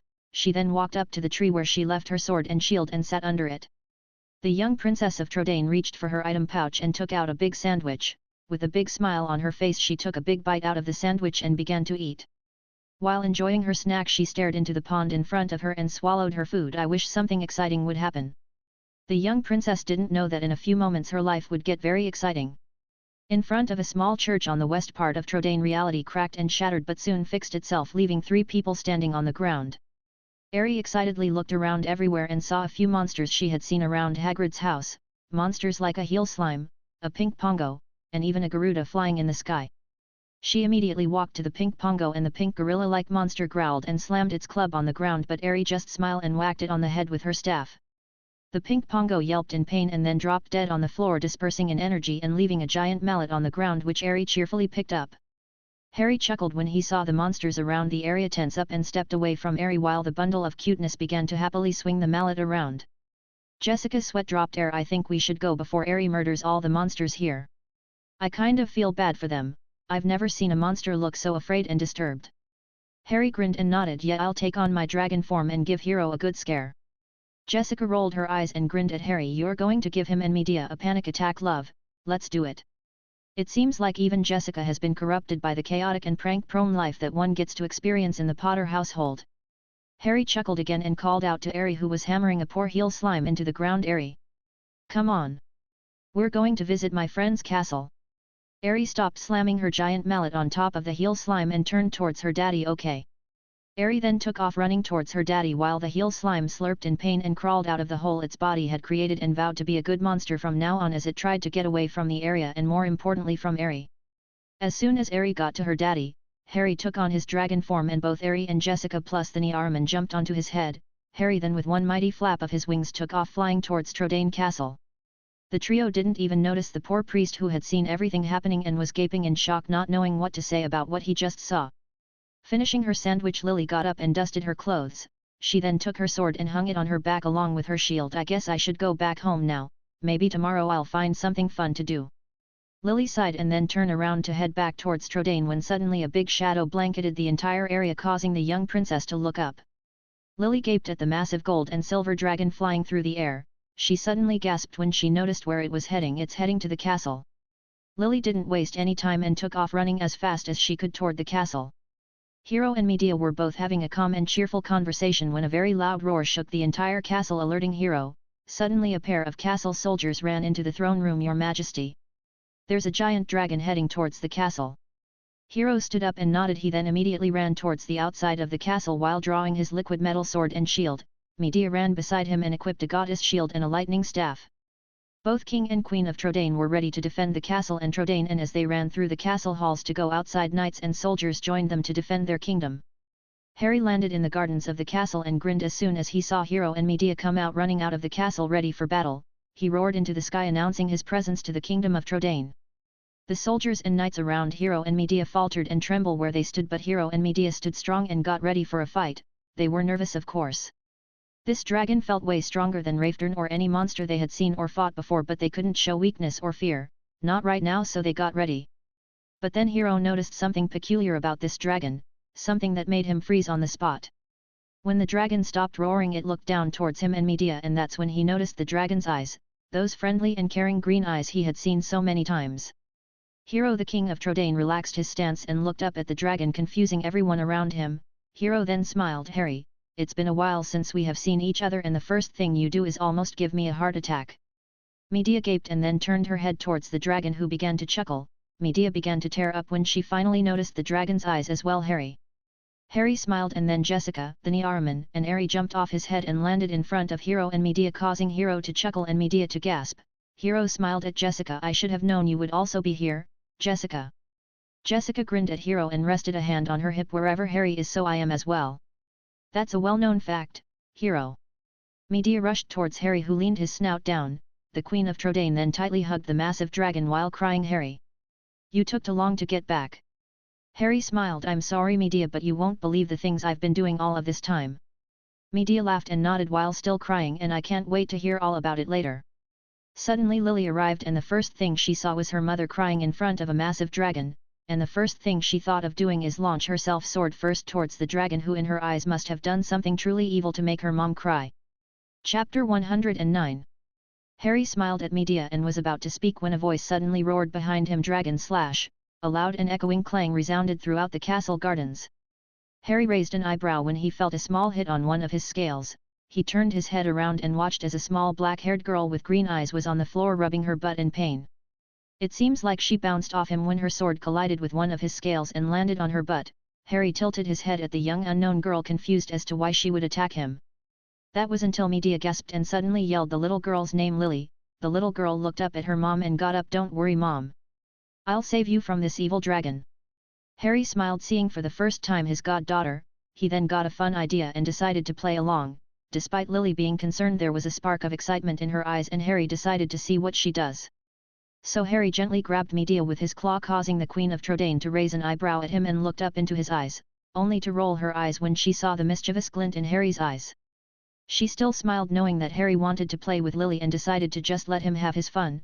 Meanwhile, Jessica, Airy, the Niaraman, Hero, the palace guards, and knights hid behind Harry. Jessica and Hero had understood what Harry wanted to do and decided to let him and Lily have their fun, so they hid, though Airy was giggling in amusement at her daddy's playful nature. Harry, with Medea in his claw, showed her to Lily and grinned. HOH.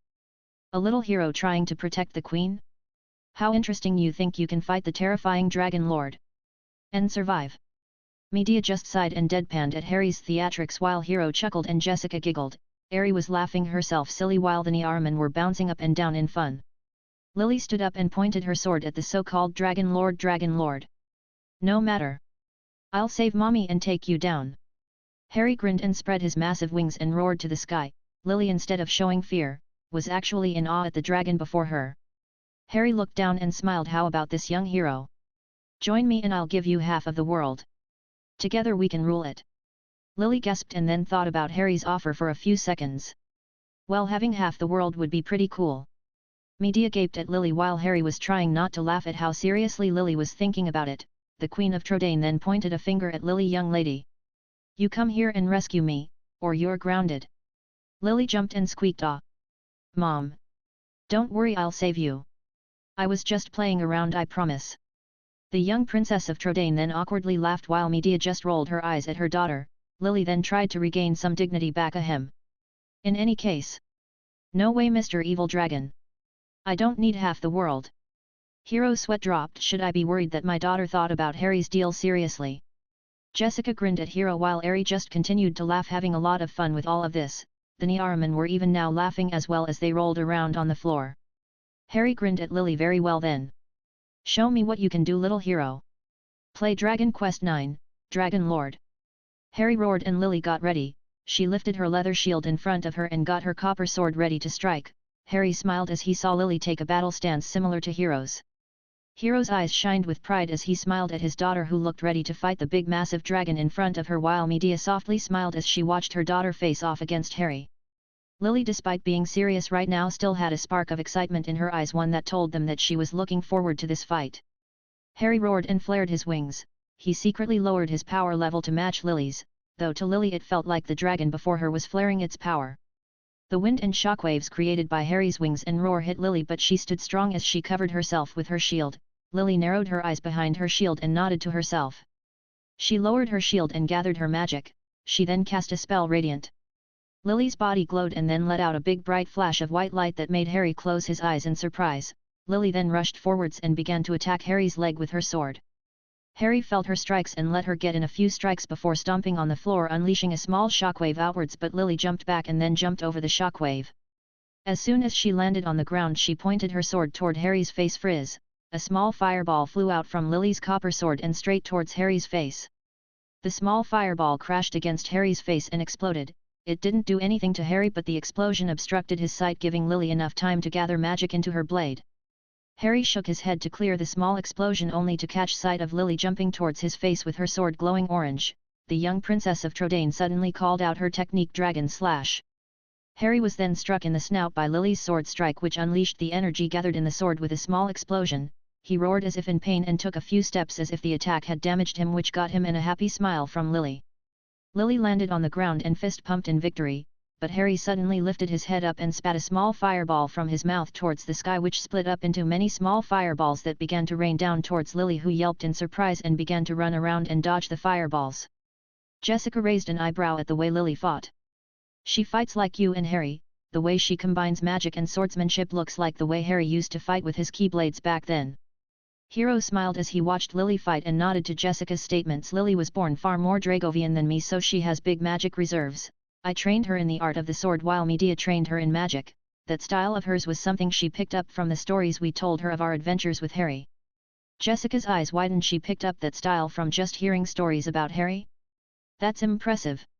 Hero nodded. Not only that, she looks up to Harry quite a lot and wants to be like him. Powerful but very kind, though because she wants to get stronger she got into a habit of picking up fights with local monsters. Jessica giggled and shook her head in amusement while Ari was hopping from foot to foot in excitement as she watched the fight happening before her. She wanted to join in the fun too. So she took out her witch's hat and her staff and got ready to join. She just needed to wait for an opening. Lily was able to dodge the rain of fireballs and looked up to Harry, who took a big breath. Her being able to also breathe fire made her realize what was coming, so she took a big breath as well. Harry breathed out a small stream of flames while Lily did the same, surprising even her mother and father, who had no idea she could do that. Harry was surprised as well, but then he saw Lily's green eyes turn reptilian, causing him to grin. The legacy of the Dragovians runs thick in Lily. But even though Lily was keeping Harry's fire breath away from herself, it was still gaining ground over her, so she was beginning to sweat and think of a way out of this predicament. It was here where Ari decided to step in, and having studied the magic available in the world of light, she knew the perfect spell to help Lily. So Ari flew up and then landed behind Lily and pointed her staff at her. Lily noticed Ari when she landed behind her and closed her eyes, thinking she was going to hit her with a spell, but instead she was surprised by what Ari said next. Insolotl. A misty-like barrier formed around Lily, who recognized the spell and what it did, causing her to smile. She then let up her fire breath and covered herself and Ari with her shield, tanking Harry's own fire breath attack. The adults widened their eyes at Ari's interference, but Harry just amusingly chuckled and stopped his fire breath, knowing that it wouldn't do anything with Ari's spell in effect.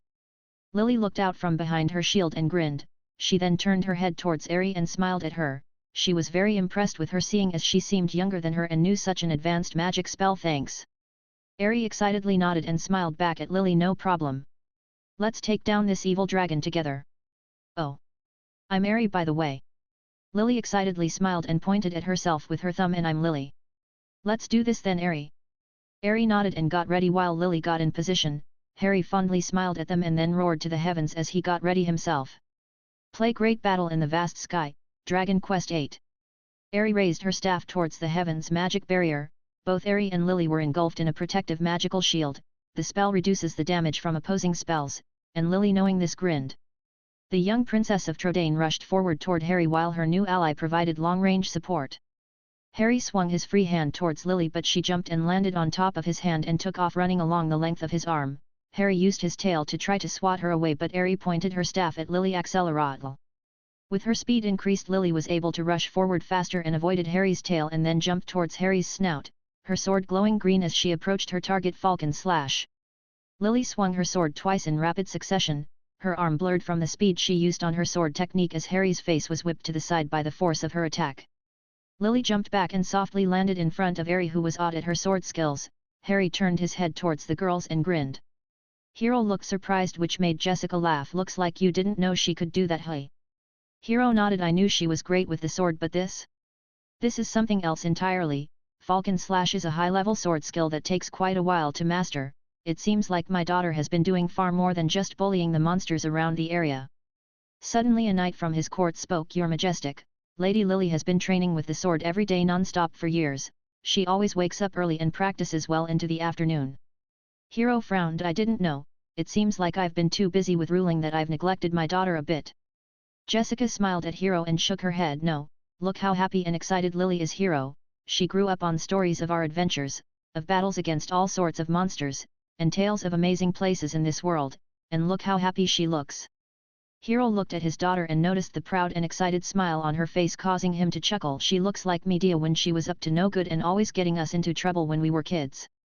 Jessica grinned and then turned back to watch the fight as Lily began to speak to Eri. Lily turned her head towards Eri. He's very tough. I have a technique I've been practicing for a while. It might do something, but I need some time to prepare. Can you cover me? Eri nodded and walked up to Lily's front. I'll cover you as long as I can. Let's see this technique of yours.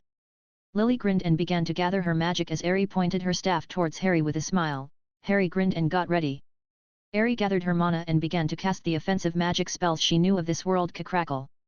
Massive and sharp icicles formed above Harry and then rained down on him, causing him to grunt. Since he was still fighting at Lily's power level, Eri's magic spell didn't cause any damage, but he still felt it.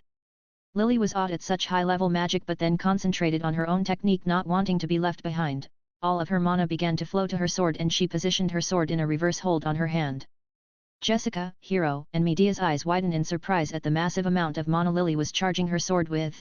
Harry then roared and flapped his wings, sending a blast of wind towards the girls. Eri tapped her staff at the ground and raised a massive wall of rock to shield them from the blast of wind coming their way. Lily's sword suddenly exploded with power and grew in size as lightning began to lash out from her sword. Eri pointed her staff at the wall and blasted it apart towards Harry, who was pelted by the pieces of rock, but he ignored them in favor, swinging his tail towards the girls. Eri swung her staff towards Harry's tail while casting a spell at it. Kaboom! The explosive spell aggressively hit Harry's tail, changing its trajectory. His tail then slammed a few feet away from the girls while Lily growled. Her eyes now looked very draconian and she even had blue scales on her cheeks and forehead. I'm ready. Just give me an opening. Eri nodded and seemed very interested in what Lily was preparing, so she got ready to help her go through her attack.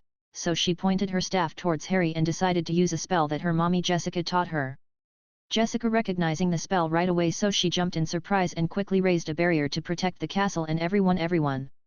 Hold on to your pants.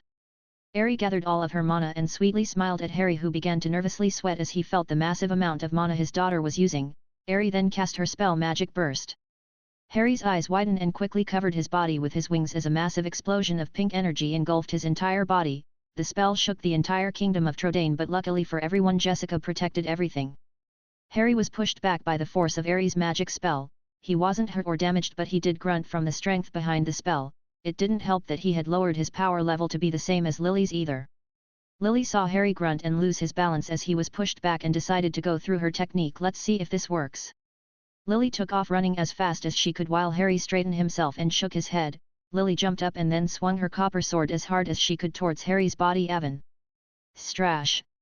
Lily's technique hit Harry on his chest with a loud clang until there was a big explosion of energy that sent Harry's massive dragon body falling back. Thankfully he was able to move his body away so he wouldn't fall on top of Hero, Jessica, and the soldiers. Harry crashed against Jessica's barrier around the castle grounds and then fell to the ground. Ugh. The poor dragon god groaned and stayed on the ground but chuckled because he didn't expect such an attack from his goddaughter. He opened his claw and checked on Medea. He had been making sure she was safe throughout the fight, and as soon as he opened his claws he saw the Queen of Trodaine laying on his claws with swirls on her eyes. Medea groaned. Ugh, everything is spinning.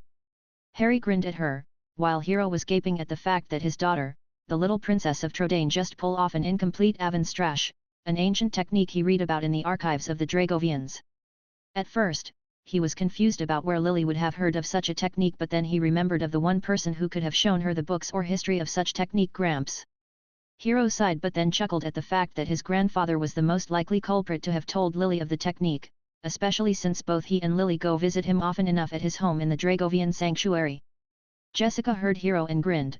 She was surprised by what Lily just pulled off, since even she had heard of such a legendary technique and she was feeling mighty impressed with her ability to use an incomplete version of it. Eri wobbled a bit, having expanded all of her mana at once left her feeling a bit dizzy. She took out a pineapple gel and ate it, restoring almost all of her mana, and then ran to Lily, who was kneeling on the ground and twitching in pain.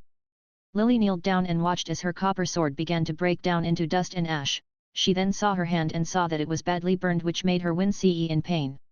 Eri arrived and bent down beside Lily and looked at her in worry. She immediately began to heal her. "Are you okay?"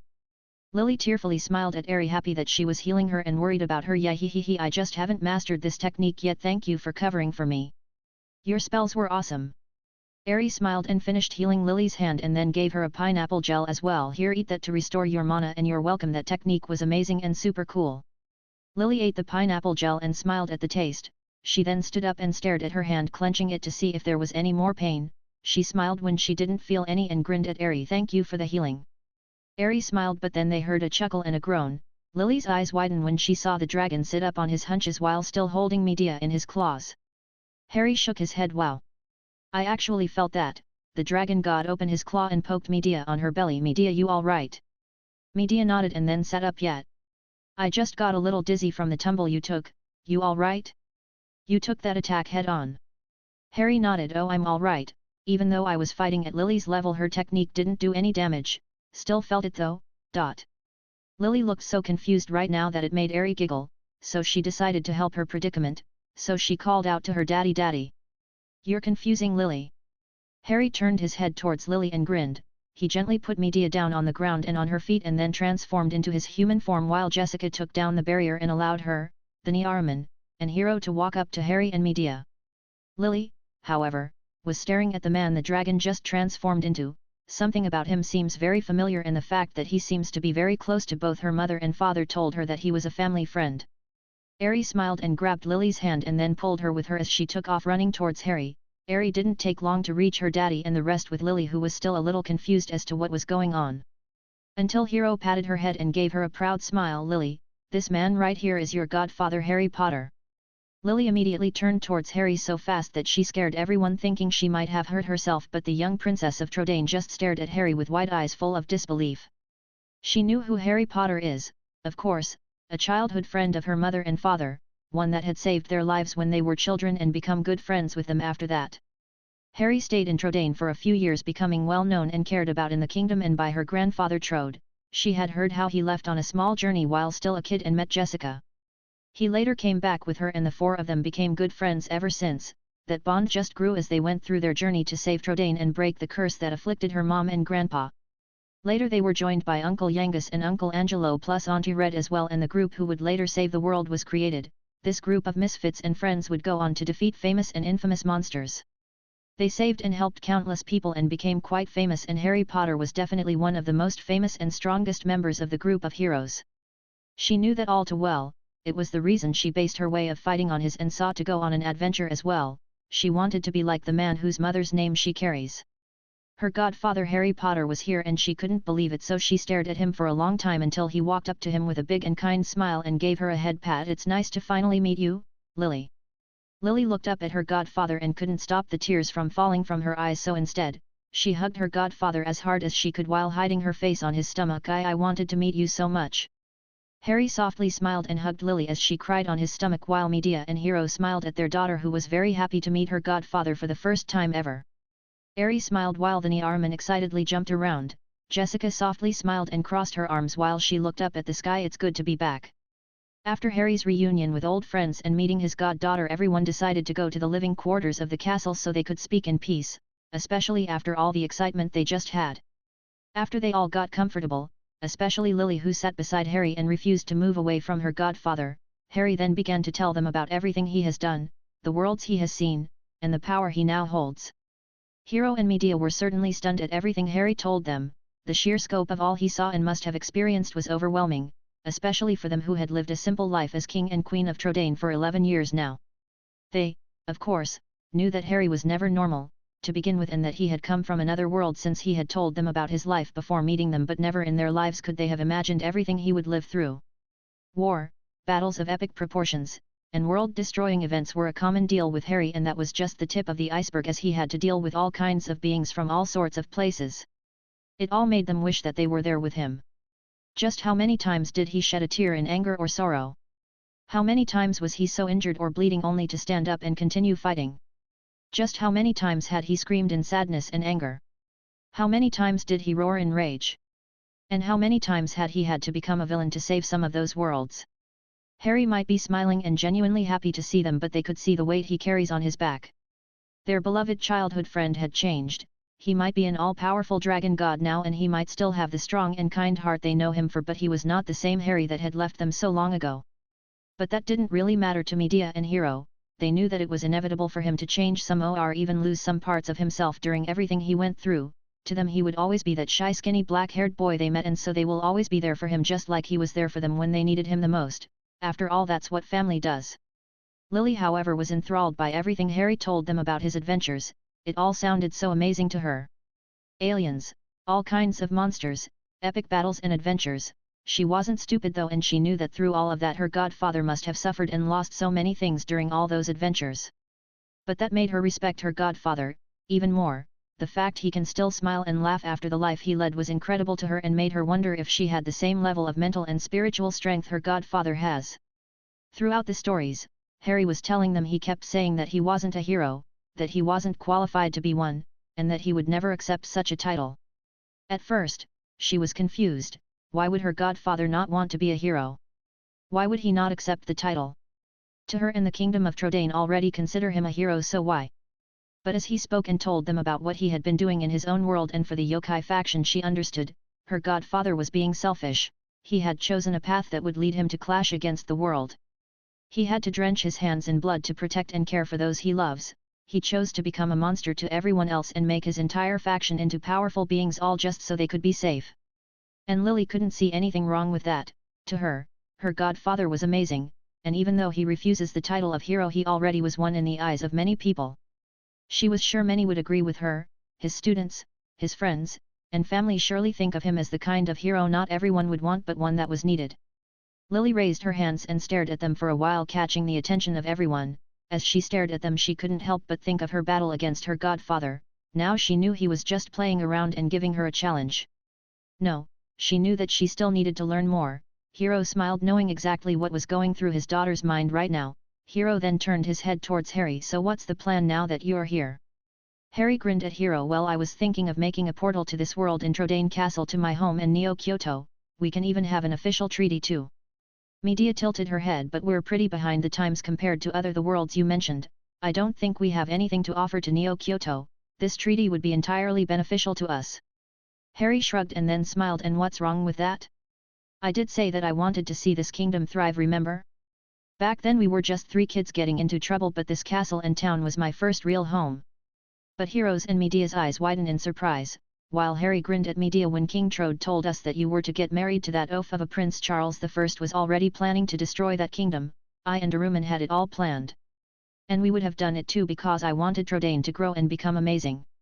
Luckily Hero got his head out of his butt and stole you away, so I and Aruman didn't have to commit genocide. Jessica grinned, letting everyone know that she would have helped Harry do this, which made Hero and Medea nervously sweat at the fact that Harry would have done all of that.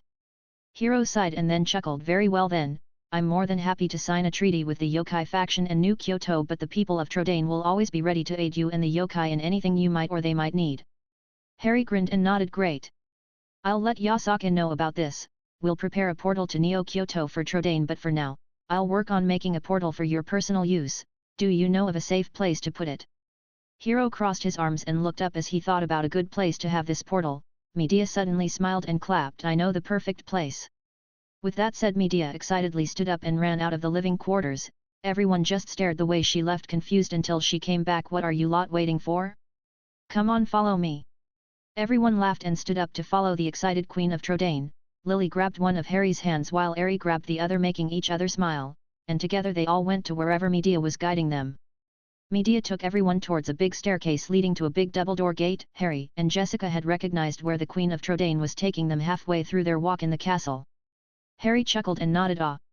The vault where Rafetern's staff was sealed.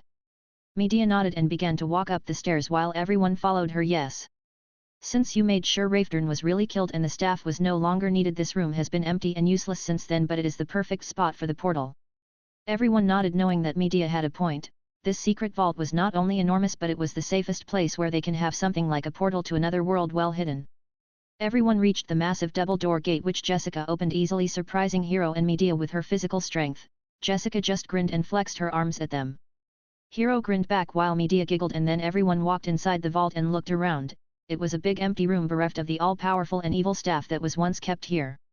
There was a very strong sense of mana in the air due to the very powerful seal that once protected the place, but other than that it was the perfect place to build a portal. Harry grinned and then nodded. Perfect. Here I will build a portal to the Potter household so you guys can come visit anytime you want. Medea smiled and Hero nodded. Hero then turned towards his daughter and noticed she was still lost in thought, so he spoke up to Harry. For how long are you staying? Harry hummed, well, it's going to take me a few days to build the portal, connect it to this world to mine and stabilize that connection to guarantee safe travel, and then we're taking a trip to Jessica's town to visit her mother. Luckily, until I synchronize this world time flow to mine, we don't to worry about going back for a while. Jessica smiled. We're also planning to build another portal in my home so Mom can visit anytime as well. Hero nodded and then smiled at Lily. Lily, would you like to go with your godfather Harry and Auntie Jessica when they go to Alexandria? Lily looked up to her dad with wide surprised eyes. Hey? But you and Mom never let me go anywhere, how come you're letting me go now? Medea softly smiled. I know we have been a bit overprotective of you, dear, but you're mine and your father's treasure. Hero nodded. Yes, but it seems that we also held you back. Today I saw my 11-year-old daughter perform a lost technique, one depicted by the Dragovians as an art of the legendary Dragon Knights. Lily stared at her parents while Hero continued to speak with a small smile on his face. This castle and Trodaine are too small for you, sweetie, and I'm not going to be holding you back. Whatever you want to do, whatever goal you may have and whatever dream you want to reach for, I'll support you. Lily teared up and Harry felt her tighten her hold on his hand. Medea walked up to Lily and then engulfed her in a soft and tender hug. You're not just the princess of Trodaine, you're our beloved daughter, so tell us, what is it you want to do, Lily? Lily hugged her mother tightly with her free arm and began to cry. I want to have adventures. I want to go fight and learn more magic. More sword techniques. I want to be like Papa Harry. Harry's eyebrows disappeared in his hairline in surprise. Hero chuckled when he saw Harry's expression. She has looked up to you since she was very small. She grew up with stories about you and our adventures. Does it really surprise you that she sees you as a father? Even though you weren't physically here, you were always in our hearts, Harry. Harry smiled and nodded. Looks like I have another child now. Harry happily chuckled while Jessica smiled. Harry cheered and hugged Lily. Lily squeaked in surprise and turned her gaze towards Harry, who gave her a bright smile. Yay! I have another older sister. Wait until you meet Hope and Morgan. They're awesome. Lily smiled and couldn't help but feel very happy right now. As she was surrounded by family, she was very much looking forward to what sort of adventures she will be having now. Chapter 110. Harry, Jessica, Harry, and the Niarman become grand guests in Castle Trodaine, and everyone in town and in the castle was happy to see both Harry and Jessica. That didn't surprise the Trodaine royal family though, since both Jessica and Harry were considered heroes to the people of Trodaine because of their part in defeating Raftern and lifting the curse that afflicted the castle at the time. Hero and Medea were happy to have their friends back and spent a lot of time talking to them about their lives in Harry's world and about the things they accomplished. Hero of course felt like a young man again and would often go around with Harry to get into trouble. They even went drinking once and got into a bar fight just for shits and giggles. It was funny to Jessica and Medea to find both the King of Trodaine and Harry drinking beer from on top of a big pile of drunk and unconscious thugs while laughing like maniacs. Medea spent her time with Harry asking about his adventures and writing about them. She had told Harry how she wrote a book on their adventures and that she wanted to write more about his. Harry agreed and told her of the worlds he visited, the people he met, and the adventures he had in deeper detail, and Medea wrote to her heart's content, which was something Harry was always happy about. Of course, Harry and Jessica visited old King Trode in his chambers, who was over the moon to see them. In his retirement, the old King of Trodaine focused his now free time on experimenting with the alchemy pot, something he grew very passionate about during their adventures. Harry and Jessica sat down with him and talked about everything and anything with old King Trode, who was more than happy to listen to all of the adventures both of them had. Of course, King Trode was happy about the treaty between the yokai faction and the Kingdom of Trodaine and couldn't wait to go visit Harry's world and his big family. Even more so since there will be a lot of new interesting ingredients for him to experiment with, and that had him feeling all giddy with excitement. Lily was very excited to not only have her godfather with her but Ari and her Auntie Jessica as well. There weren't any kids her age in the castle and the older kids didn't want to play with her because she was the princess.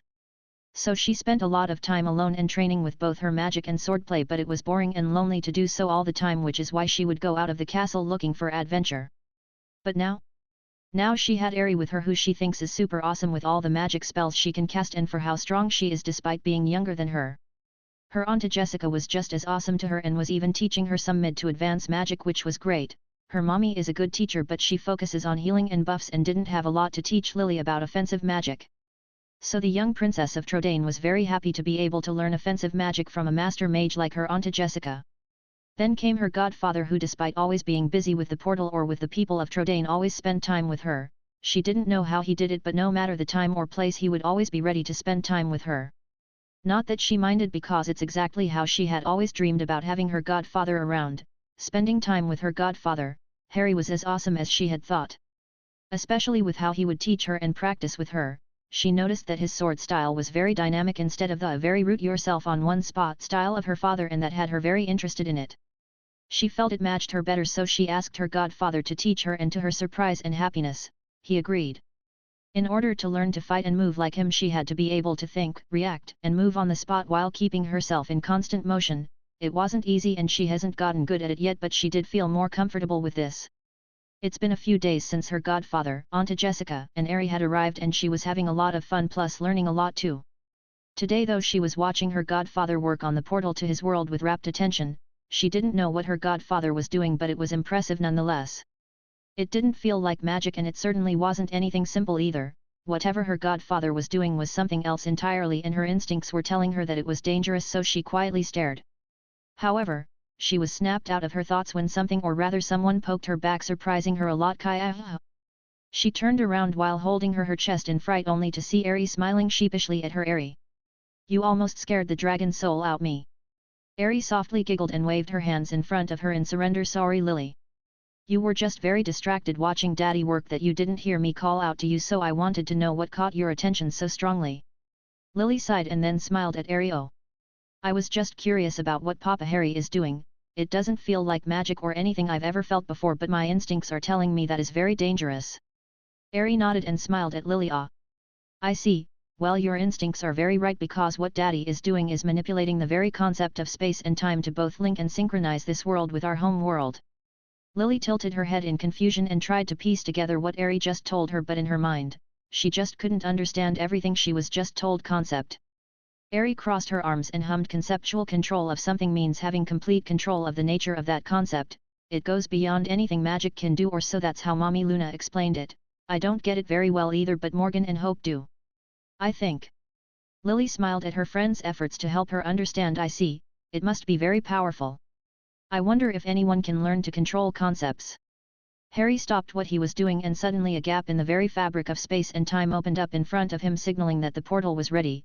Harry smiled and nodded to himself and then turned towards both girls. Having control over a concept is usually something only gods and some supernatural beings can do. Both Lily and Ari turned around to face Harry. Lily hummed and nodded. Ah, I see, so it's something far beyond a human's ability to use. It sounds very complicated. Harry grinned at his goddaughter and nodded. It is, and sure, humans could learn to do it, but their minds, souls, and bodies wouldn't be able to handle it. Lily tilted her head. Is it like using the kamikaze spell? Harry hummed. Something like that, though with the kamikaze spell you can still be brought back to life. If a human tries to control a concept, it would slowly destroy their soul and body. There's no coming back from that. Lily nodded, while Harry patted her head. In any case, I'm done here, so the portal is ready. Now we can go to Alexandria and visit Jessica's mom. Both Ari and Lily cheered, happy that they get to finally go on a journey. Harry chuckled at them and began to walk towards the room's massive gates. Come on. Let's go see if we can sneak a snack before breakfast, but let's try not letting Medea know. Last time she scolded us for an hour. The girls grinned and nodded. Sneaking a snack from the kitchen was fun because they had to be careful not to get caught by Medea and the cook. After successfully getting some pastries as snacks with help of Harry's invisibility cloak, Harry and the girls went outside to enjoy their hard-earned snacks. Lily suddenly looked around as she ate her pastry and then raised an eyebrow. Hey Ari! Where are the Niarman? I haven't seen them all day now that I think about it. Lily smiled and took out her smartphone and turned it on. She then showed it to Lily, who grabbed it and took a curious look at the screen where she saw the Niarman peacefully sleeping. She smiled at them since she quite liked the little guys, but she was curious about the weird white and red plate Harry handed to her. She inspected the plate but didn't recognize it. What's this? Harry smiled and let Harry answer Lily's question. Oh. It's a smartphone. It's a piece of technology that lets you do all kinds of things, like communicating with people from long distances. It can even play music and take pictures. Lily tilted her head and stared at the smartphone. Wow, this smartphone seems very useful. It must be a precious magical artifact, but how did the Niarman get inside? Harry smiled. That's because of the nature of the Niarman. They're creatures made out of something called data, and this data can easily be transferred into things like smartphones. We'll teach you all about it when you visit our world. Lily looked down at the smartphone in her hand and smiled. I can't wait. After having their snack, they all went to talk with Hero, Medea, and Jessica, who were in the throne room speaking about some random things. The three of them smiled as they saw Harry step inside the throne room with Harry and Lily following close behind. Hero smiled seeing Lily's happy smile on her face. He was glad that his daughter seemed to be having a lot of fun lately. He had always worried that Lily was too lonely or bored with life in the castle. He himself and Medea had also felt very bored living in Trodaine Castle until Harry came into their lives and brought fun and excitement to it. Medea stood up from her throne and walked up to the girls and then gave them a big hug. Harry and Lily were very happy to return the hug with smiles on their faces, while Hero, Jessica, and Harry smiled at them. Harry then turned towards Hero and grinned. I finished the portal, so you guys can now travel between Trodaine Castle and the Potter household. I also contacted Yasaka and she will be coming over soon, so you can sign the treaty. Hero smiled. Sounds great. I'll have the place for the general portal picked soon so you can create one to connect Kyoto and Trodaine. Harry nodded. Sounds good, though we're going to have to do things slowly so we don't overwhelm the people of Trodaine. Everything in Neo Kyoto is very advanced and the people are kinda wild. Hero grinned. That doesn't even surprise me. Harry's eyebrow twitched knowing that comment from Hero was a jab at him. Hero however just went on, but I agree with you. I'll make sure to slowly let the change come so everyone can get accustomed to all the new things Neo Kyoto has to offer. Harry nodded. Jessica crossed her arms and smiled. And don't be afraid to ask for help, Hero. As allies we take care of our own. Anything you need just let us know, and I'm sure anyone in the Potter household will more than happy to help you. Hero smiled while Harry nodded and spoke up. I have already let everyone know, so all you need to do is step over and ask for help if you need it. Even if I'm not available, anyone that is should be able to handle whatever you need. Hero nodded. Thank you guys, that means a lot. Even though things are peace right now, we know all too well that it can change at any time. Harry and Jessica nodded, knowing full well the truth behind Hero's words. Medea then spoke up. So you guys will be leaving for Alexandria soon, right? Harry nodded. Yes, then we'll see if we can find Yangus and Red to see how they're doing. After that we'll visit Angelo to check up on him. Along the way we will visit some old friends since we have some time before I have to go back and deal with some stuff. Medea nodded and turned her head towards her daughter. I bet you're excited, right, Lily? Lily excitedly nodded. Yet. I get to travel around, fight all kinds of monsters, and have adventures with Auntie Harry and Papa Harry. Everyone smiled at the young princess of Trodaine and her excitement. Harry then hummed. You're going to need new equipment since your sword was destroyed from using the Avonstrash. Lily frowned and nodded. Yeah, every time I use it my sword keeps getting destroyed. I was planning of buying another one tomorrow. Harry smiled and shook his head. From what I read in the Dragovian archives, the Avonstrash is a very powerful technique and requires a magic conducting sword in order to use it, even more so for you since you are using an incomplete form that is all power and energy. Everyone listened intently to what Harry was saying about such a legendary sword technique. Harry crossed his arms. Especially since you're a Dragovian, a descendant of the Dragon Knights. Medea gasped and Hero gaped. Wait. You mean to tell me that the Dragovians are descendants of the Dragon Knights? Harry nodded back. Then as a full Dragovian myself, I wanted to learn everything about our history, so after the trials of the Dragonvian Lord I was given access to the archives and investigated. Dragon Knights, beings created by the goddess, beings with the heart of a human, the power of a dragon and the magic of a demon, beings created to keep the balance of the world. Everyone listened with rapt attention to Harry speaking about something that was a legend to them. There's not much information about the Dragon Knights, only that at first there was only meant to be only one in existence, but that Dragon Knight fell in love and had a child with a human. This child inherited the powers of the dragon and later went to save the world. The Dragovians are the evolved descendants of that child. Medea was in awe at the information they all just got. Incredible. Hero gaped and turned towards Lily. Harry noticed and smiled. I see you noticed. There's a reason Lily came out more Dragovian than you did. In fact, her dragonic blood should have been far more diluted, but instead, she was born incredibly powerful for someone her age. Lily tilted her head while everyone stared at her. Harry smiled. Lily is this generation's Dragon Knight, the first one in many, many centuries. Everyone gaped at Lily, who seemed very confused, but Harry walked up to her and patted her head. Don't worry about getting a sword, Lily, I'm going to make you one that will be able to handle your growing abilities. It will be my gift to you for all those birthdays I missed, but I'm going to have to get some materials first, so wait, okay? Lily nodded and smiled at her godfather while Hero and Medea stared at their daughter in awe. They knew their little girl was special, but this was something else entirely. The next couple of days were a bit busy for the royal family of Trodaine. Now that the portal was fully operational, many members of the Potter household began to come over to meet their new neighbors. Medea was over the moon about the fact that she now had plenty of new women friends now that she met Harry's girlfriends and the wives of his friends. As a queen, she didn't get to have a lot of friends, especially since many of the women in Trodaine were intimidated by her status, but now she had a lot of friends to talk and gossip with. She even met girls from other worlds like Hinata and Masaki, who were also mothers, and she could talk to them about things like that. Hero met the boys, and instantly got along with them. The men of the Potter household and friends were happy to have a new bro to hang out with, and Hero felt the same as well. But the happiest of them all was Lily, who got to meet the many young children of the Potter household along with Harry's students. Her new friends Morgan and Hope were the most interesting of them all, and the fact that they were close to her age and were already very powerful made them very cool in her eyes. So of course Lily was very happy to have a lot of friends now, people that care about her even with the fact that they just met. Each and every person she met accepted her and treated her like family. Sure, she was very surprised that many of them weren't human, but she came to love everyone nonetheless. While her godfather worked on making her sword, she got to play and even train with all the young members of the Potter household. They even taught her some very cool magic spells and techniques. Harry was going back and forth between Kyoto, the Potter household, and the world of light, gathering materials to forge Lily's new sword. He even went to the Dragovian hometown to get a copy of the Dragovian sword schematics. After a while and getting all the materials he wanted to use to create the sword, Harry got to work forging a new Dragovian sword for Lily. He even used his strongest dragon breath in the forging along one of his scales. It took a while to melt the metal and even more his scale in order to make an ingot to forge with, but in the end, it was done and Harry got to work. It took him a week in a time dilation ward to forge the sword. But after it was done, he named it the Dragovian God Sword. His scale had made the sword a legendary rank weapon. Harry smiled and swung it around a couple of times to test the balance. He smiled as he felt that it was very well balanced and then brought it to his face to inspect it. He grinned as his Rin-Egan picked up his energy around the sword. His scale had imbued the sword with his energy and made it extra conductive and indestructible. Harry nodded to himself and then walked out of the Potter household lab while putting the sword into his inventory and immediately headed to the portal room. Once there, he walked into the portal leading to Trodaine Castle and went to look for Lily.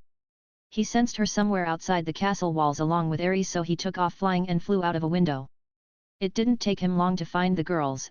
Harry found them beating a few monsters outside. The dragon god felt a little bad for the poor slimes and jail cats the girls poked to death, but he guessed that they were bored and decided to do some grinding. Harry landed behind them as Lily finished a big group of slimes. Ares noticed her daddy's arrival and smiled at him as soon as he landed. Harry smiled at his daughter while Lily turned around and saw her godfather. She brightly smiled as well and excitedly waved as Harry walked up to them. Hey girls, seems like you got bored, hey? Lily nervously laughed. It's just, I'm used to always training, and since I had to wait for my new sword I felt a bit restless. Harry chuckled and gave Lily a head pat. Well, you don't have to wait any longer, I'm done. Harry took out the Dragovian god sword and handed it to Lily, who took it with an odd expression on her face. This looks like the sword Dad hung over his bed in his room.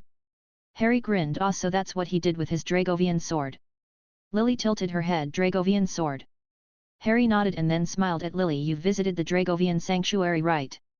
Lily nodded. Yup, me and Dad visit Grandpa Munchie all the time. Harry chuckled at the way Lily addressed her great-grandfather. Back then it was a big surprise that the little fire-breathing mouse named Munchie that Hero had as a pet was his grandfather all along. And have you met the Dragovian Lord? Lily nodded. Yet. He's a little stiff, but he's always been nice to me whenever I asked him if I could read something from the library. Harry smiled, happy that the Dragovians seemed to have changed from the way they used to be. He still remembers how mad he was when he found out what had happened to Hero's parents and the fact that they cursed Hero to lock his memories away. But it seems that they have come a long way since then, so Harry smiled at Lily. When your father and I arrived in the Dragovian sanctuary and met the Dragovian Lord, we decided to go through some trials to earn our place among the Dragovians. Your father gained the Dragovian sword while I gained a set of armor. Lily looked down at her new sword. Do I have to take a trial too, and what was it? Harry grinned at Lily, which made her tilt her head in curiosity. You already did. The trial requires you to fight a Dragovian lord in his dragon form. Lily's eyes widened in surprise at. But I didn't beat you, Papa Harry. Harry grinned at Lily. You fought a dragon god in his dragon form with no hesitation and gave it your all. That's enough for me to say that you passed the trial. Lily smiled at Harry and gave him a hug. Harry happily watched her new friend receive a cool sword as a gift. Too bad that she wasn't interested in swords, otherwise she might have asked for one like Lily's. Harry let go of Lily and then smiled at both her and Harry. With this, we're ready to go to Alexandria, so I've been thinking that we should start our little journey tomorrow. Lily and Harry fist pumped and loudly cheered. Both of them have been looking forward to making the trip to Alexandria and seeing a little of this world. Harry grinned at both girls, who seemed very excited. Let's go back, girls. We have to let Jessica, Hero, and Medea know about our trip tomorrow. Both girls nodded and jumped on Harry, who swiftly caught them and laughed a bit. He then walked back to the castle with both girls in his arms while they both excitedly talked about what sort of things they would see on their journey. A few minutes later they got together with the King and Queen of Trodaine along with Jessica, and Harry told them that they were ready to make their journey to Alexandria. Both Hero and Medea were happy that Lily was finally going to go and see a bit of the world. The fact that she would be going with Harry and Jessica eased their worries as well. They both knew that they could trust their friends to make sure that Lily was safe. That night both Lily and Harry went to sleep early to wake up at dawn to start their journey, while Harry and Jessica spent one more night hanging out with Hero and Medea. The next morning the party of four left Castle Trodaine after many hugs and goodbyes from the townspeople and Hero and Medea. Lily and Harry were very excited and ran around all over the place while they walked the roads towards their first destination, Fairbury. Harry and Jessica let the girls deal with the monsters, knowing that there was nothing too dangerous in this region, and even though the girls were having fun defeating countless slimes, satyrs, unicorns, and mechaminas, they eventually got bored. Which meant very bad things for the poor monsters, especially when it comes to Harry, who liked to mess around with her magic a lot. At some point some slimes got enough and merged together to create a king slime. Lily was very surprised because that was the first time she had ever seen slimes do that, but Harry was very odd and interested in the king slime, especially its crown.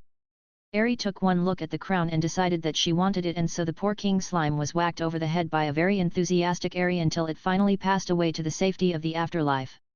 For the rest of the trip to Fairbury, Harry walked around with a king slime crown on her head, while Lily vowed to never get Harry angry and to hide her tiara, just in case. They arrived in Fairbury a little after noontime, and Lily was very excited to look around a town she had never been to. Both Harry and Jessica were more than happy to let the girls look around while Harry and she visited some old friends. Harry went to visit the great fortune teller Calderisha and his daughter Valentina to see how they were doing. He was surprised to find out that Calderisha had retired and that Valentina was now the famous fortune teller. Of course, both of them were happy to see Harry again and spent the next few hours speaking about everything that had been going on in their life. Meanwhile, Harry and Lily walked around the town and visited everything that caught their interest. They even went into the shops to see what they had for sale. Even though they only had basic wares in stock, the girls still had fun looking at the armor, weapons, and items they had for sale. Lily certainly had fun explaining to Harry what the items did as well. The store clerks were certainly happy watching both adorable little girls having a lot of fun and watched with smiles on their faces as they laughed and checked whatever item they could. The girls even visited the little church in town. Harry was reminded of the healing temples in both Kyoto and Kyoto, especially with what the church offers as services. Lily curiously looked around since she had never seen a church this small before, while Harry confessed to the small young nun, who looked rather disturbed by what Harry was telling her. After that they decided they had enough and went to look for Jessica and Harry, who to their surprise were already waiting for them outside the church. Both girls smiled at them, happy to not have to go looking for them. Lily and Harry then grabbed one of Harry's hands each, and that made Harry smile at them. Did you girls have fun? Both Lily and Harry nodded and began to tell Harry everything they did, while Jessica just fondly smiled at them as they cheerfully told Harry about the shops and the little church they visited. After a little walking they stopped at the pub in town to have something to eat. It was the first time the girls had gone to a place so noisy and rowdy, but found it very fun. The bunny girl working as a maid gushed at how cute both girls looked. Since both Harry and Lily were wearing their battle gear, they both looked like mini adventurers, and that made them adorable to many, not that the girls minded the attention. It certainly was a fun time eating at a pub, and they even hung around the people there who were cheered up by the adorable girls. Harry even arm wrestled a few guys in the pub, only to come out as the new arm wrestling champion of the pub. Afterward, they all stepped outside and Harry looked up at the sky. We have some time still, is there something you girls would like to do? Harry and Lily crossed their arms and hummed as they thought about what they wanted to do next. they certainly had a lot of fun today, but they wanted a little more excitement. Lily then remembered what her dad had told her about his adventures. I remember Dad told me about a cave around here. Harry tilted his head and thought about what hero might have been referring to. He must have been talking about Waterfall Cave. Lily nodded excitedly and hopped from foot to foot. Can we go and check it out? It's been years, so maybe we'll find something new there. Harry turned his head towards Jessica, who smiled and nodded. I don't see why not. Afterwards we can camp out and leave for Alexandria early in the morning. Harry grinned and nodded to Jessica. He then turned his head towards Lily and Ari. Then let's go and check it out. The girls cheered, and then the party of 4 left the town of Fairbury. It didn't take them long to reach the cave, since Harry still remembered where it was, and once they arrived all of them went inside. It came as a surprise to Harry that the cave was now flooded enough to reach the girls' knees. Jessica frowned a bit. I'm sensing a powerful monster deep in this cave. Harry nodded. Yet. I can tell something is going on here.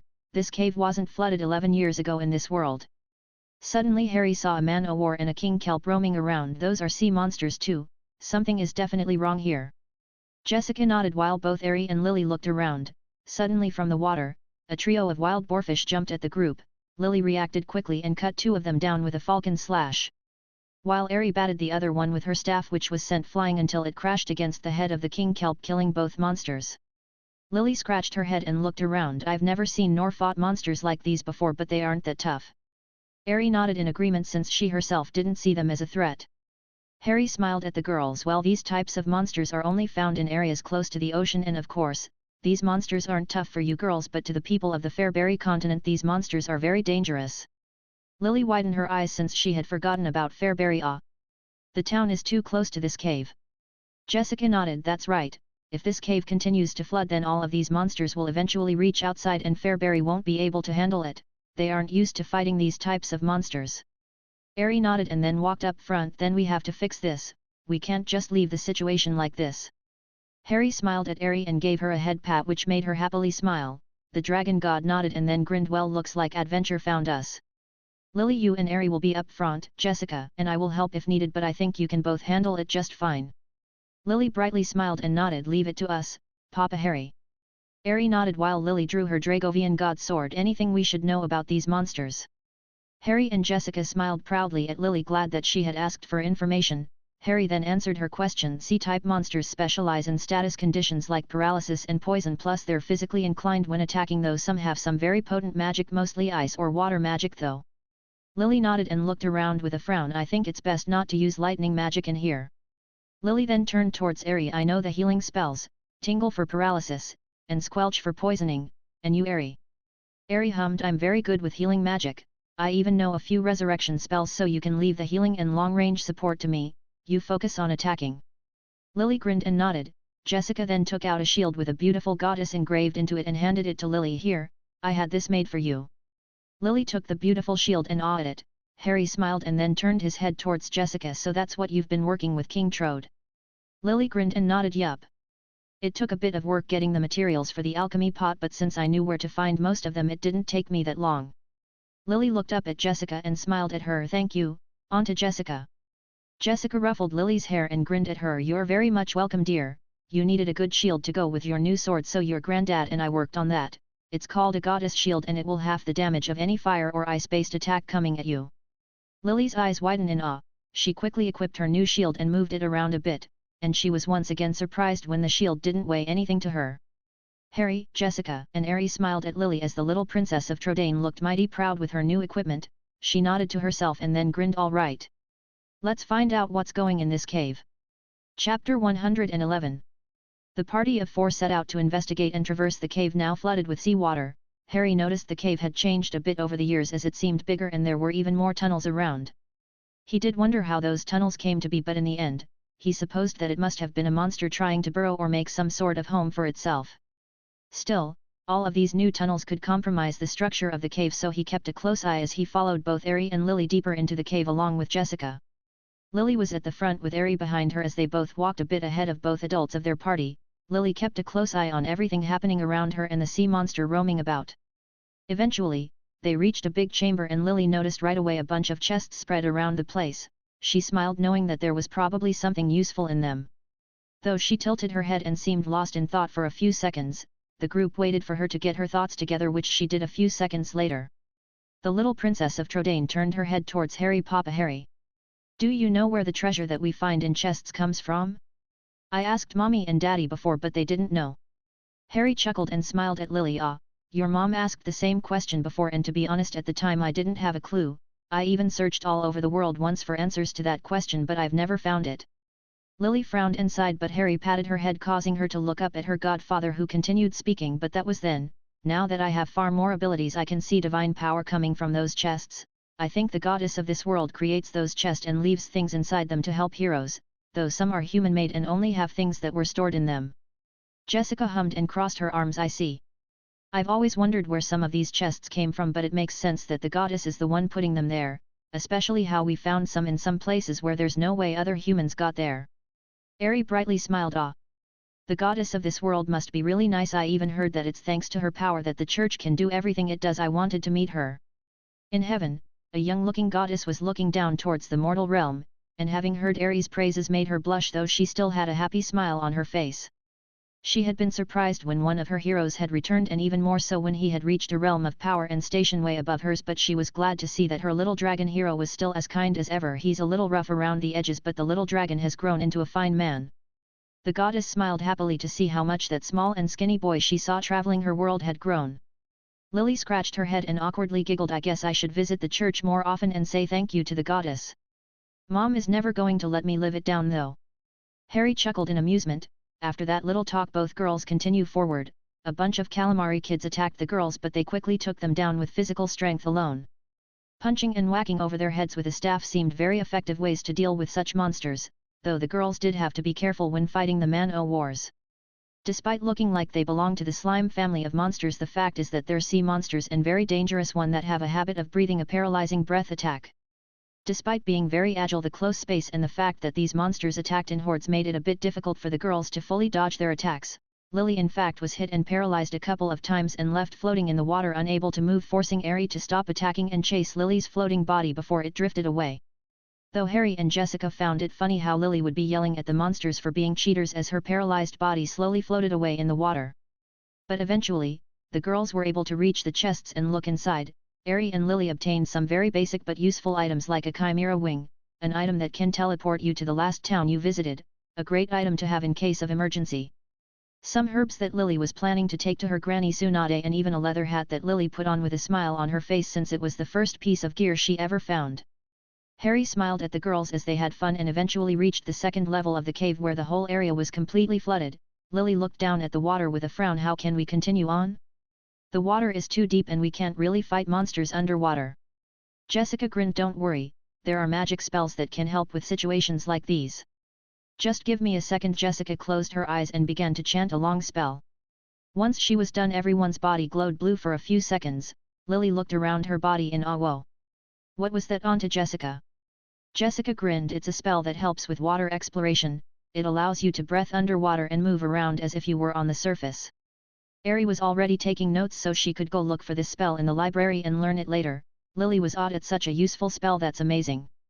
I don't think I've ever heard of such a useful spell before. Harry smiled at his goddaughter. That's because it's a magic spell from my world. Yokai use it when they have to do something underwater, though it is a very common spell that it's used by other races. Lily looked very excited about the notion of a spell from another world. She had of course heard about it before, but it was still amazing for her nonetheless. Do you think I can learn magic from another world too? Harry nodded. Sure you can. After our little trip around the world of light, I'll give you a few useful perks and skills and take you to the Potter household. There you can use the library and learn anything you want, plus if you need instructions all you have to do is ask someone and I'm sure they'll be more than happy to teach you. Lily looked rather excited and happily nodded. She then suddenly jumped into the water. Harry's sweat dropped but then chuckled. Geez, she's like Medea, no sense of danger or caution whatsoever. In Castle Trodaine, Medea was happily humming a tune while writing something for her next book. Hero was with her smiling as he watched her work. Suddenly Medea sneezed, surprising Hero. Medea looked up and her eyebrows twitched in annoyance. I don't know why, but I feel like Harry said something rude about me. Hero grinned. Even now Harry is the only one who can make the prim and proper Medea act like her kid self, and he wasn't even in the castle anymore. Still, it was funny to see his wife act like that. Everyone followed Lily's lead and jumped into the water and found Lily fighting two big abyss divers. which surprised Harry and Jessica quite a bit. Harry immediately took off to join Lily in her fight. The little princess of Trodaine blocked a swipe from the marine dragon's clawed flipper with her shield, but the force of the attack pushed her back. Lily grunted and stabbed her sword into the ground to stop herself from sliding back. Suddenly the abyss divers were blasted away a bit by a blast of mana coming from Aries' staff. Harry walked up to Lily's side. "Are you okay, Lily?" Lily nodded and stood up straight. "Yeah, they just caught me off guard a bit. I really didn't expect to find dragon-type monsters in this cave." Harry turned her head towards the monsters, who roared in anger. "I can't use fire or lighting magic underwater, much less ice or explosion magic, since they would be dampened by the water or we might hurt ourselves." Lily nodded, already having thought about that. "What are you going to do?" "Those are the only elemental magics that we can use." Harry smiled at Lily. "From this world, that is. Don't worry, I can use other types of magic, just be careful. We both know that dragons cannot be underestimated." Lily nodded in agreement. "Okay." The Princess of Trodaine took off running while Aerie swung her staff above her head and then slammed the tip on the ground as she began to chant, "O roar of the earth, bring forth the fangs of the mighty dragon. Ground dasher." The abyss dragons were suddenly assaulted by a big number of sharp rock stalagmites that burst out from underneath them. The spell caused massive damage to the marine dragons and distracted them so that Lily could finish them off. Lily reached the abyss divers with her sword glowing orange. She jumped up and came down in front of one of the abyss divers with a strong downward slash while yelling out her attack, Dragon Slash. The attack was very effective against the abyss dragon and was cut in half. The monster vanished in wisps of light a few seconds later while Lily immediately launched herself towards the other abyss diver. Her sword once again lit up with orange energy. She reached the abyss dragon, who was reeling in pain from Ares' earth spell, in a matter of seconds, and before it could even blink, Lily lashed out with her attack, Dragon Slash. This time she swung her attack at the neck of the abyss diver, whose head was instantly cut off and sent flying. The monster vanished in wisps of light before its head could even touch the ground. Lily landed on her feet and stood at the ready while looking around for more monsters. Once she made sure that there were none left, she relaxed. Harry walked up to her and fist pump in victory. Lily grinned and also fist pumped as well. Harry and Jessica smiled at them, happy that they were working as a team despite having just met a few days ago. Harry, however, frowned and looked around. "I didn't expect high-level monsters and dragon types, much less to be roaming around in here." Jessica nodded. "Something very serious is going on in this cave. You didn't notice anything weird back when you first came here?" Harry shook his head. "No, not really, but even if there was anything weird going on back then, I don't think I would have noticed. I wasn't as powerful, nor did I have the many skill I do now, though. I always thought it was weird a merman found its way in here." Jessica frowned. "A merman? Oh. You mean that merman that got hit by Caldarish's magic crystal ball, right?" Harry nodded. "Back then I didn't think much about it, but how did a sea monster like a merman find its way in here?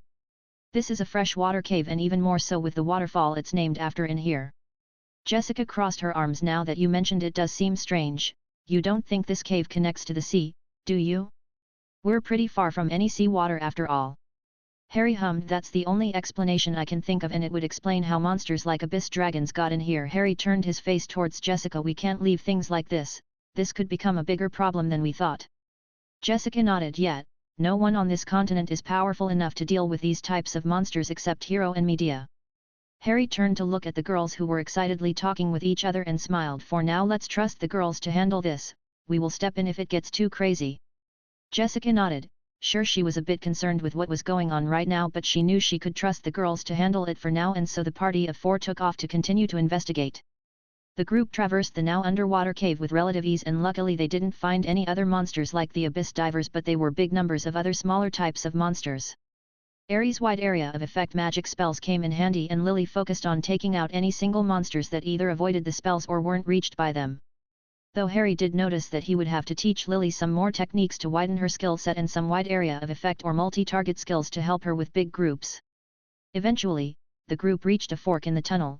Harry, knowing there was a chest in the tunnel to the left, told the girls about it, and they excitedly headed down the tunnel right away, to the amusement of Harry and Jessica. At the end of the tunnel, they found an exit, and once they walked out of it they reached a big chamber of sorts that was completely flooded with seawater, and in front of them, they found a chest. Lily walked up to it and opened it to see what they can find inside. She giggled when she found a copper sword and showed it to Harry, who giggled as well. She didn't need the sword anymore but decided to keep it as a souvenir. After that, they walked back into the tunnel and headed to the other side until they found a set of stairs leading down. Both Harry and Jessica felt a dark presence below and frowned. Harry felt it as well and stopped Lily from walking down. "Wait, there's something strong down there, Lily." Lily stopped and turned her head towards Eri. Really? Lily turned her head back towards the staircase leading down and frowned. You think we can handle it, or should we let Papa Harry and Auntie Jessica have at it? Eri hummed as she thought about it. Harry and Jessica, however, were really proud that Lily was smart enough to consider her options, but then again she is the Princess of Trodaine, so she has to be level-headed. Eri turned her ruby-red eyes towards Lily and smiled. I think we can handle it, but we need some preparations and a bit of backup as well, just in case. Lily tilted her head and watched as Eri took out her phone and summoned her Digimon partners to her side with it. The Niaraman immediately began to hop around. The cheerful Niaraman spoke up. Oh. Hey Eri. Want some help? The calm Niaraman smiled up at Eri. Will be more than happy to help in any way, Eri. Eri smiled and nodded at her partners. Yes. Down these stairs. Eri pointed down towards the bottom of the stairs and the Niaraman looked down as she continued speaking. There's a strong monster, so I need you to fight in the front lines with Lily and help her. The Niaraman nodded and then turned towards Lily to give her a big smile. Lily smiled back at them. I'm counting on you guys. The Digimon hopped around while cheering. Eri giggled. Alright, settle down guys, now let me get us prepared before we jumped in. Both Niaraman stood to Lily's sides and nodded. Eri then pointed her staff towards Lily and the Niaraman. Shell-Laga, Protectga, Hastyaga, Bravery, Faith. Lily and the Niaraman's bodies lit up in different colors for a few seconds. Eri smiled and nodded. Okay, this will give you 3 a boost, but it's temporary, so keep that in mind. This is only a precaution just in case we get ambushed or something like that, okay? Lily and the Niaraman nodded. After that everyone then walked down the stairs while being fully alert for anything that might be waiting for them at the end of this cave. Once they reached the bottom of the flooded cavern and walked forwards, they found a massive chamber, and inside they witnessed how some sort of barrier was creating some sort of air bubble inside. They sensed an evil and dark presence nearby as well. They could barely sense it before, but they can clearly feel it now, and it was very obvious that some very powerful and evil was waiting for the party, but this didn't deter Lily nor Eri. Both wanted to resolve this, and even though they just found out about this situation by chance, they still wanted to help. It was obvious that if things were left as they were, the town of Fairberry would eventually be flooded not only by seawater but by also very powerful monsters, and that's something the girls couldn't ignore. So Lily and the Niaraman walked forward and through the barrier that was creating an air bubble, followed next by Eri, Harry, and Jessica. As soon as Lily walked through the barrier, she saw a very big and muscular merman sitting on a throne made of stone. The monster had its eyes closed and was holding some sort of bladed staff weapon in its hands. Eri frowned the moment she saw the monster and instantly knew that this one wasn't like the other monsters they faced before. In fact, to her this monster felt like a floor boss from the natural dungeon back at Neo Kyoto, and that made this situation a rather dangerous one. Jessica tilted her head in confusion. She'd never seen a monster like the one before them, and she was pretty sure she had seen them all. She turned her head towards Harry. I don't think we've seen a monster like this one before, right? It even feels different. Harry nodded. Yeah, this monster is known as Gracchos, a very ancient and powerful monster. In terms of power, I would say he's high and ultimate rank, or in this world, he's at least a rank A monster. Jessica raised an eyebrow. That's a rank below Hoolmagus in his demon form. How did a monster this dangerous arrive here unnoticed? The monster suddenly spoke, surprising everyone. The dark power of the one known as Rafdern awakened me, but by the time I recovered from my slumber he had already been slayed, so I hid in here and patiently began to flood this cave. Soon my influence and power will grow and flood this world. I will become the next demon lord and plunge this world into despair. Gracchos opened his eyes and glared at the party. Lily frowned and pointed her Dragovian god sword at him. We won't let you. We'll stop you and end your plans here and now. The Gracchos frowned. And what could a small child possibly hope to be able to do to me? I've been alive since before even your great-grandfathers were born. Gracchos then stood up from his throne and began to float in the air with its magic alone. Lily glared at the monster. I'm Lily, the Princess of Trodaine, and I won't let you destroy my world. Lily then took off running towards the Gracchos as fast as she could. The monster's eyes widened in surprise at the speed Lily used, but it was still able to react fast enough to parry the downward slash sent his way by Lily. The Gracchos twirled its bladed polearm around Lily's sword as he parried her slash and then flung her to the side using her momentum, but Lily twirled in midair and landed on her feet. Before the Gracchos could continue its attack, he was suddenly attacked by the cheerful Niaraman, who jumped and whipped her tail at the monster's face. Atomic bomber tail. But the Gracchos dodged it quickly by moving its head away as the cheerful Niaraman's tail cracked in the air. Gracchos swung its massive fist to punch the cheerful Niaraman, but her sister the serious Niaraman jumped and whipped her tail at the Gracchos' wrist just in time. Atomic bomber tail. The monster's arm was slapped away from the cheerful Niaraman with a loud crack from the serious Niaraman's attack. Eri took advantage of the opening and pointed her staff at the Gracchos' caswushel. A blast of sharp wind emerged from beneath the Gracchus. The monster growled in pain but then swung its bladed pole and dissipated the wind, only to be slashed in the back by Lily, who had taken advantage of Gracchus being distracted. The monster grunted but then began to twirl its bladed pole above its head and created a sandstorm, forcing Lily and the Niarman to jump away and cover their faces to avoid getting blinded by the sand. Eri frowned and then took out her wand. She then waved it and then flicked it in the direction of the sand, turning it into flower petals. Gracchus growled in confusion while Eri called out to Lily and her Digimon partners, "Guys! Go!" Lily and the Niarman uncovered their eyes and saw that there was no more sand. Lily raised her sword above her head and it began to glow with light while the Niarman launched themselves toward Gracchus. The sea monster was forced to block a barrage of tail whip attacks with his bladed pole, while Lily then ran forward as fast as she could until she arrived in front of Gracchus and unleashed her holy light attack, Bright Splitter. Lily swung her Dragovian god sword in a wide arc and hit Gracchus with a light elemental energy wave in the chest, pushing it back a bit. The Niarman then jumped up and lashed out with a twin atomic bomber tail that hit Gracchus in the face since he was still reeling from Lily's attack, but Gracchus recovered quickly and swung at the Niarman with its weapon. Lily appeared in front of them with her shield and blocked the attack. But the attack itself was strong enough to send Lily and the Niarman flying back. Eri's eyes widened in worry. "Guys!" She was about to run and attack the Gracchus while they recovered, but her daddy's voice stopped her mid-step. "Eri, you can help Lily and the Niarman, but you have to trust them and believe in them. Remember, sweetie, a Digimon can only show its true power when its partnered human synchronizes with them." Eri turned her head towards her daddy and stared into his eyes while Harry smiled at her.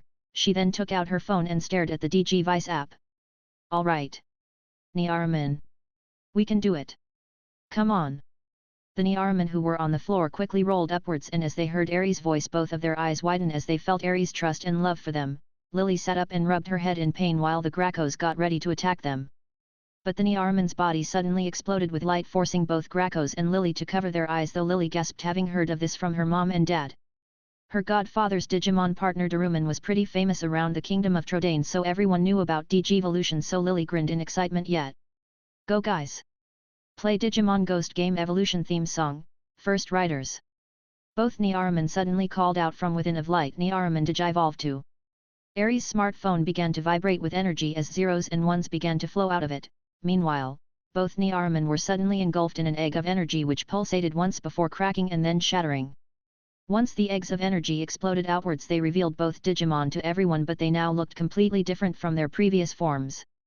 One was now a white cream puppy with a golden holy ring on its neck, while the other looked like a guinea pig with bat-like ears. The puppy Digimon let out a cute bark. "Salomon." The purple guinea pig-like Digimon mischievously giggled and flapped its bat-like ears. "Tsukaimon." Both Digimon stood proudly in front of Lily and stared down at Gracchus, who uncovered his eyes and looked rather confused at what happened. Tsukaimon grinned and decided to go on the offensive. "Let's see you block this, you big oaf." Purple haze. Tsukaimon took a big breath and then breathed out a deep purple-colored poisonous fog towards Gracchus, who swung his bladed pole to disperse it, but it was too thick and the poisonous fog ended up hitting Gracchus, who began to hack and gasped for air. Salomon then smiled and nodded. "Good job, sister, it's my turn now." Gracchus growled and launched itself toward the Digimon in fury, but Salomon took a big breath and let out a loud howl. Puppy howling. Gracchus stopped moving halfway from reaching the Digimon and seemed to be struggling to move. Tsukaimon turned her head towards Lily. "Hurry. It won't hold him down for long, so give him a good wallop." Lily grinned and then jumped to her feet and raised her sword up, which lit up with flames. The little princess then jumped up towards Gracchus and came down while slashing her sword in a wide arc down towards the paralyzed monster. Flame slash. Unable to move or dodge, Gracchus took the attack full on, and as soon as Lily's sword slashed his entire body, the monster was then engulfed in a spiraling pillar of flames. Gracchus let out a roar of pain. Lily, Tsukaimon, and Salomon jumped back while Eri pointed her staff at the now flailing and screaming monster. Cafrizzle. Mana coalesced on the tip of Eri's staff into a massive fireball that fired forward soon after toward Gracchus. The massive fireball sailed through the air until it crashed against Gracchus and violently exploded, engulfing the sea monster in even more flames. Gracchus was even sent flying back and crashing against his stone throne. Lily wasted no time and took off running at full speed with her sword pointing forward. Gracchus groaned and sat up, but before he could even do anything, Lily appeared in front of him in a blur and stabbed her Dragovian god sword straight into his chest. Gracchus let out a shocked gasp of pain and then glared at Lily. He then tried to reach over and claw her face, but Salomon appeared out of nowhere and head-butted Gracchus's claw away from Lily.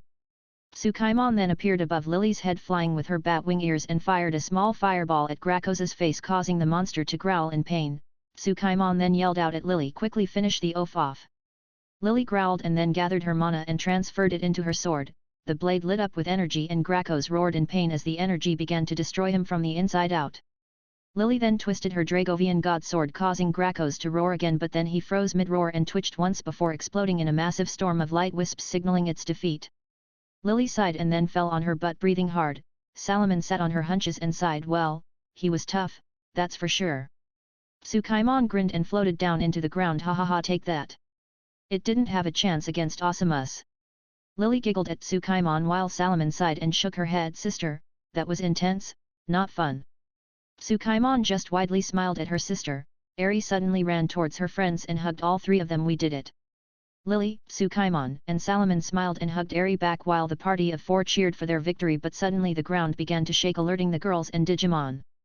Then they saw all the water begin to drop and leave the cave until it finally lowered all the way down the massive chamber. Lily and Eri looked around in awe, not knowing what was happening.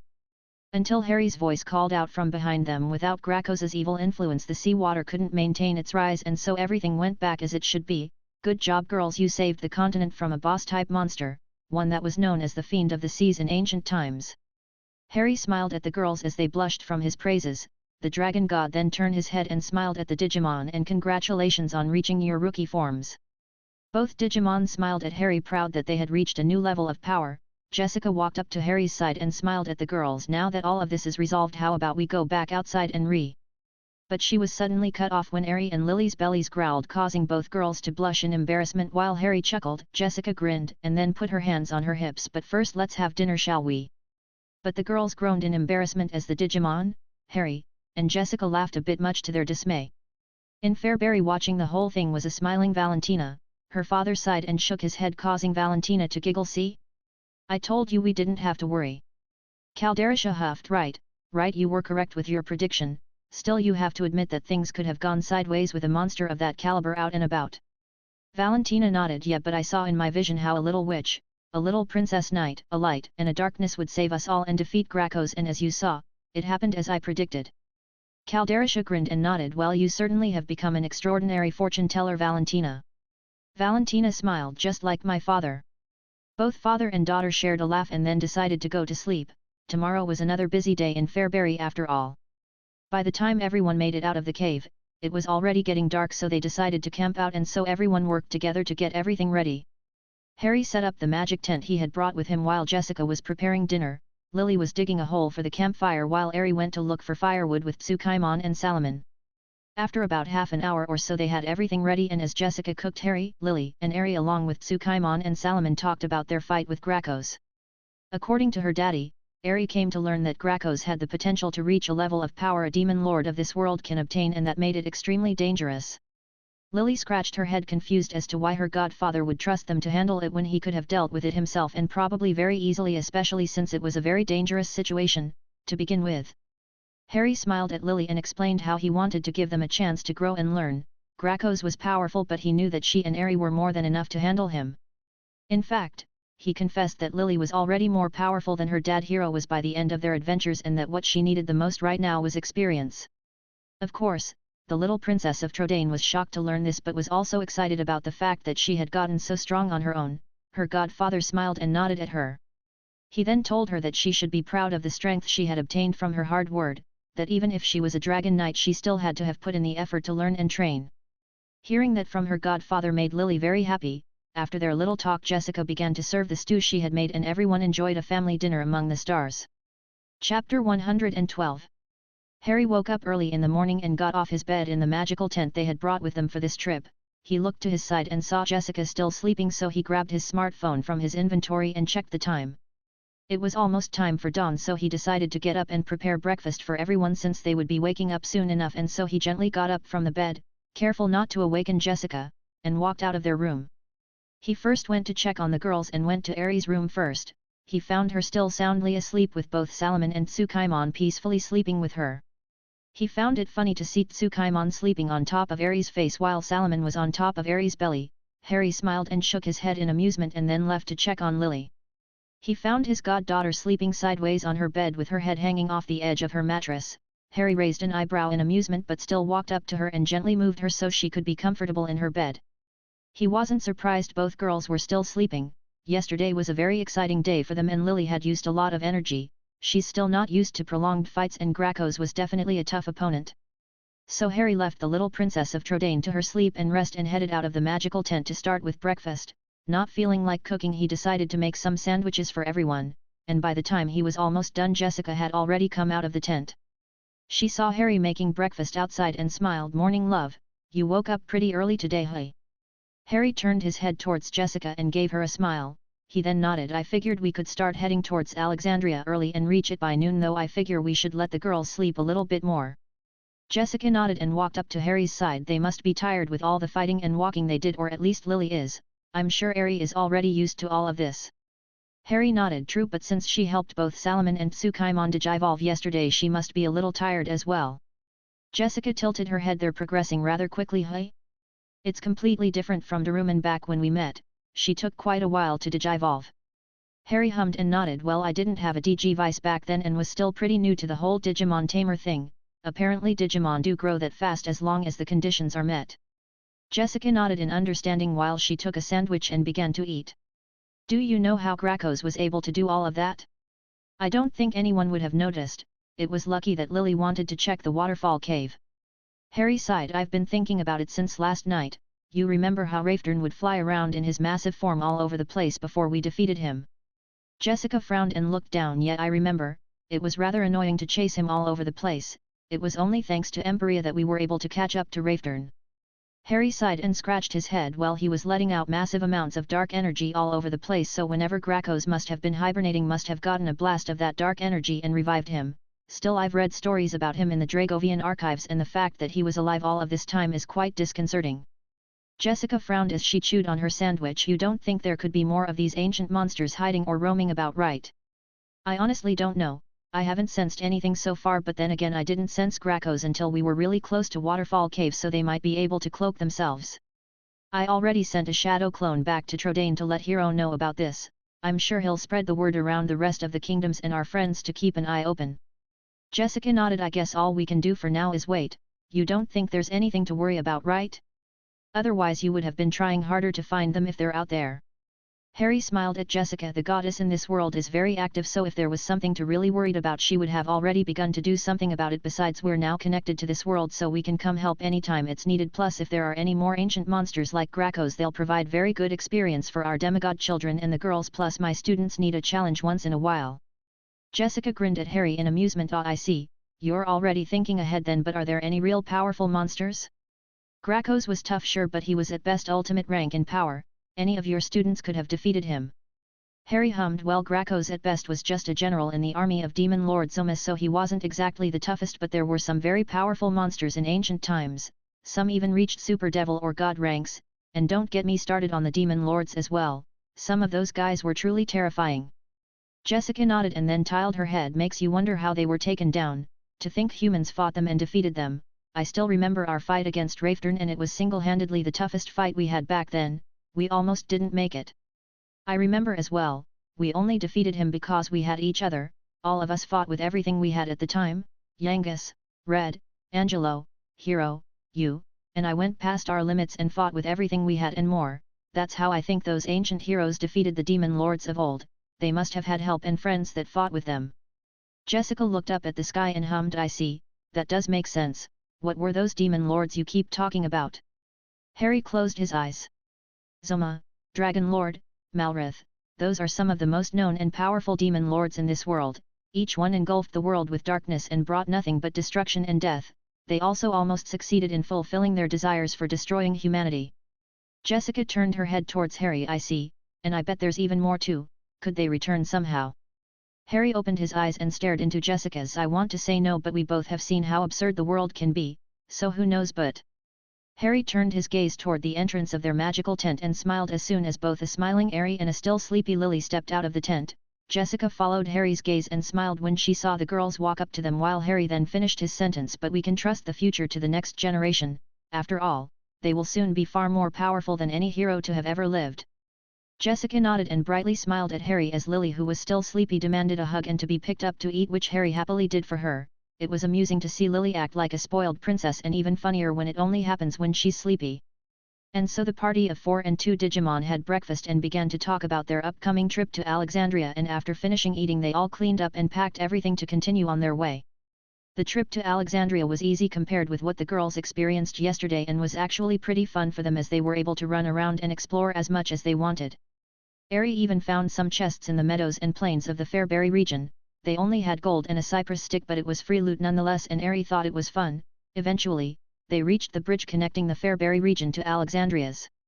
The monsters in this area were definitely different, and it came as a surprise to Lily, who had never seen these types of monsters. She eagerly fought them to learn more about them along with Eri. Monsters like the Drachmage were annoying since these green bat-like monsters were very nimble and could easily dodge physical attacks, plus they could also use magic. Not that they were a threat to the girls, but it did force them to change tactics a bit. So Lily switched to using offensive magic while Eri made sure to cover her, since the Drachmages can seal one's magic for a while, but these new types of monsters weren't the only ones that forced the girls to switch tactics. The fencing foxes caught them completely off guard with their dancing-like skills that had all kinds of effects that not even Eri was immune to. They often found themselves forcibly dancing, much to their embarrassment. However, the fencing foxes learned that it was not a good idea to embarrass a lady the hard way, because Eri and Lily went on a rampage on the poor monsters. The only other type of monster that had the girls being more careful were the hammerhoods. These little guys had a habit of increasing their power, so the girls had to switch to high-speed attacks and techniques to quickly deal with them. But other than that, they didn't have any difficulties, and they learned a very valuable lesson on not underestimating an enemy, no matter how silly and weak they might seem. Eventually, the party reached Alexandria, and both Harry and Jessica seemed very happy to finally reach their old home. Many of the townspeople recognized him and Jessica and immediately rushed to talk to them.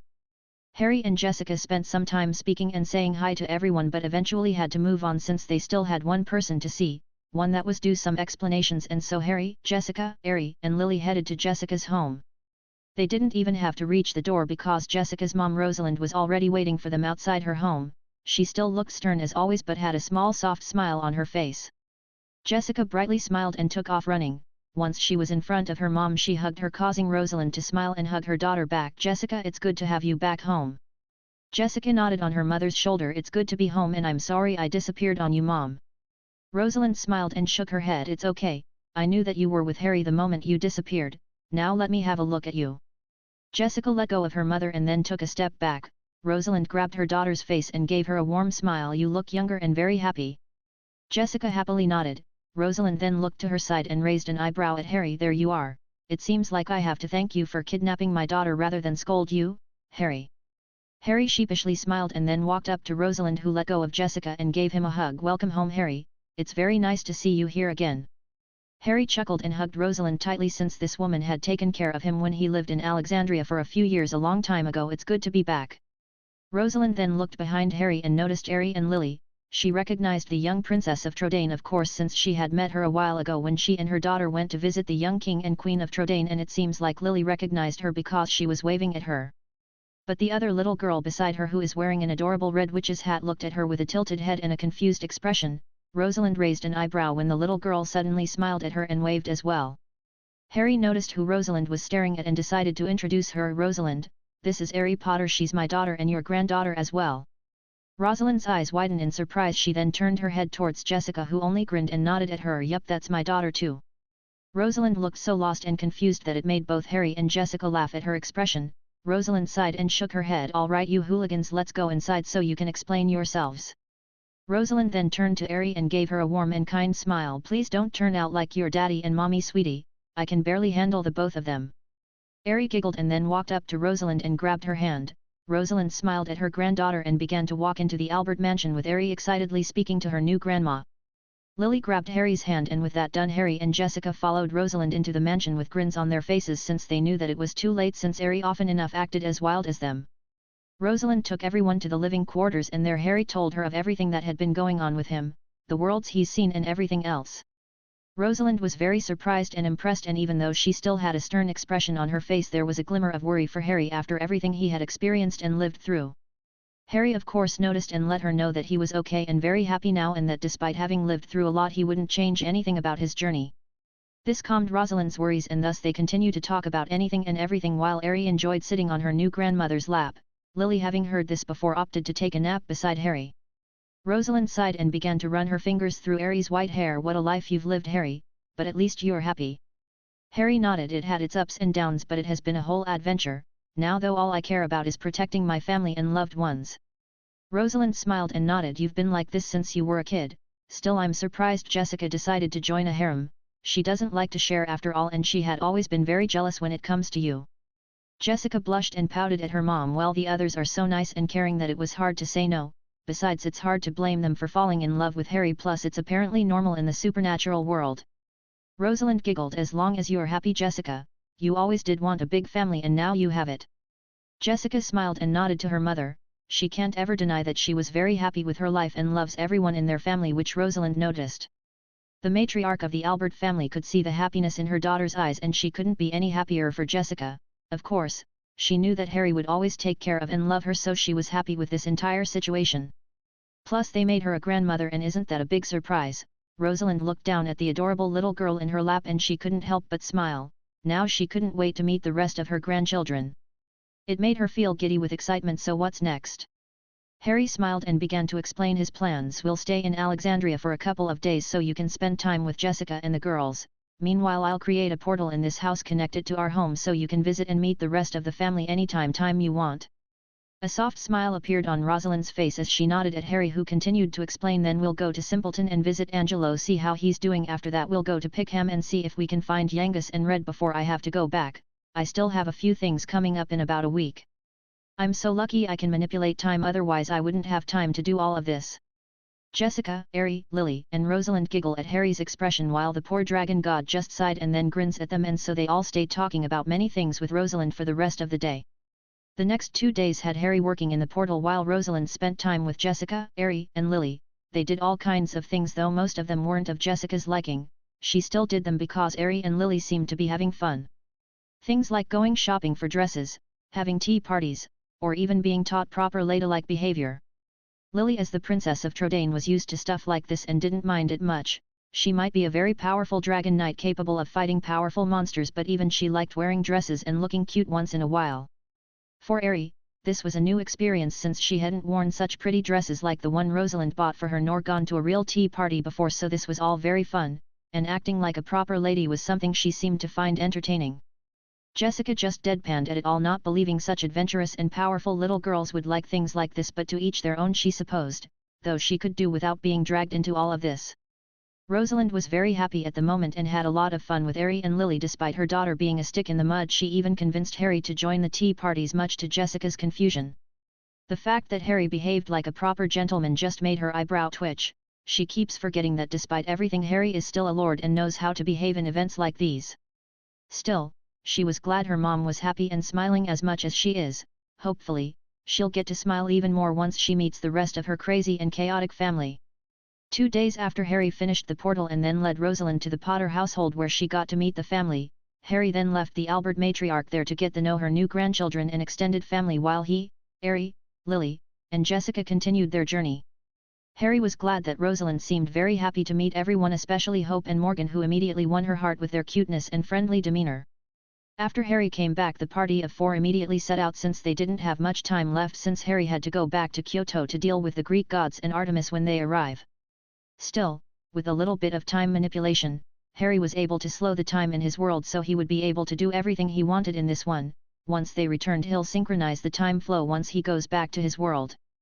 The first stop in their journey is Port Prospect on the south of Alexandria, which was not that far, so they all followed the road leading there while the girls continued to deal with the monsters. Eventually, they reached a place that left the girls in awe, as they were close to the beach, hence why they were going to a port. Lily and Ari were happy to have found a big and long beach. Both girls took off running towards the beach and stopped to admire the sea. Lily has never seen the ocean or a beach before, so she was in awe at how pretty it all seemed to her. Ari brightly smiled as she watched the ocean and closed her eyes as she enjoyed the breeze. This world was so pretty and colorful that it was quickly becoming one of Ari's favorites, and was already thinking of coming here someday with Hope and Morgan to have an adventure with Lily. Harry and Jessica walked up to the girls and smiled at how happy and excited they seemed to see the sea. Jessica grinned and stared out into the ocean. I never get tired of this part of my continent. Harry nodded. We used to come here all the time to practice our spells or to just have fun in the water. Jessica nodded and smiled at the memories of the little adventures she used to have with Harry when they used to be kids. They would always get scolded by her mom, but it was very fun to get into trouble with Harry. Wanting to let the girls enjoy the beach, the group decided to walk the length of the beach towards Port Prospect, something that Ari and Lily were very thankful for, and so they all enjoyed a walk on the beach. Not even the many sea monsters could ruin this for Ari and Lily, who now that they had faced monsters like these in the waterfall cave didn't have any difficulties defeating them.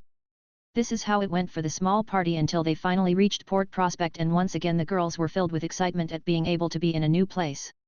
Neither Lily nor Ari had ever seen a port before, and once inside they ran all over the place looking at everything and everywhere with excitement clear in their eyes, the many people going about their day, and the shop clerks smiled at the adorable girls running around and asking questions to everyone. Harry and Jessica let them do whatever they wanted while still keeping an eye on them. They both laughed when Ari and Lily found a young girl selling herbs and then proceeded to buy all her stock with the gold they had gotten from the monsters they have killed. The poor girl was so stunned and surprised when they did so, but Harry thinks they felt bad for her because she wasn't selling much and decided to buy all her stock. The herb girl was even more surprised when Ari took off her witch's hat and proceeded to dump all the herbs she just bought inside and then put her hat back on, leaving a stunned herb-selling girl just standing there gaping. Harry laughed, finding all of this funny. The girls then continued their little exploration of the small port town with Jessica and Harry quietly following them. They even jumped down a well on Harry's advice and found a chest and a friendly man-o-war who waved a tentacle at them. Inside the chest they found a mini medal. At first, they were confused about the small coin-like token, but Harry explained that these little medals were actually very sought after, that in this world on an island in the middle of the continents there's a castle with a princess inside. This princess collects the mini medals and she's always willing to exchange some for items and even weapons and armor. Ari and Lily thought the whole thing fun since it seemed like a scavenger hunt. So Ari took the mini medal and put it in her hat. Maybe she'll find some more later, but for now, she'll keep a close eye out for them. After that, the girls went to visit the lighthouse and climbed to the top where they were able to see the whole ocean and enjoy the view. Both of them were awed and stared at it for quite a while. Eventually, they had to move on, and so Harry told the girls that they were taking a ferry to Peregrine Key, and the girls were over the moon with the fact that they get to go on a ferry, something that both of them hadn't had a chance to do before.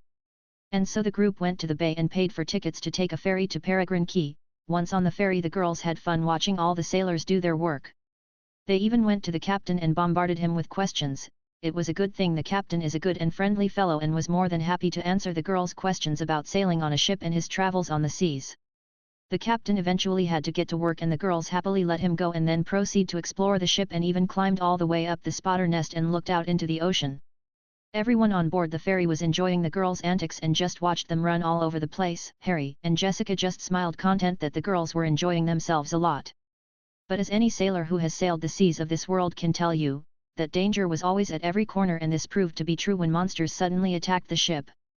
A massive blue squid emerged from the sea and wrapped its tentacles around the ship, causing panic among the passengers and the sailors. The captain growled as he watched the massive monster begin to squeeze the ship. The king squid then growled and monsters began to jump out from the sea into the ship.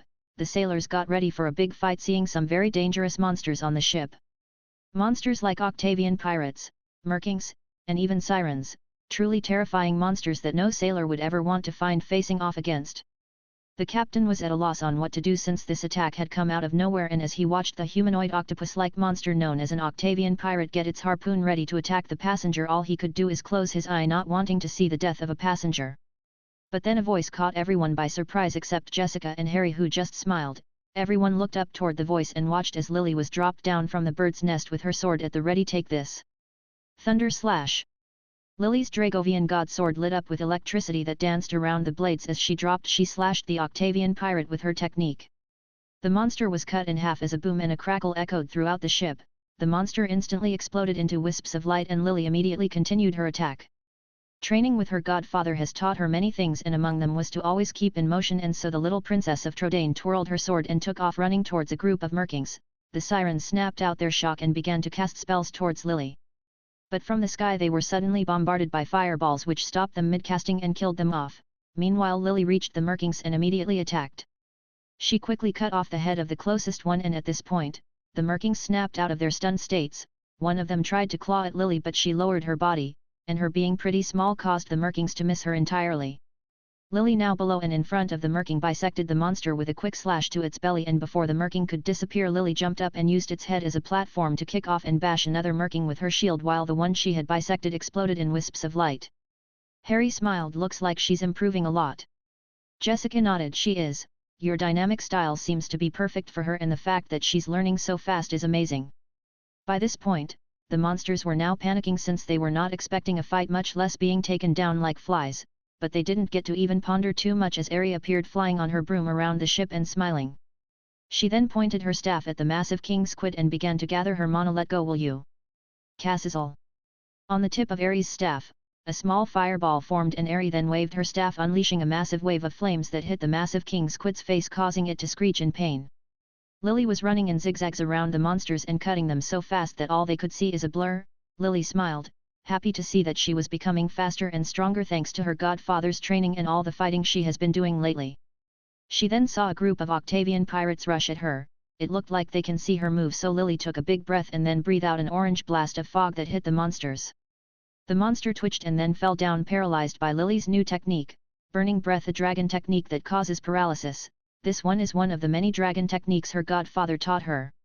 Seeing that the Octavian pirates couldn't move, the sailors immediately rushed forward and began to stab and slash at the monsters until they began to burst into wisps of light.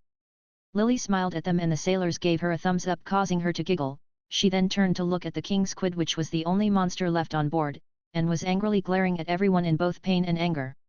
The massive monster lifted 4 of its tentacles into the air and then proceeded to try and smash Lily with them, but the little princess of Trodain brought her sword close to her hand, which began to glow with wind magic. Lily then ran her hand over her sword, which began to glow white and let out wind all around her.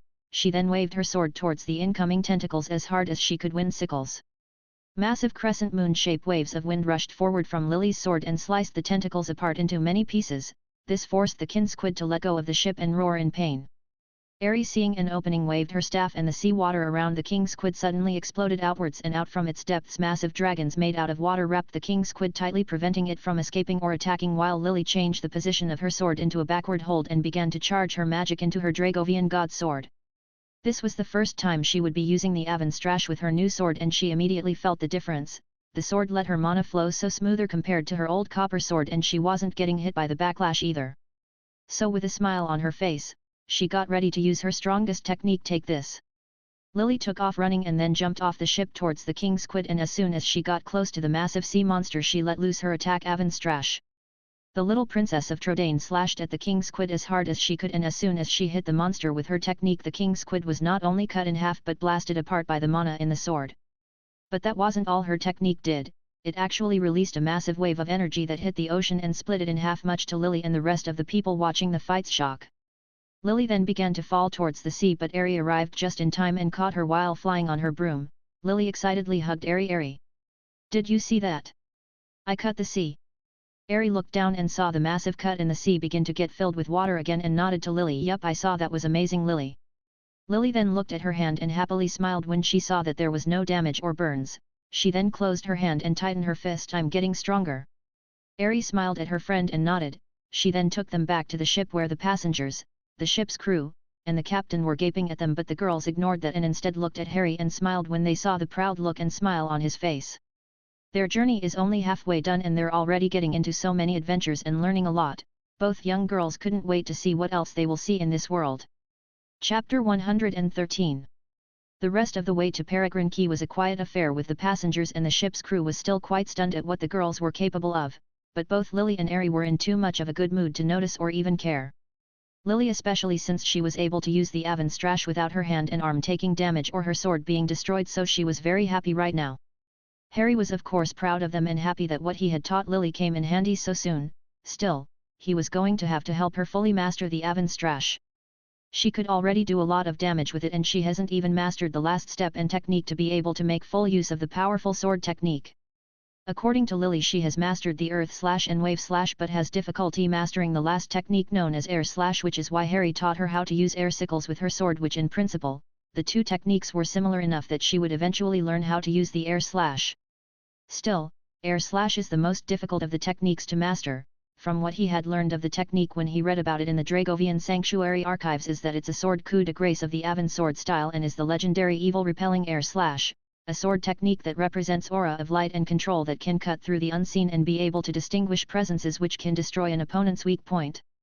This sword technique is more effective against monsters that are created by evil magic, like monsters of the material family such as the Canabox or living statues. It's the most difficult sword technique to master because they can't see the enemy's evil nature. the only way to do that is to see through the mind's eye and feel the fighting spirit of the surroundings and shoot through this with the fighting spirit of light. Something that Lily has no idea how to even begin to learn. Luckily for her, Harry has quite a few sensory skills and perks he can teach her. In fact, he had already begun to teach her how to sense ki. But Lily, being a young excitable girl, has a hard time learning these types of techniques, but Harry knew that all he needs is patience, and she will eventually learn either by training or by herself in a desperate situation. For now, though he will continue to try and help her get the technique mastered and increase her skill set, she already was learning a lot so far, and she keeps on learning at a fast rate as well. Even Jessica was surprised at how fast she was picking up spells and techniques, but Harry had the suspicion that it was because Lily is a dragon knight that she was able to pick up skills and magic so fast. Right now Harry was teaching her how to fly with magic, and Harry was impressed that Lily was already floating around the ship. Sure, she was wobbly, but she was quick to fix her balance while in mid-air. Eventually, the ferry arrived in Peregrine Key, and the girls immediately rushed out of the ferry to go around the small port town. The first thing they saw was a market, and they decided to check it out, with both Harry and Jessica following them close behind. The girls found all kinds of interesting things for sale in the market and used some of the gold they got from killing monsters to buy some things. Harry bought a pair of slime earrings for both herself and Lily. She found them very cute and decided to get them in matching pair for her friends. Both of them put them on right away and seemed to like the earrings quite a bit. They continued for a while checking everything that caught their attention, but eventually, Harry told them they had to move on, and so the party of four headed to the roads of the Mila region towards Simpleton, where Angelo has opened an orphanage. So the group left Peregrine Key with smiles on their faces. Along the way the girls fought new types of monsters that Lily hadn't seen before, monsters like the she slime, who was an orange-colored smile. Harry got curious as to how do people know it's a she, and picked one up and began to look all over it to see if she can find any indication that it was female. The poor slime was left traumatized and left as fast as she could as soon as Harry let it go. Still, some of the monsters the girls faced were funny to them, like the ding-aling, which is a bell-like monster. The girls liked hitting it with Lily's shield or Aries' staff because of the noise it would make when struck. They even fought a dragon-type monster known as Jargon, a heavy-set dragon monster that specializes in sleep magic and blinding its enemies with the sand they carry in the jars. Though those abilities didn't help them much against the girls, who had no qualms about blasting them with massive spells or very powerful sword techniques, Harry certainly felt a little bad for his fellow dragons. Still, the road trip towards Simpleton was easy and pretty relaxing, and the girls were able to mostly enjoy their walk through the region. Eventually, they reached the midpoint, which is Mela Abbey. Harry and Jessica went inside to pay their respects to Abbot Francisco, who was a kind and gentle man of the cloth and was well known to Harry and Jessica. So both went and offered a little prayer to him on his grave and moved on. Lily knew about what had happened in Mela Abbey when her daddy and friends traveled the world, and how all of them blamed themselves for not being able to save the kind old man. So she didn't say anything and just prayed with her godfather and auntie. Harry felt the sad atmosphere and didn't say anything, but she did grab both of Jessica and Harry's hands in hopes of cheering them up. It worked because her daddy and mommy smiled at her. Still, Harry couldn't help but remember Abbot Francisco. Back then when they met, the abbot had taken a look at Harry's eyes and knew of the pain he carried in his heart. The abbot had taken care of many abandoned orphans, and some were abused, so he recognized the pain Harry held inside of him and gave him a warm and kind hug. He apologized to him for having to go through such a harsh childhood, and to Harry, who had never had an adult apologize or even care about that time in his life, was stunned. Abbot Francisco had won Harry's respect that day, which only served to hurt him more when the abbot died at the hands of Dolmagus. He doesn't remember much of that moment, but Jessica, Hero, and Yangus had told him that he went berserk and had attacked Dolmagus so fiercely that he forced him to run away with his tail between his legs. It was also at that time that both of his Keyblades evolved into Oathkeeper and Oblivion as well. Harry gazed to his side and grinned when he saw the Templar Knights looking scared of him. When the abbot died, they tried to have them arrested and blamed for the abbot's death, and Harry took offense to that. He ended up beating the living shit out of every Templar in the abbey until Marcello stopped the fight and ordered him and his friends to leave. Harry and his friends left right after, but not without Harry telling Marcello and the Templars how much of a bunch of assholes they were. Now remembering all of that caused Harry to chuckle and shake his head. He was certainly a feisty kid, but he blames Hero, Jessica, and Medea for that, since he grew up with them. After that, the party of four left the abbey and continued on their way to Simpleton, and eventually reached the small town where they found Angelo's orphanage. It was a big building, one built with the donations of friends and allies they had made during their adventures, and of course the gold they had collected over their adventures. Harry smiled as he watched a bunch of kids running around outside and bringing life to this small little town. Harry, Jessica, and the girls walked over. The kids noticed them and seeing they were new people they all rushed over to meet them, which made Harry chuckle in amusement as they all got to them and began to bombard them with questions. Harry got on one knee and greeted the children with a smile on his face, which made the kids smile back at him until a voice suddenly caught everyone's attention. "Looks like you're still good with kids, old friend. You sure you don't want to work here? I could use your help." Harry chuckled and turned his head towards the voice. "No way. You wouldn't pay me any good anyways and would probably go get in trouble." Angelo, who was wearing a simple red Templar uniform, very different from the one he used to wear during his adventures, his white hair tied in a ponytail and a cocky grin on his face showed that he had not changed much even in his adult age. "Don't say that, Harry. I'll let you know that I've changed quite a lot, you know." A little girl then pulled on Harry's sleeve and then whispered in his ear, "Old man Angelo is always hitting on girls but he always gets rejected, it's very funny." Angelo heard the little girl and looked utterly betrayed while Harry and Jessica laughed at their friend. Harry patted the little girl on her head, which made her giggle. "That's good to know, I'll make sure to not let him live it down." Harry winked at the little girl who brightly smiled and then got up and walked up to Angelo, who looked like he had been stabbed in the back, making Harry grin. "It's nice to see you, Angelo, it's been a long time." "Hey." Angelo recovered from his emotional damage and grinned at Harry. "It sure has, old friend, but let's talk inside. I'm sure you have a lot of tales to tell me and Jessica." "It is so good to see you too." Jessica grinned and lifted a hip while holding a hand over it. "I bet it is, Angelo, you've gotten old but not as smooth as before." "Hey." Angelo chuckled and shook his head. "Damn woman, no mercy as always. How does Harry handle a girl like you?" Harry grinned by not talking or acting stupid. All three adults shared a laugh and then Angelo took them and the girls inside the orphanage to his office so they could talk in peace. But if you could see the eyes of these three old friends you would be able to see the sheer joy of being together again. Harry and Jessica spent some time talking to Angelo and letting him know of everything that has been going on in their lives lately. Angelo on his part was pretty much speechless for most of the conversation and no one could really blame him. The scope of Harry's entire life is massive, but still, there was one thing in particular that had his curiosity. "So you're a god now? How does that even work?" Harry grinned at his friend. "Well, in the world I come from, dragons are a very special type of being, one born from power incarnate, and a dragon from that world, even a young one, could be as powerful as Wraiththorn." Angelo gaped. Dragons were known as army killers in the world of light, only the strongest and most skillful adventurers can face one and survive.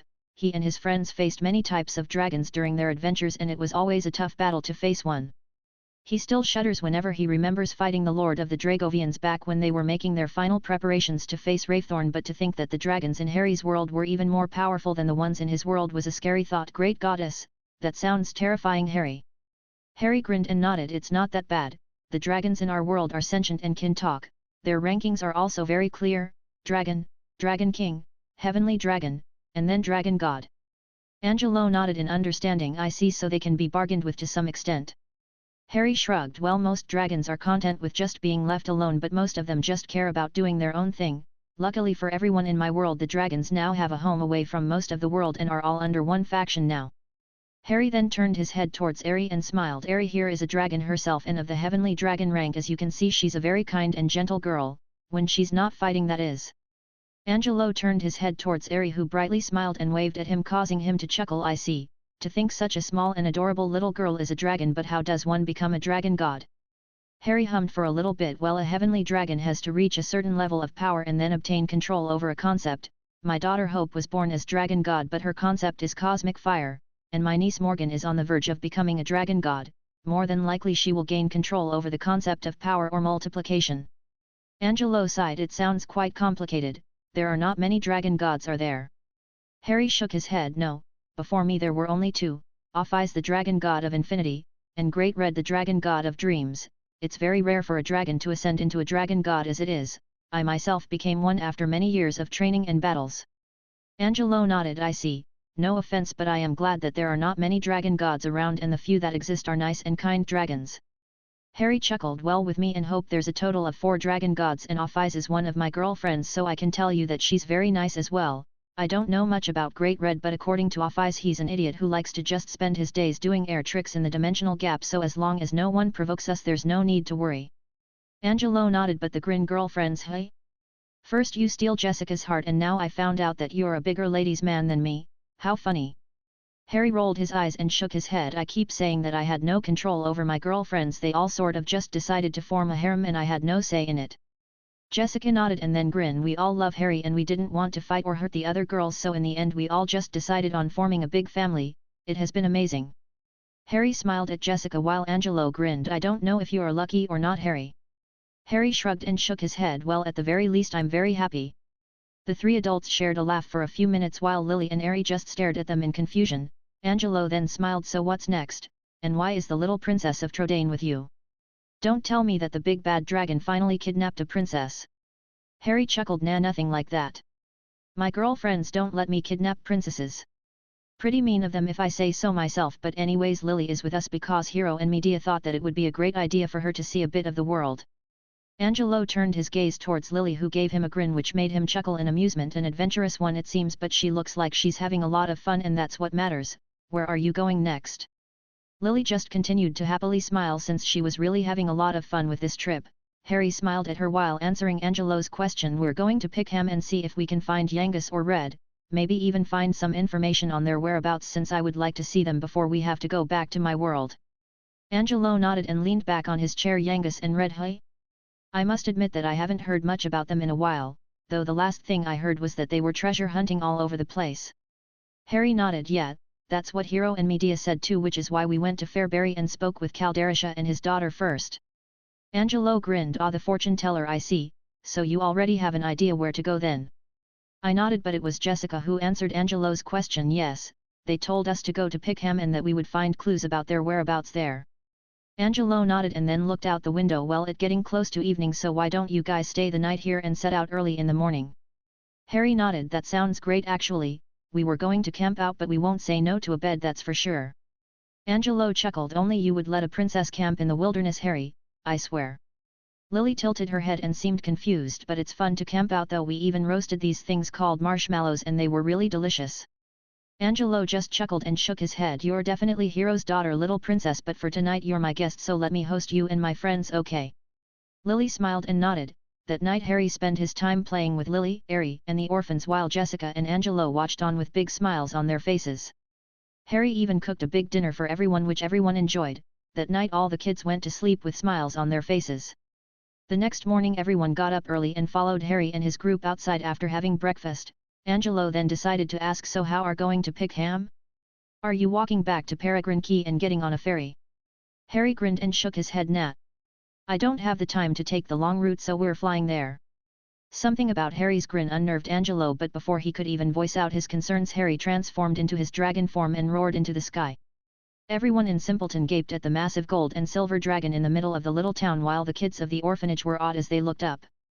Angelo's sweat dropped as he stared at Harry's dragon form. Dear goddess, he's bigger than before, and what's with the gold and silver? Harry lowered his snout towards the kids. Lily and Harry immediately walked towards him and gave him a big hug on the snout. All the kids then followed their examples and hugged Harry as well. Jessica giggled and shook her head. Always with the theatrics with this one. She then turned her head towards Angelo and grinned. Close your mouth or a fly might get inside, Angelo. Angelo scoffed and shook his head with a grin on his face. Right, just leave already before Harry gets another idea for a much worse prank. Harry actually chuckled, which made Angelo's eyebrow twitch. Harry and Lily suddenly took off flying to the amazement of the kids, followed right after Jessica. All three then landed on Harry's head, who stood on his hind legs and spread his wings and then spoke, surprising everyone. It was nice seeing you, Angelo, and playing with all the kids. I'll make sure to visit again, but I don't have a lot of time left. If you need anything from me, go to Trodain or Alexandria, they have ways to contact us. Angelo nodded and Harry then took off into the sky with one strong flap of his wings. The kids nor the town were affected by the wind of his wings since he had raised a barrier around everything, which meant the kids were able to cheer and waved Harry and the girls goodbye as they disappeared in the distance. Angelo smiled as he watched two of his friends leave to have even more adventures, and if he was younger and didn't have to take care of his kids he might have joined them. Still, he was happy with his life now and he couldn't risk his life anymore knowing that he had kids to take care of after all. Harry flew through the skies of the world of light while Harry and Lily enjoyed the ride towards their next destination, much to Jessica's amusement as she watched the girls cheer. It didn't take Harry long to cross continents and the sea to reach where Pickham is located, and soon enough he landed a fair distance away, not wanting to cause panic among the townspeople. As soon as he landed, the girls jumped down and Harry took on his human form. Lily then looked around the area, which was all forest, and she saw some new monsters she found interesting. They looked quite unique to her and she couldn't help to wonder what sort of abilities they have. Harry smiled and noticed what Lily was staring at and decided to speak. Quite a varied assemble of monsters, no? Lily turned her head towards her godfather and nodded. Yet. I've never seen monsters so human-like before. What are they? Harry nodded. Well, most belong to the demon family of monsters while others are from the humanoid family. Harry then pointed towards the muscular man wielding 2 axes and an executioner's hood on its face. That's a hood, and despite their looks, they're monsters of the humanoid family along with those ones. Harry then pointed at a group of hairy monsters wearing full armor, shields and wielding an axe who were jumping around. Those are known as headhunters. Jessica then spoke. These types of monsters are usually physically inclined and don't wield any magic, but they are tough and have a lot of stamina, which makes them very dangerous. Harry nodded and then pointed at the small green devil-like monster running around. That's a mini-demon. They can use high-level ice and fire magic. And then we have those. Harry pointed at the blue-skinned woman cackling a distance away. That's a witch, and she likes to confuse her opponent with her beautiful looks while bombarding them with all kinds of spells. Harry frowned. I don't think I like that she's called a witch. I think Mommy Hermione would have a fit if she finds out. Harry chuckled and nodded, knowing how Hermione would not like this monster at all. Yeah, that's for sure. She's also from the demon family of monsters. These types of monsters are heavily magically inclined and are more often than not immune to certain types of magic. Harry wouldn't have a problem with that, but you have to keep it in mind, Lily. Lily nodded in understanding. Harry then continued on. Besides those, there's a lot of plant and insect family monsters around here as well. Plant-type monsters are notorious for always having all kinds of nasty surprises, and they are experts in using debuff and buff spells. Insect monsters are usually a gamble because you never know what kind of thing they have in store for you, but most have some sort of status effect spell or skill.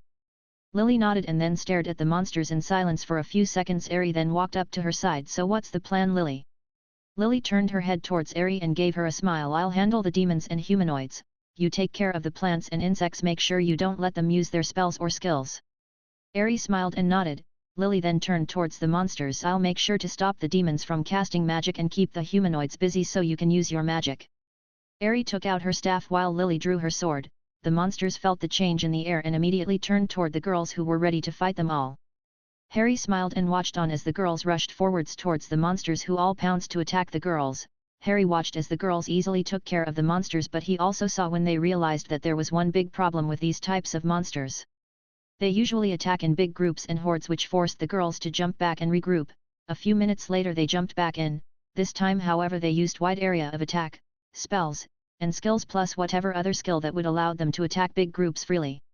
Having been training Lily for a while now, Harry made sure to teach Lily all kinds of dragon skills, and among them were some very nifty status effects like poison breath, which breathes out a puff of poisonous gas, sweet breath, which breathes out a pink and sweet-smelling fog that causes enemies to fall asleep, and burning breath, which breathes out an orange mist that causes paralysis, and Lily was using them right now to stop the monsters from dogpiling them. Harry of course took care of her targets quite easily, and the few monsters that foolishly thought that she was just another mage and tried to get close to her to attack her up close found out how strong her kicks and punches are. Especially when she charges mana into her martial arts to create all sorts of elemental effects to her physical attacks. It was a massacre of monsters. Now that the girls were able to jump back and organize themselves better after fighting these new types of monsters, they were easily able to attack them and defeat them. The girls ended up with a big pile of gold after that big fight, though Lily had a few scratches and cuts all over her body and face, though she was still all smiles and laughs. Harry immediately began to heal her, but not before scolding her a bit about being more careful, which just made Lily smile brightly at Harry, much to her chagrin. Harry could already see that Harry will be keeping a closer eye on Lily from now on. She really is a kind and caring girl, and when she loves and cares about someone, you can bet that she will always take care of them. Lily has quickly become a good friend to Harry, and because Harry is Harry's daughter, she considers Lily her family. After healing Lily, both girls walked back to Harry and Jessica while Harry put all the gold they got into her witch's hat. Harry smiled at them. Good job, girls. Lily, be more careful and try to dodge rather than block attacks, okay? Lily nodded and then sheepishly scratched the back of her head. Okay, Papa Harry, I just forget to keep moving around sometimes. Harry nodded. That's fine, the new style you're learning is way different from the one you grew up learning, so it's understandable that you sometimes fall into old habits. Just keep it in mind, okay, and remember that you also know healing magic.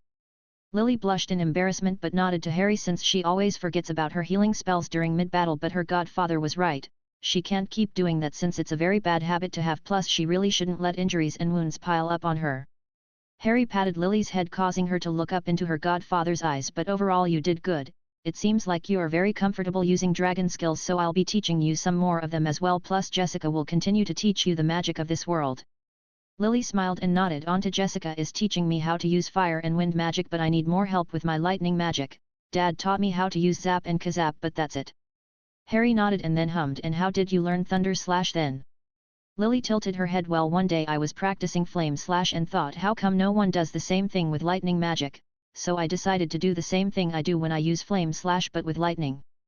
Though it took me a while to figure it out and getting shocked, a lot. Harry chuckled, and then everyone began to walk towards the town of Pickham. Harry then continued on. There's actually a lightning-based sword technique, it's called Giga Slash, but that's a very high-level technique and not everyone can learn it. Lily looked up and seemed to be thinking about what her godfather just told her. Giga Slash. I think I've seen Dad use something called Giga Gash, is it the same thing? Harry shook his head. No, Giga Gash is Hero's own variation of Giga Slash, so it's not something anyone can learn, but I bet if you asked him about it he'll try to teach it to you, but you should focus on mastering the Avon Strash first and then try mastering Giga Slash, perhaps create your own variation afterward. Lily excitedly smiled at the idea of creating her own variation of the technique called Giga Slash someday. Jessica then suddenly spoke as they approached the town of Pickham. Okay girls, before we arrived in Pickham there are a few things you should know, so pay attention. Both Lily and Ari turned their heads towards Jessica and gave her their full attention. Jessica then went on to explain. Pickham is a very colorful town, but because of that it's full of thugs, thieves, and other unsavory sorts, so you both need to be careful and pay attention to your surroundings. Lily frowned while Ari hummed for a few moments and then spoke up. But we can hit them if they try anything, right? Jessica raised an eyebrow while Harry chuckled and answered her question. Well, in Pickham you can pretty much do anything you want, so no one will bat an eye if you beat someone up. Ari sweetly smiled while Lily grinned. Jessica giggled and shook her head. Now I feel bad for anyone stupid enough to start anything with these two girls, menaces the both of them. Lily and Ari just giggled in amusement while Harry just smiled at them and looked toward Pickham. They ran into a lot of trouble the first time he and the rest of the party visited this town during his time in this world. Some thief was actually able to steal Medea when she was cursed into a horse right under their noses, which made them all panic something fierce when they found out. Luckily they found the thief, and after Harry and Yangus squeeze him a bit they found out who he sold Medea to. This is how they met Red, who was the one who bought Medea. In the end, all of this ended up with them having to go dungeon diving into a massive catacomb filled with deadly traps and monsters for a treasure, but they succeeded and got Medea back after that whole ordeal. Still, this soured the party's experience in this town, but they also learned a very valuable lesson that day, and so from then on they were more careful of Medea and their belongings. In any case, they were supposed to find a clue as to where Yangus and Red were in Pickham, and Harry was really looking forward to seeing them both. Chapter 114. Everyone reached and went into Pickham, and both Ari and Lily immediately felt the difference between this town and the one they visited before. This place was definitely run down and the atmosphere around here was very solemn, but what was more noticeable to both of them was the ever-present feeling that they were being watched. So for the first time since the girls started their little adventure, they didn't take off running all over the place and instead stayed close by to Harry and Jessica, who smiled in approval at the fact that the girls were being extra careful within this town. It wasn't a surprise to both adults in the party of four. After all, Pickham was a town of vagabonds, drunks, and thieves. This town was a haven for gambling and contraband, and if you're not careful around here you might find yourself waking up outside the town buck-ass naked and defenseless. It was best to always be alert in this town lest you find yourself in a predicament, something both Ari and Lily instinctively knew, and so the group of four walked around. First, Harry and Jessica wanted to head to the bar up north of the town and ask about Yangus and Red. The girls walked ahead of the group, and as soon as they came about an arch leading to a street, a big muscular man got in their way and loudly spoke to the group. This is my patch, you wanna come through air, you pay me so dosh. 10 gold coins in fact. Lily frowned at the man while Ari tilted her head. She then turned her head towards her daddy, and Harry just shrugged, letting her know that he was leaving it up to her. Ari then turned her head back to the very muscular man and then walked up to him. The muscular man tense up, not expecting a small little girl to actually approach him, but he then thought she was going to give him the coin, especially since Ari reached out with her hand towards him. But instead of giving the muscular man gold coins, Ari flicked him in the stomach, and to the surprise of everyone watching this going on, the muscular man was sent flying back at high speed until he crashed against the wall at the far end of the street. The poor muscular man groaned in pain and then fell down to the ground from the crater his body created when it collided with the wall behind him.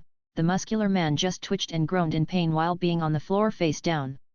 Ari then sweetly smiled, and everyone watching her began to nervously sweat and vow not to get in the way of the very scary and powerful little girl. Lily grinned in amusement, finding the whole thing hilarious, while Harry chuckled and Jessica just shook her head in amusement. After that whole ordeal, the group then immediately walked down the street and headed to the bar at the end of it. it didn't take long to reach it and all of them ignored the groaning muscular man as they walked past him. Once inside the bar, Harry went to speak with the bartender while Ari, Lily, and Jessica waited by the door not wanting to go inside such a shady place especially when everyone inside the bar was staring at them. It didn't take long for Harry to come back and Jessica immediately began to ask him how it went. Did he know anything? Harry shook his head. Not really, other than Yangus stopping by for a barrel of beer about a week ago. He hadn't heard anything from him or read since then, but he did tell me to ask Dodgy Dave since they have been doing business with him lately. Jessica nodded and hummed. Dodgy Dave, hey? That means we have to go inside his little lair by the casino. Harry nodded, but then he felt someone pull on his sleeve making him turn towards Lily, who looked at him in the eyes. Papa Harry, what's a casino? Harry tilted his head and then hummed for a few moments before deciding to answer Lily's question. A casino is a place where one goes to gamble money in some games, however people tend to get lost in those games and end up losing a lot of money. Lily nodded. Are the games fun? Harry looked up and thought, I've never been particularly good at them, so I hardly ever played games of chance. My friend Naruto is very lucky, so he used to gamble once in a while and get a lot of money. Angelo is very good at card games too, but honestly I don't see how those games are any fun, but that's my opinion anyways. Lily tilted her head and Jessica grinned. Are you curious, Lily? Lily turned her head towards Jessica and nodded. Yeah, Mom and Dad went to a place called Baccarat once. Mom said that she and Dad spent time playing in the casino, so I was wondering if it was fun. Jessica nodded in understanding while Harry gave Lily an head pat. Well, do you want to give it a try? Lily looked up at Harry and brightly smiled. Can we? I just want to try them and see if they're fun. Harry nodded. Sure, Jessica can take you there while I go talk to Dodgy Dave. How does that sound? Lily cheered and then hugged Harry, who also cheered. Harry chuckled and then turned his head towards Jessica, who smiled and nodded at him. It was for the best that Lily and Harry didn't go to Dodgy Dave's place, since it's not exactly a place for children, so they might as well have some fun at the casino. And so the party of four headed towards the right side of Pickham and headed towards the casino.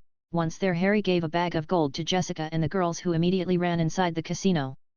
Now by himself, Harry headed towards the secret location of Dodgy Dave's trade and went inside.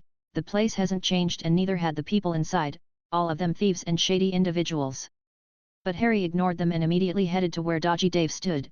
This man is a tall and muscular man, and as soon as he saw Harry he grinned at him. Well, if it isn't the hero Harry Potter, what can I do for you? Harry sighed and shook his head. Dave, it's good to see you're doing well. I came for some information that you might know. Dave tilted his head. All right, I'm betting you're looking for Yangus and that pretty little bird Red, aren't you? Harry nodded and took out a gold bar from his inventory, already knowing that information was expensive here, and so he passed it to Dave, who took it with a grin on his face. Ah, good doing business with ya, Harry. Yangus and Red came by here for information as well. Rumors really, but lately there's been a wave and air of evil coming from them dark ruins. Not sure why, but Red and Yangus looked mighty concerned about those rumors and ran off to investigate. Something about confirming whether the ruins were destroyed or not before calling the GUV. Harry frowned. The dark ruins. That goddess-forsaken place should have collapsed after our battle against Dolmagus. Shit, I hope Yangus and Red are okay. Harry nodded to Dave. Thanks, Dave, I'll be leaving now. Don't get into too much trouble, and if you do, at least don't get caught. Dodgy Dave guffawed. Mate, I make it my business not to get caught, ha ha ha. Harry grinned and then left Dodgy Dave's place and went outside, but a worried expression marred his face.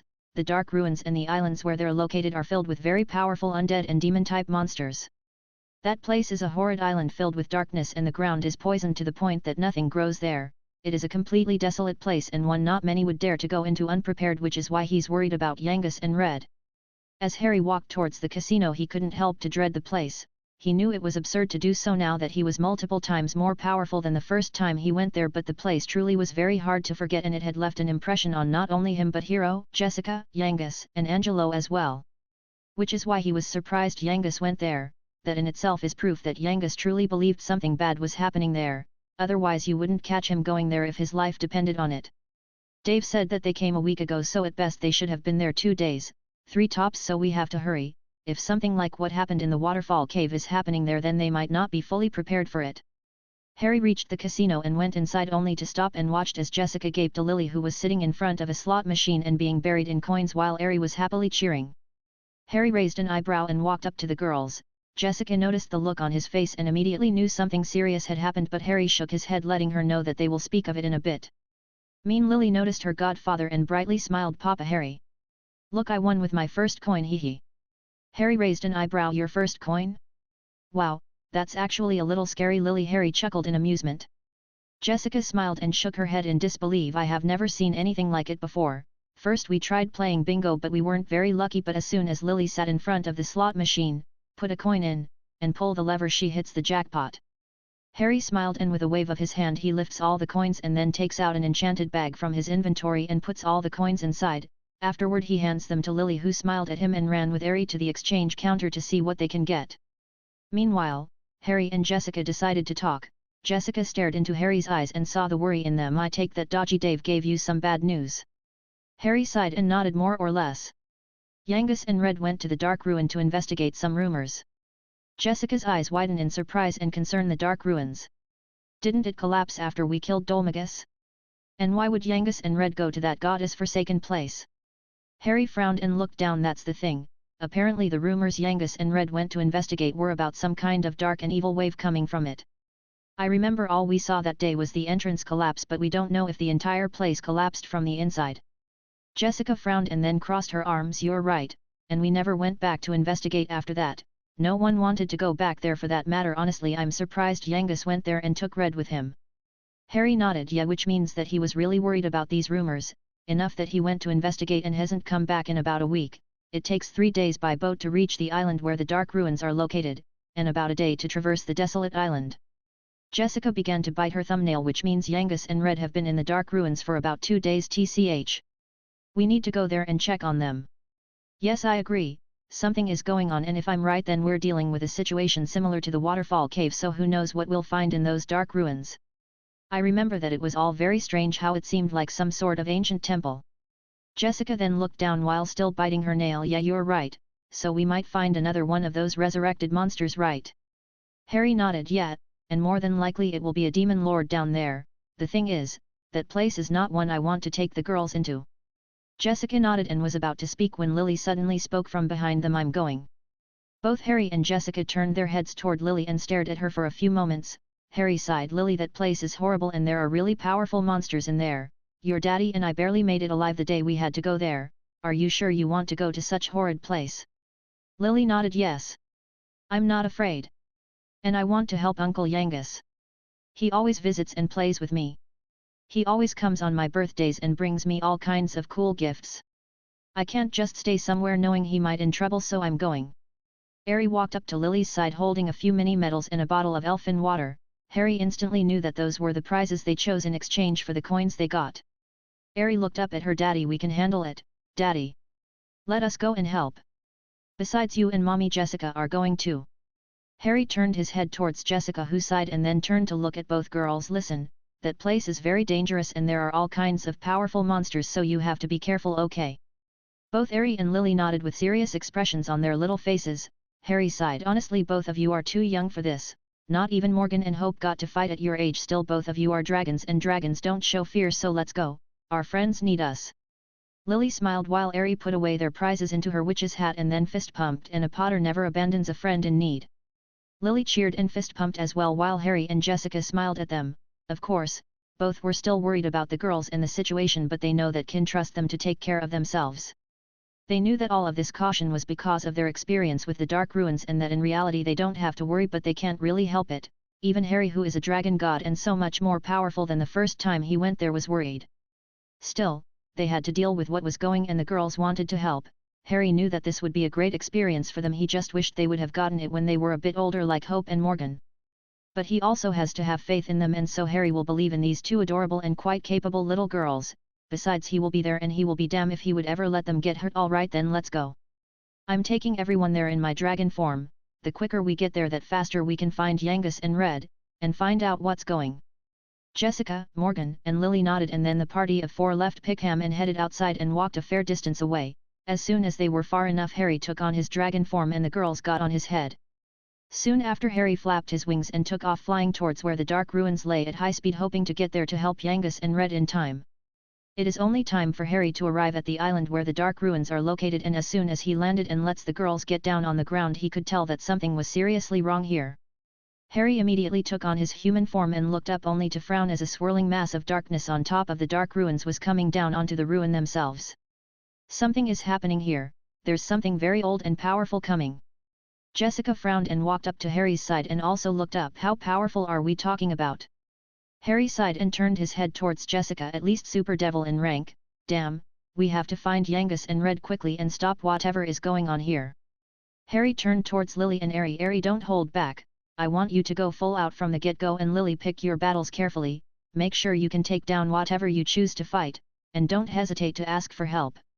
Lily and Airy, sensing the seriousness of the situation in Harry's voice, nodded to him.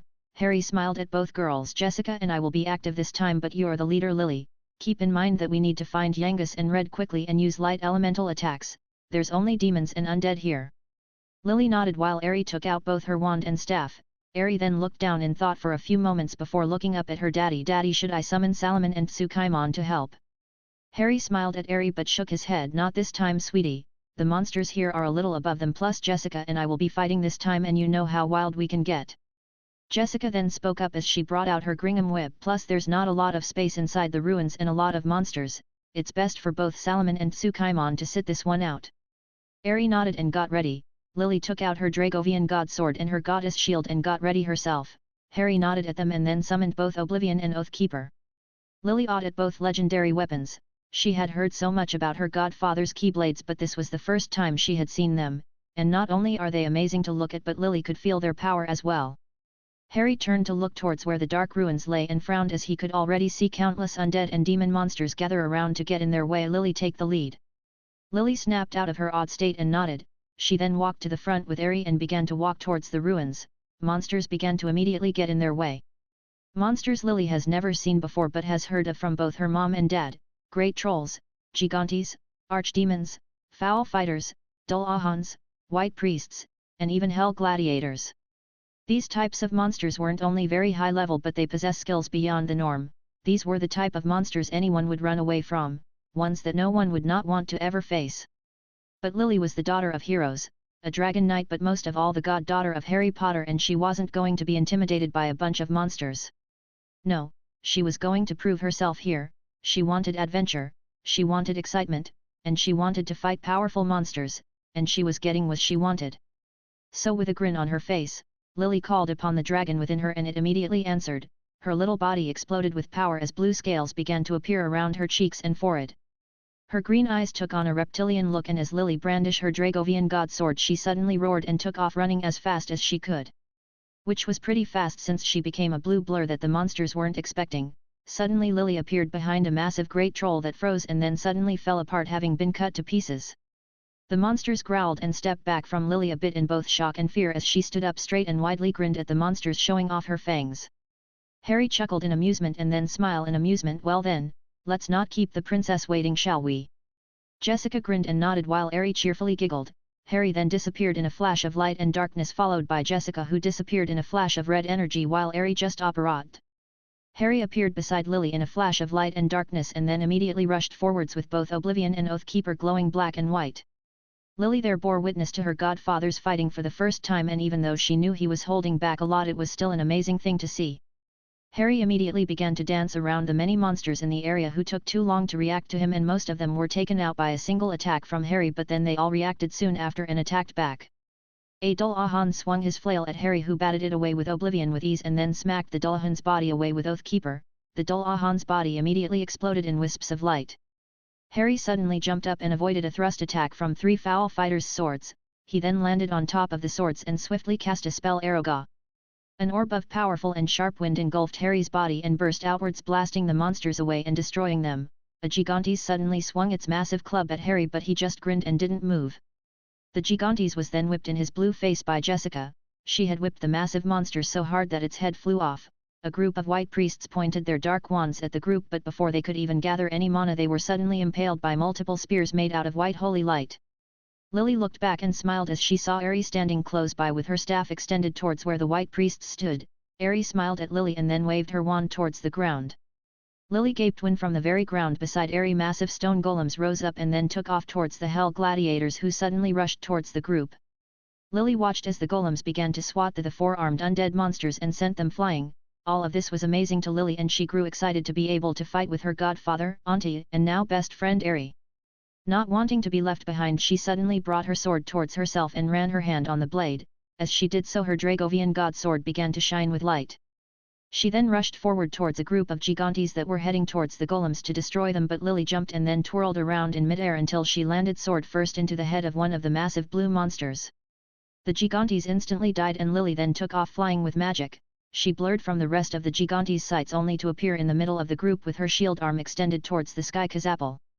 A massive lightning storm suddenly dropped on top of not only the gigantes but also some of the smaller monsters around.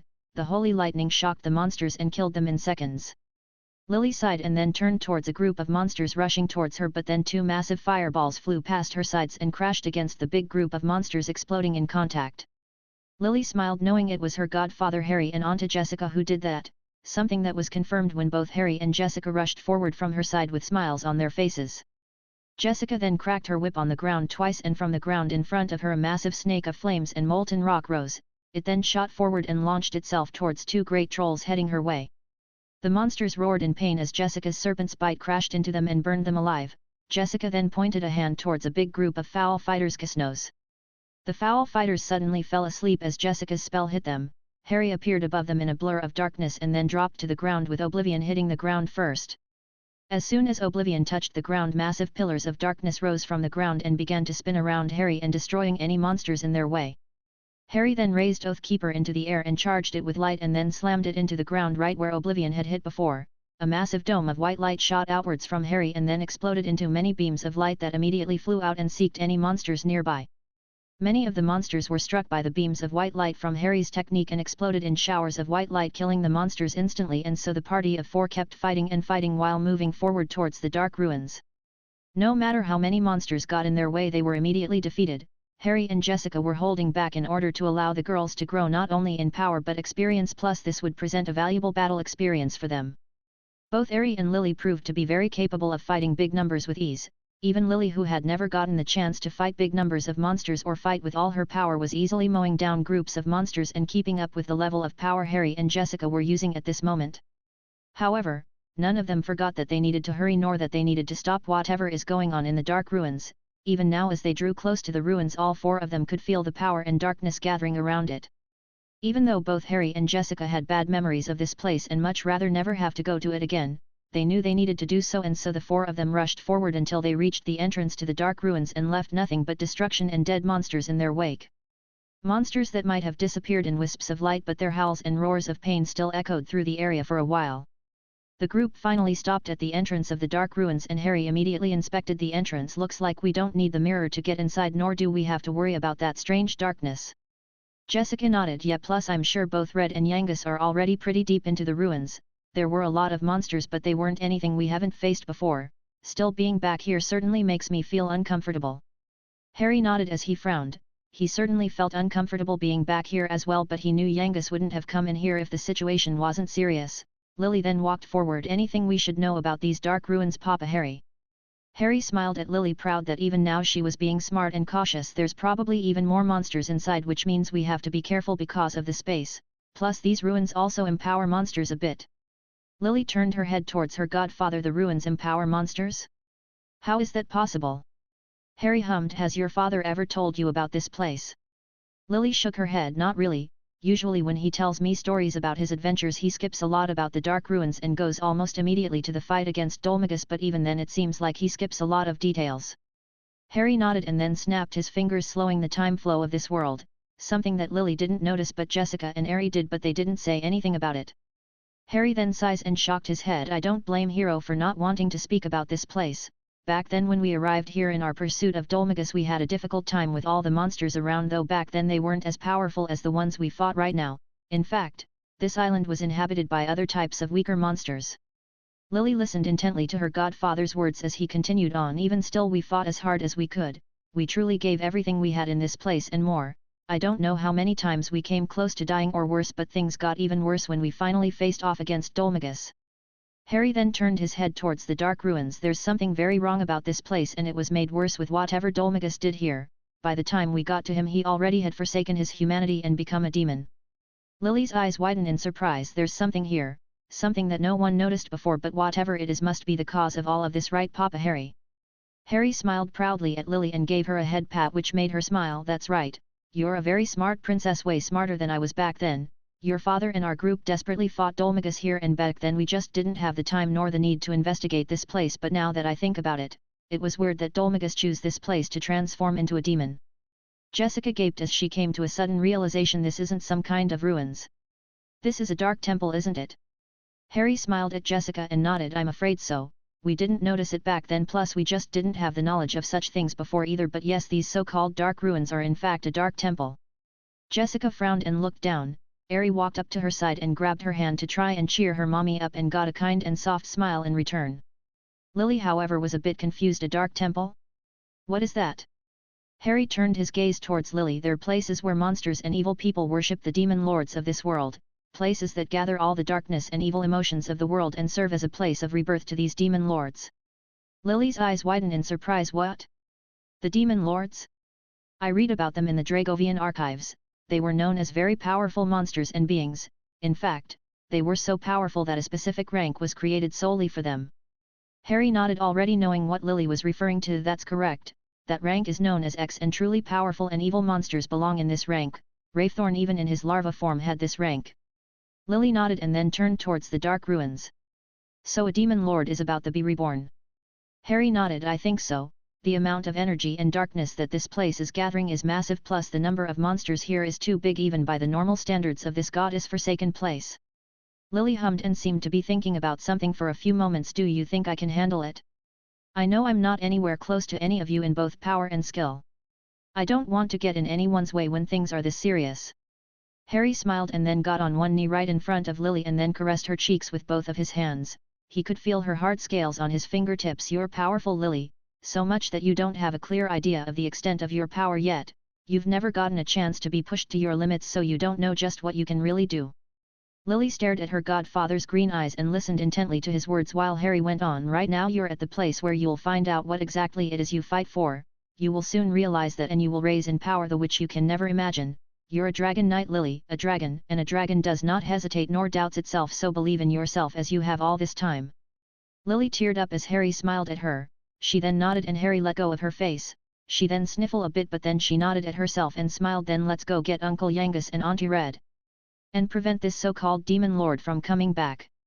Harry stood up straight and nodded to Lily while Jessica and Harry smiled at her and also gave her a nod. Whatever might be going inside this dark temple, they will face it and stop it together. Chapter 115. Play Dragon Quest I Ost Dungeon Extended. Everyone stepped into the dark temple, and once inside the party immediately noticed that something was seriously wrong with this place. Harry looked around with a serious expression on his face. There's that feeling of dread and darkness we felt when we came in here the first time, but there's a pressure here that seems rather heavy. Harry turned his head towards the girls who were looking around. Are you both okay? This place can suffocate anyone with all of this evil floating around. Harry frowned but nodded. I'm fine, Daddy. This place reminds me of where you found me. It's unpleasant, but I think I've gotten used to places filled with evil like this one. Harry nodded, and even though what Harry said was true, he wished it wasn't. What had happened to her during her time in the Shihasekai left its mark on his daughter, and the fact that one of her Digimon partners was of the dark and virus type was proof of that. Harry moved his gaze towards Lily, who looked up at him. I'm okay, Papa Harry. It's a little unnerving in here, but I don't seem to be affected by it very much. Harry nodded. It must be because of your nature as a dragon knight. You remember what sort of beings they are, right? Lily nodded and then looked at both of her hands. Dragon knights, beings with the power of a dragon, the magic of a demon, and the heart of a human. Harry smiled at his goddaughter and then gave her a head pat which made her smile and looked up at him. Harry gave her a grin and then turned towards Jessica. And you, Jessica? How are you holding up? Jessica grinned at Harry and then gave him a nod. I'm fine. It certainly feels horrible in here, but all of us have experienced places like this dark temple before. That makes this place feel insignificant. I'm comparison, though I sure wish that the first time we came here I was this powerful. Harry nodded in agreement to Jessica's words. Yeah, me too, but at the time we were just working with what we had. In any case, let's move on. Lily walked up to the front and looked around, watching as some very powerful monsters roamed around the area. Hell gladiators and foul fighters were cautiously walking around at the ready to attack any intruders. Lily then turned her head towards everyone. Okay, let's be careful. I don't think we should rely on what Papa Harry and Auntie Jessica know about this place. Something might have changed, so let's move on while being careful. Lily then turns her gaze towards her godfather. Papa Harry, you said you are trained as a ninja and that you even specialized in assassination, right? Harry raised an eyebrow at Lily's question but nodded to confirm what she said to be true. That's right. I was a member of Anbu and even went on to become the captain of Konoha's Anbu Corps. Lily smiled and then nodded okay. Then can I ask you to use stealth as me, Eri, and onto Jessica move forward? That way while the monsters are distracted with us you can take care of most of them with stealth. Harry grinned and nodded to his goddaughter, liking her plan. Sounds good, I'll then move in stealth mode and cover you guys. Lily nodded and her godfather suddenly disappeared in a flurry of leaves. Lily was awed at that. So cool. I wonder if he can teach me that. Eri and Jessica giggled at Lily's enthusiasm. Lily then smiled at both of them and turned around towards the inside of the dark temple. Okay, let's go, but keep an eye out. Even if Papa Harry is covering our back we should still be cautious of this place. Eri and Jessica nodded in agreement and then the three girls moved forward into the dark temple ready to face whatever awaits them in this dark and evil place. On the first level of the dark temple, they only found big numbers of monsters, but they quickly took care of any that were stupid enough to attack them or get in their way, and as they fought Harry would appear behind monsters and take them down without alerting the rest. Before they could even notice, the monsters' numbers decrease rather quickly, leaving only small wisps of light from their disappearing bodies. However, the girls and Harry didn't stop and continued to quickly move. Luckily for the group, they didn't have to go around to look for mechanisms or anything like that, since everything was still on and open since Harry and the groups of heroes came here to face off against Dolmagus a long time ago. So everyone could just head straight down to the first level basement. Here is where things had physical change from the last time Harry and Jessica were here. Before there was water all over the place, but now only pools of disgusting purple poisonous grime awaited everyone. This became a problem because that meant that they couldn't walk around freely, so they opted to take off flying, which in hindsight might have been a bad idea, since the moment the monsters noticed them in the air they began to try to shoot them down with magic spells. Eri and Jessica retaliated by using Reflectaga, sending those spells back to the caster and killing them off with their own spell, while Lily began to shoot down at the monster with fireballs and lightning magic. Meanwhile, Harry would continue to move undetected while killing monster after monster, making Lily wonder just what sort of training her godfather had to go through to learn how to do that flawlessly. Still, right now it wasn't the time for pondering, and so Lily continued to launch spells at the monsters who were trying to shoot them down. Eventually, they took care of them all and they were free to look around. Eri found two chests in an upper corner of the basement and the group immediately went to check them out. Inside they found a mini medal and something called Saint's Ashes, which according to Jessica had the power to purify curses and evil energy. Thinking that it might be useful someday, Eri put both the mini medal and the Saint's Ashes into her witch's hat. After that the party had a quick look around but didn't find anything else useful, so they continued onward. They got to the stairs leading down and walked them down to the second level basement, which was another big chamber with several floors heading up and down. There were many staircases allowing access to every floor, however there were a bunch of new monsters roaming about and they looked powerful and downright evil to the girls. Lily frowned and then turned her head towards her Auntie Jessica. Auntie, what are those? Jessica was frowning as she watched this new type of monster. Those are Hellstalkers and Hellspawns. Hellstalkers are completely immune to fire and lightning magic and Hellspawns are immune to physical attacks. Lily frowned. That's a very effective combination to have. This was planned right. Jessica nodded. Yeah. These monsters were specifically left here to slow anyone down. As a matter of fact, since we haven't seen Yangus or Red, I assume they made it past here and I'm impressed they did so. Lily, what are you going to do? Fire and lightning are your main elements and you can't physically attack the Hellspawns, Eri, and I can handle it since we have a lot of perks that help us ignore defenses or resistances. Lily grinned. Papa Harry has been teaching me some new things every night, something about not being a one-trick pony, so I have a few new techniques I've been wanting to try. Lily raised her Dragovian god sword and suddenly it began to let out cold air as frost and ice began to engulf the blade. Jessica raised an eyebrow in surprise. Harry taught you ice magic? Lily nodded. Among all other elements.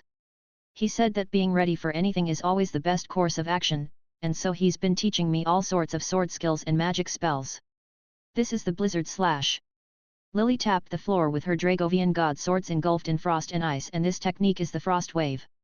As soon as Lily called out the name of her technique, a massive wave of icy cold air shot from the tip of her sword into the ground and spread out forward in front of her. The wave spread to the entire chamber and the monsters roaming around were instantly frozen solid. Lily let up her technique and sighed a puff of white mist from her mouth from the sudden drop of temperature her technique brought. The monsters' frozen bodies suddenly cracked and then shattered, signaling their deaths. Eri cheered and hugged Lily. That looked amazing, Lily. Lily grinned at her friend and nodded. It took me a while to get it down and to be able to resist the cold, but thanks to Papa Harry's time manipulation I had all the time in the world to perfect it. Jessica grinned as the girls cheerfully spoke about Lily's new technique. it certainly was impressive, and Jessica was even surprised with Lily's control over a volatile element like ice. She certainly has a knack for learning techniques and spells, it's like she adapts at an accelerated pace. Harry came down from somewhere and landed beside everyone, surprising the girls a bit. Well done, Lily, you destroyed all the monsters in this chamber. Lily nodded and then looked around. All right, let's look around a bit and see if we can find anything useful in here and then move on. Papa Harry, are we close to the end of this dark temple? Harry nodded. There are only 2 more chambers before we get to the inner sanctum of this place. Lily nodded. Okay, then you don't have to keep taking enemies out with stealth, but you're going to teach me how to do that later. Harry chuckled and nodded. All right, but NBU training isn't easy, you sure you can handle it? Lily nodded. I'm sure I can. But for now let's get a move on. Harry smiled at his goddaughter, and then everyone quickly took a look around. They found 2 more chests, and inside they found a mini medal and a recovery ring. Harry and Lily stared at the ring in curiosity. Since both of them can feel a good amount of magic in it, they both decided to ask Harry what it did, and he happily explained. Apparently, this ring is blessed by the goddess and it heals the wearer as they walk around, granting them a small healing factor. It was nothing too impressive to Harry, Jessica, and Aries standards. But to Lily, it was one of the most amazing things she's seen, and it brought a sense of nostalgia to Harry and Jessica. It reminded them of how they used to react whenever they found a new magical item or equipment. Aerie, enjoying Lily's happiness, decided that she should keep it and use it, which surprised the little princess of Trodaine. She asked her friend if it was really okay for her to have it. Aerie just smiled at her and nodded. She then let her know that she had no need for the ring since she had quite the strong healing factor already, and that it would be more useful to her right now. Lily, understanding Aerie's words, nodded and put on the recovery ring. With that done, the group headed towards the staircase leading down and went down to the 3rd basement level. Once they arrived down there, what awaited them was a massive empty chamber, but they could see that there was a massive battle that went down here not that long ago. There were holes, cut, burns, and destroyed walls and floors all over the place. The 2 monuments that used to stand in here were also completely destroyed. Harry looked around. This seems recent. Whatever went down here, it must have happened not so long ago. Jessica stared at the cut on the wall not far from her. This was made by a scythe, the cut it's too thin to be from a sword or an axe. Harry raised an eyebrow. That means Yangus and Red fought something here, and by the looks of it, it was something huge, a trap of sorts, or did they just run into some kind of guardian monster? Lily frowned as she looked at the battlefield. This was a big fight. I can still feel the tension in the air. What sort of monster could fight this hard against Uncle Yangus and Auntie Red? It was a good question. Unlike Hero and Angelo, both Yangus and Red continued exploring the world for treasures and fighting, so they only got stronger for it. But what they fought in here obviously fought them hard, and the party can only hope that they were okay, since it was just the both of them in here and had no magical support between them. Luckily Red has some healing techniques, but they're not as potent as healing magic is. Harry sighed and shook his head. We have to move on. Yangus and Red must be up ahead, and they might need some help after the fight they had in here. They might even be injured right now. Everyone nodded and decided to rush off to look for their friends, hoping to find them close by rather than deeper into the dark temple, but hopefully, they decided to rest somewhere for a while. That would allow them to catch up to them, and so the party of 4 walked down the stairs into the 4th basement level. Once on the lowest floor of the dark temple, the group found themselves looking at a dark and ominous hallway. However, everyone noticed a light coming off to the side of the corridor where a part of the wall had been destroyed a long time ago. Harry smiled, knowing that there was a pool of healing water in that little cave, and had the suspicion that both Yangus and Red were there right now, so he walked forward with Aerie, Lily, and Jessica following close behind him. As soon as they arrived, they all smiled when they saw both Yangus and Red sleeping on the ground by a campfire, though both Harry and Jessica frowned when they saw that they were still injured. Harry looked towards the pool of healing water and was disappointed to see that it had become a pool of dirty purple and poisonous water. Now worried for his friends, Harry quickly walked up to them and then kneeled beside Yangus. Harry poked Yangus on the belly, making him groan, and then a few moments later he opened his eyes and stared at the smiling face of the dragon god. Harry, mate, am I dead or something? The dragon god grinned at Yangus and shook his head in amusement. Nah, not yet Yangus, but you look like you were one step away from it. Yangus soon grinned happily that Harry was really here right now. Meanwhile, Jessica was checking up on Red while Harry helped Yangus sit up while giving him a miracle gel. Yangus stared at the gel in confusion, which in hindsight is understandable since at the time Harry didn't have access to them the first time he was in this world. Still, Harry couldn't help but smile at his friend. He hasn't changed in all of these years, still the chubby funny-looking guy he always was. Eat it, Yangus, it will heal and restore your energy. Not even doubting his words for a second, Yangus immediately chucked the gel into his mouth and ate it. His eyes widened in surprise as he felt all of his wounds disappear and his energy return. Blimey mate, that hit the spot.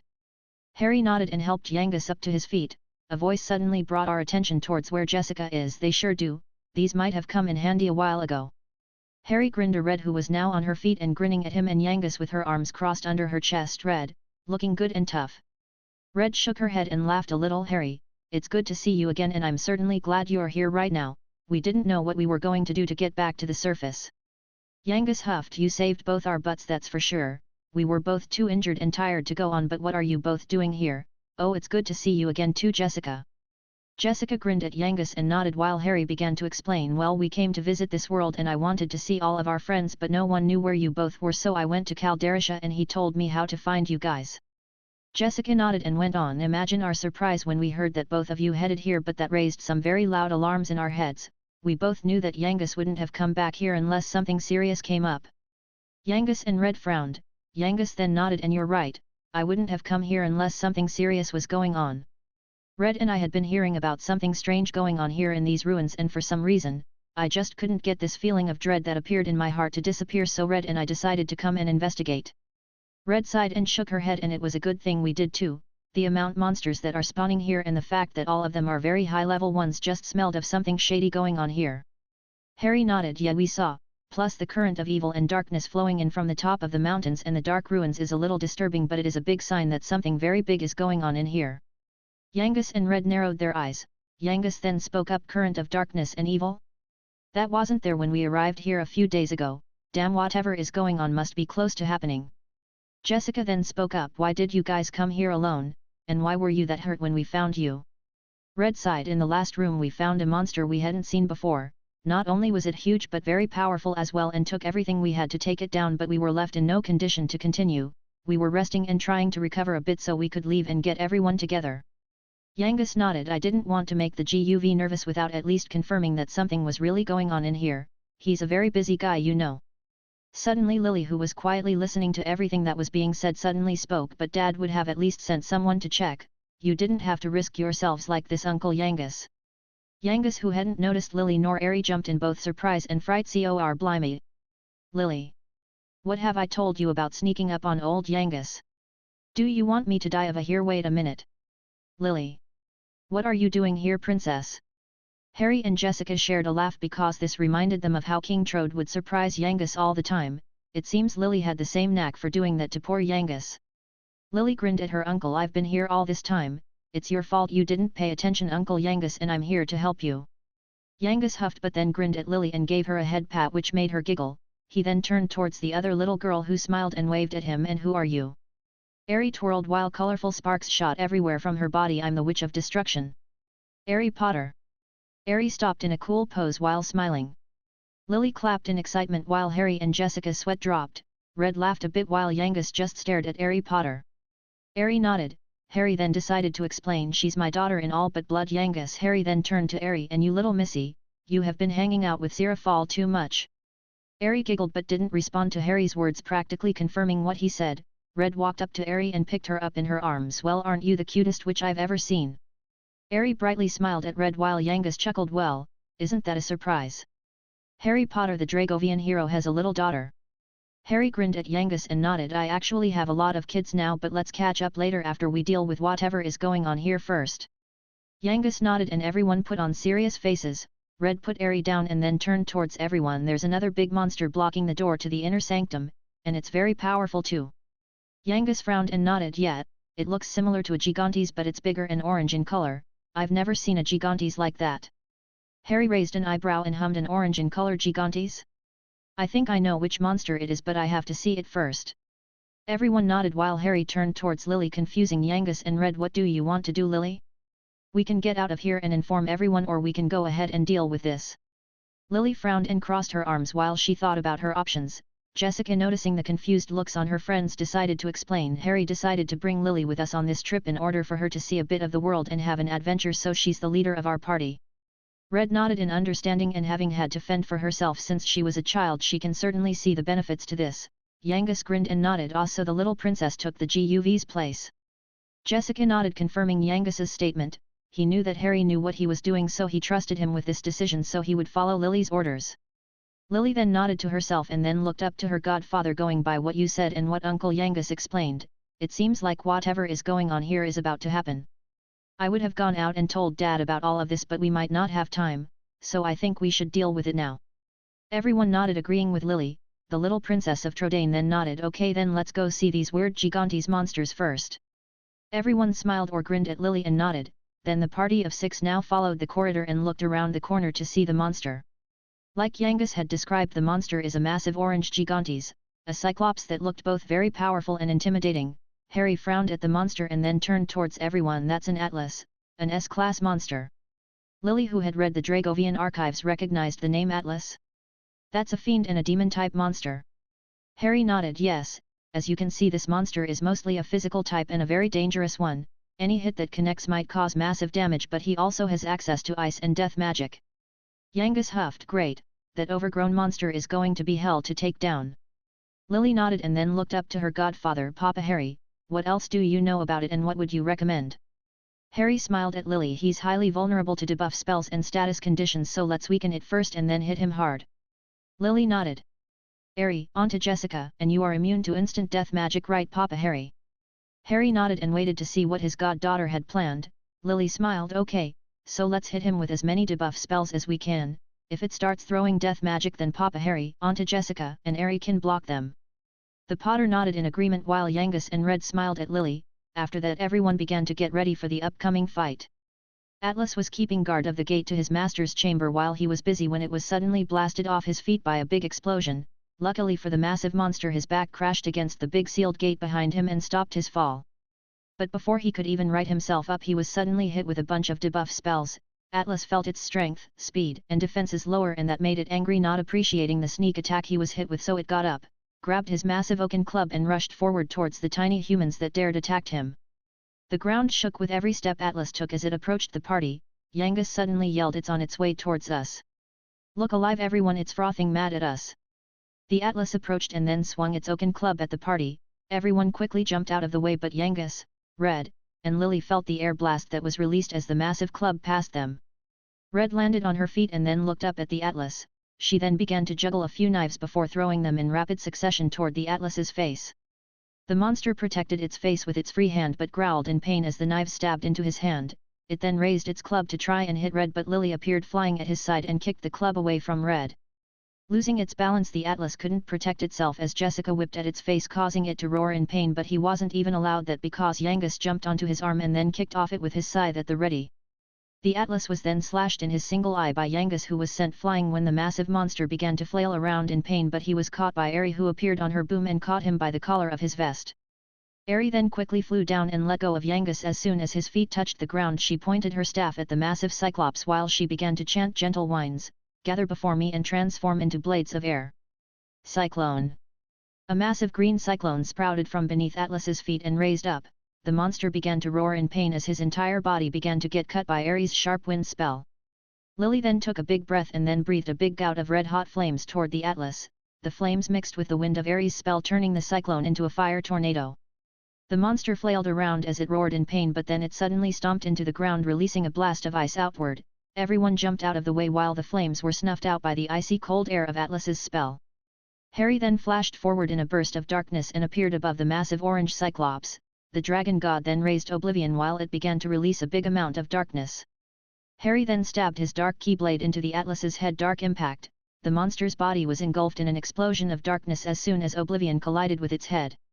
The blast threw the Atlas off his feet into the ground as Harry disappeared in a blur, only to reappear beside Jessica, who had a massive fireball above her head. She then waved her hand towards the downed monster Cafrizel. The massive fireball suddenly shot forward and landed on top of the Atlas's chest, causing it to be engulfed in a pillar of swirling flames. The monster roared in pain as it was once again set ablaze.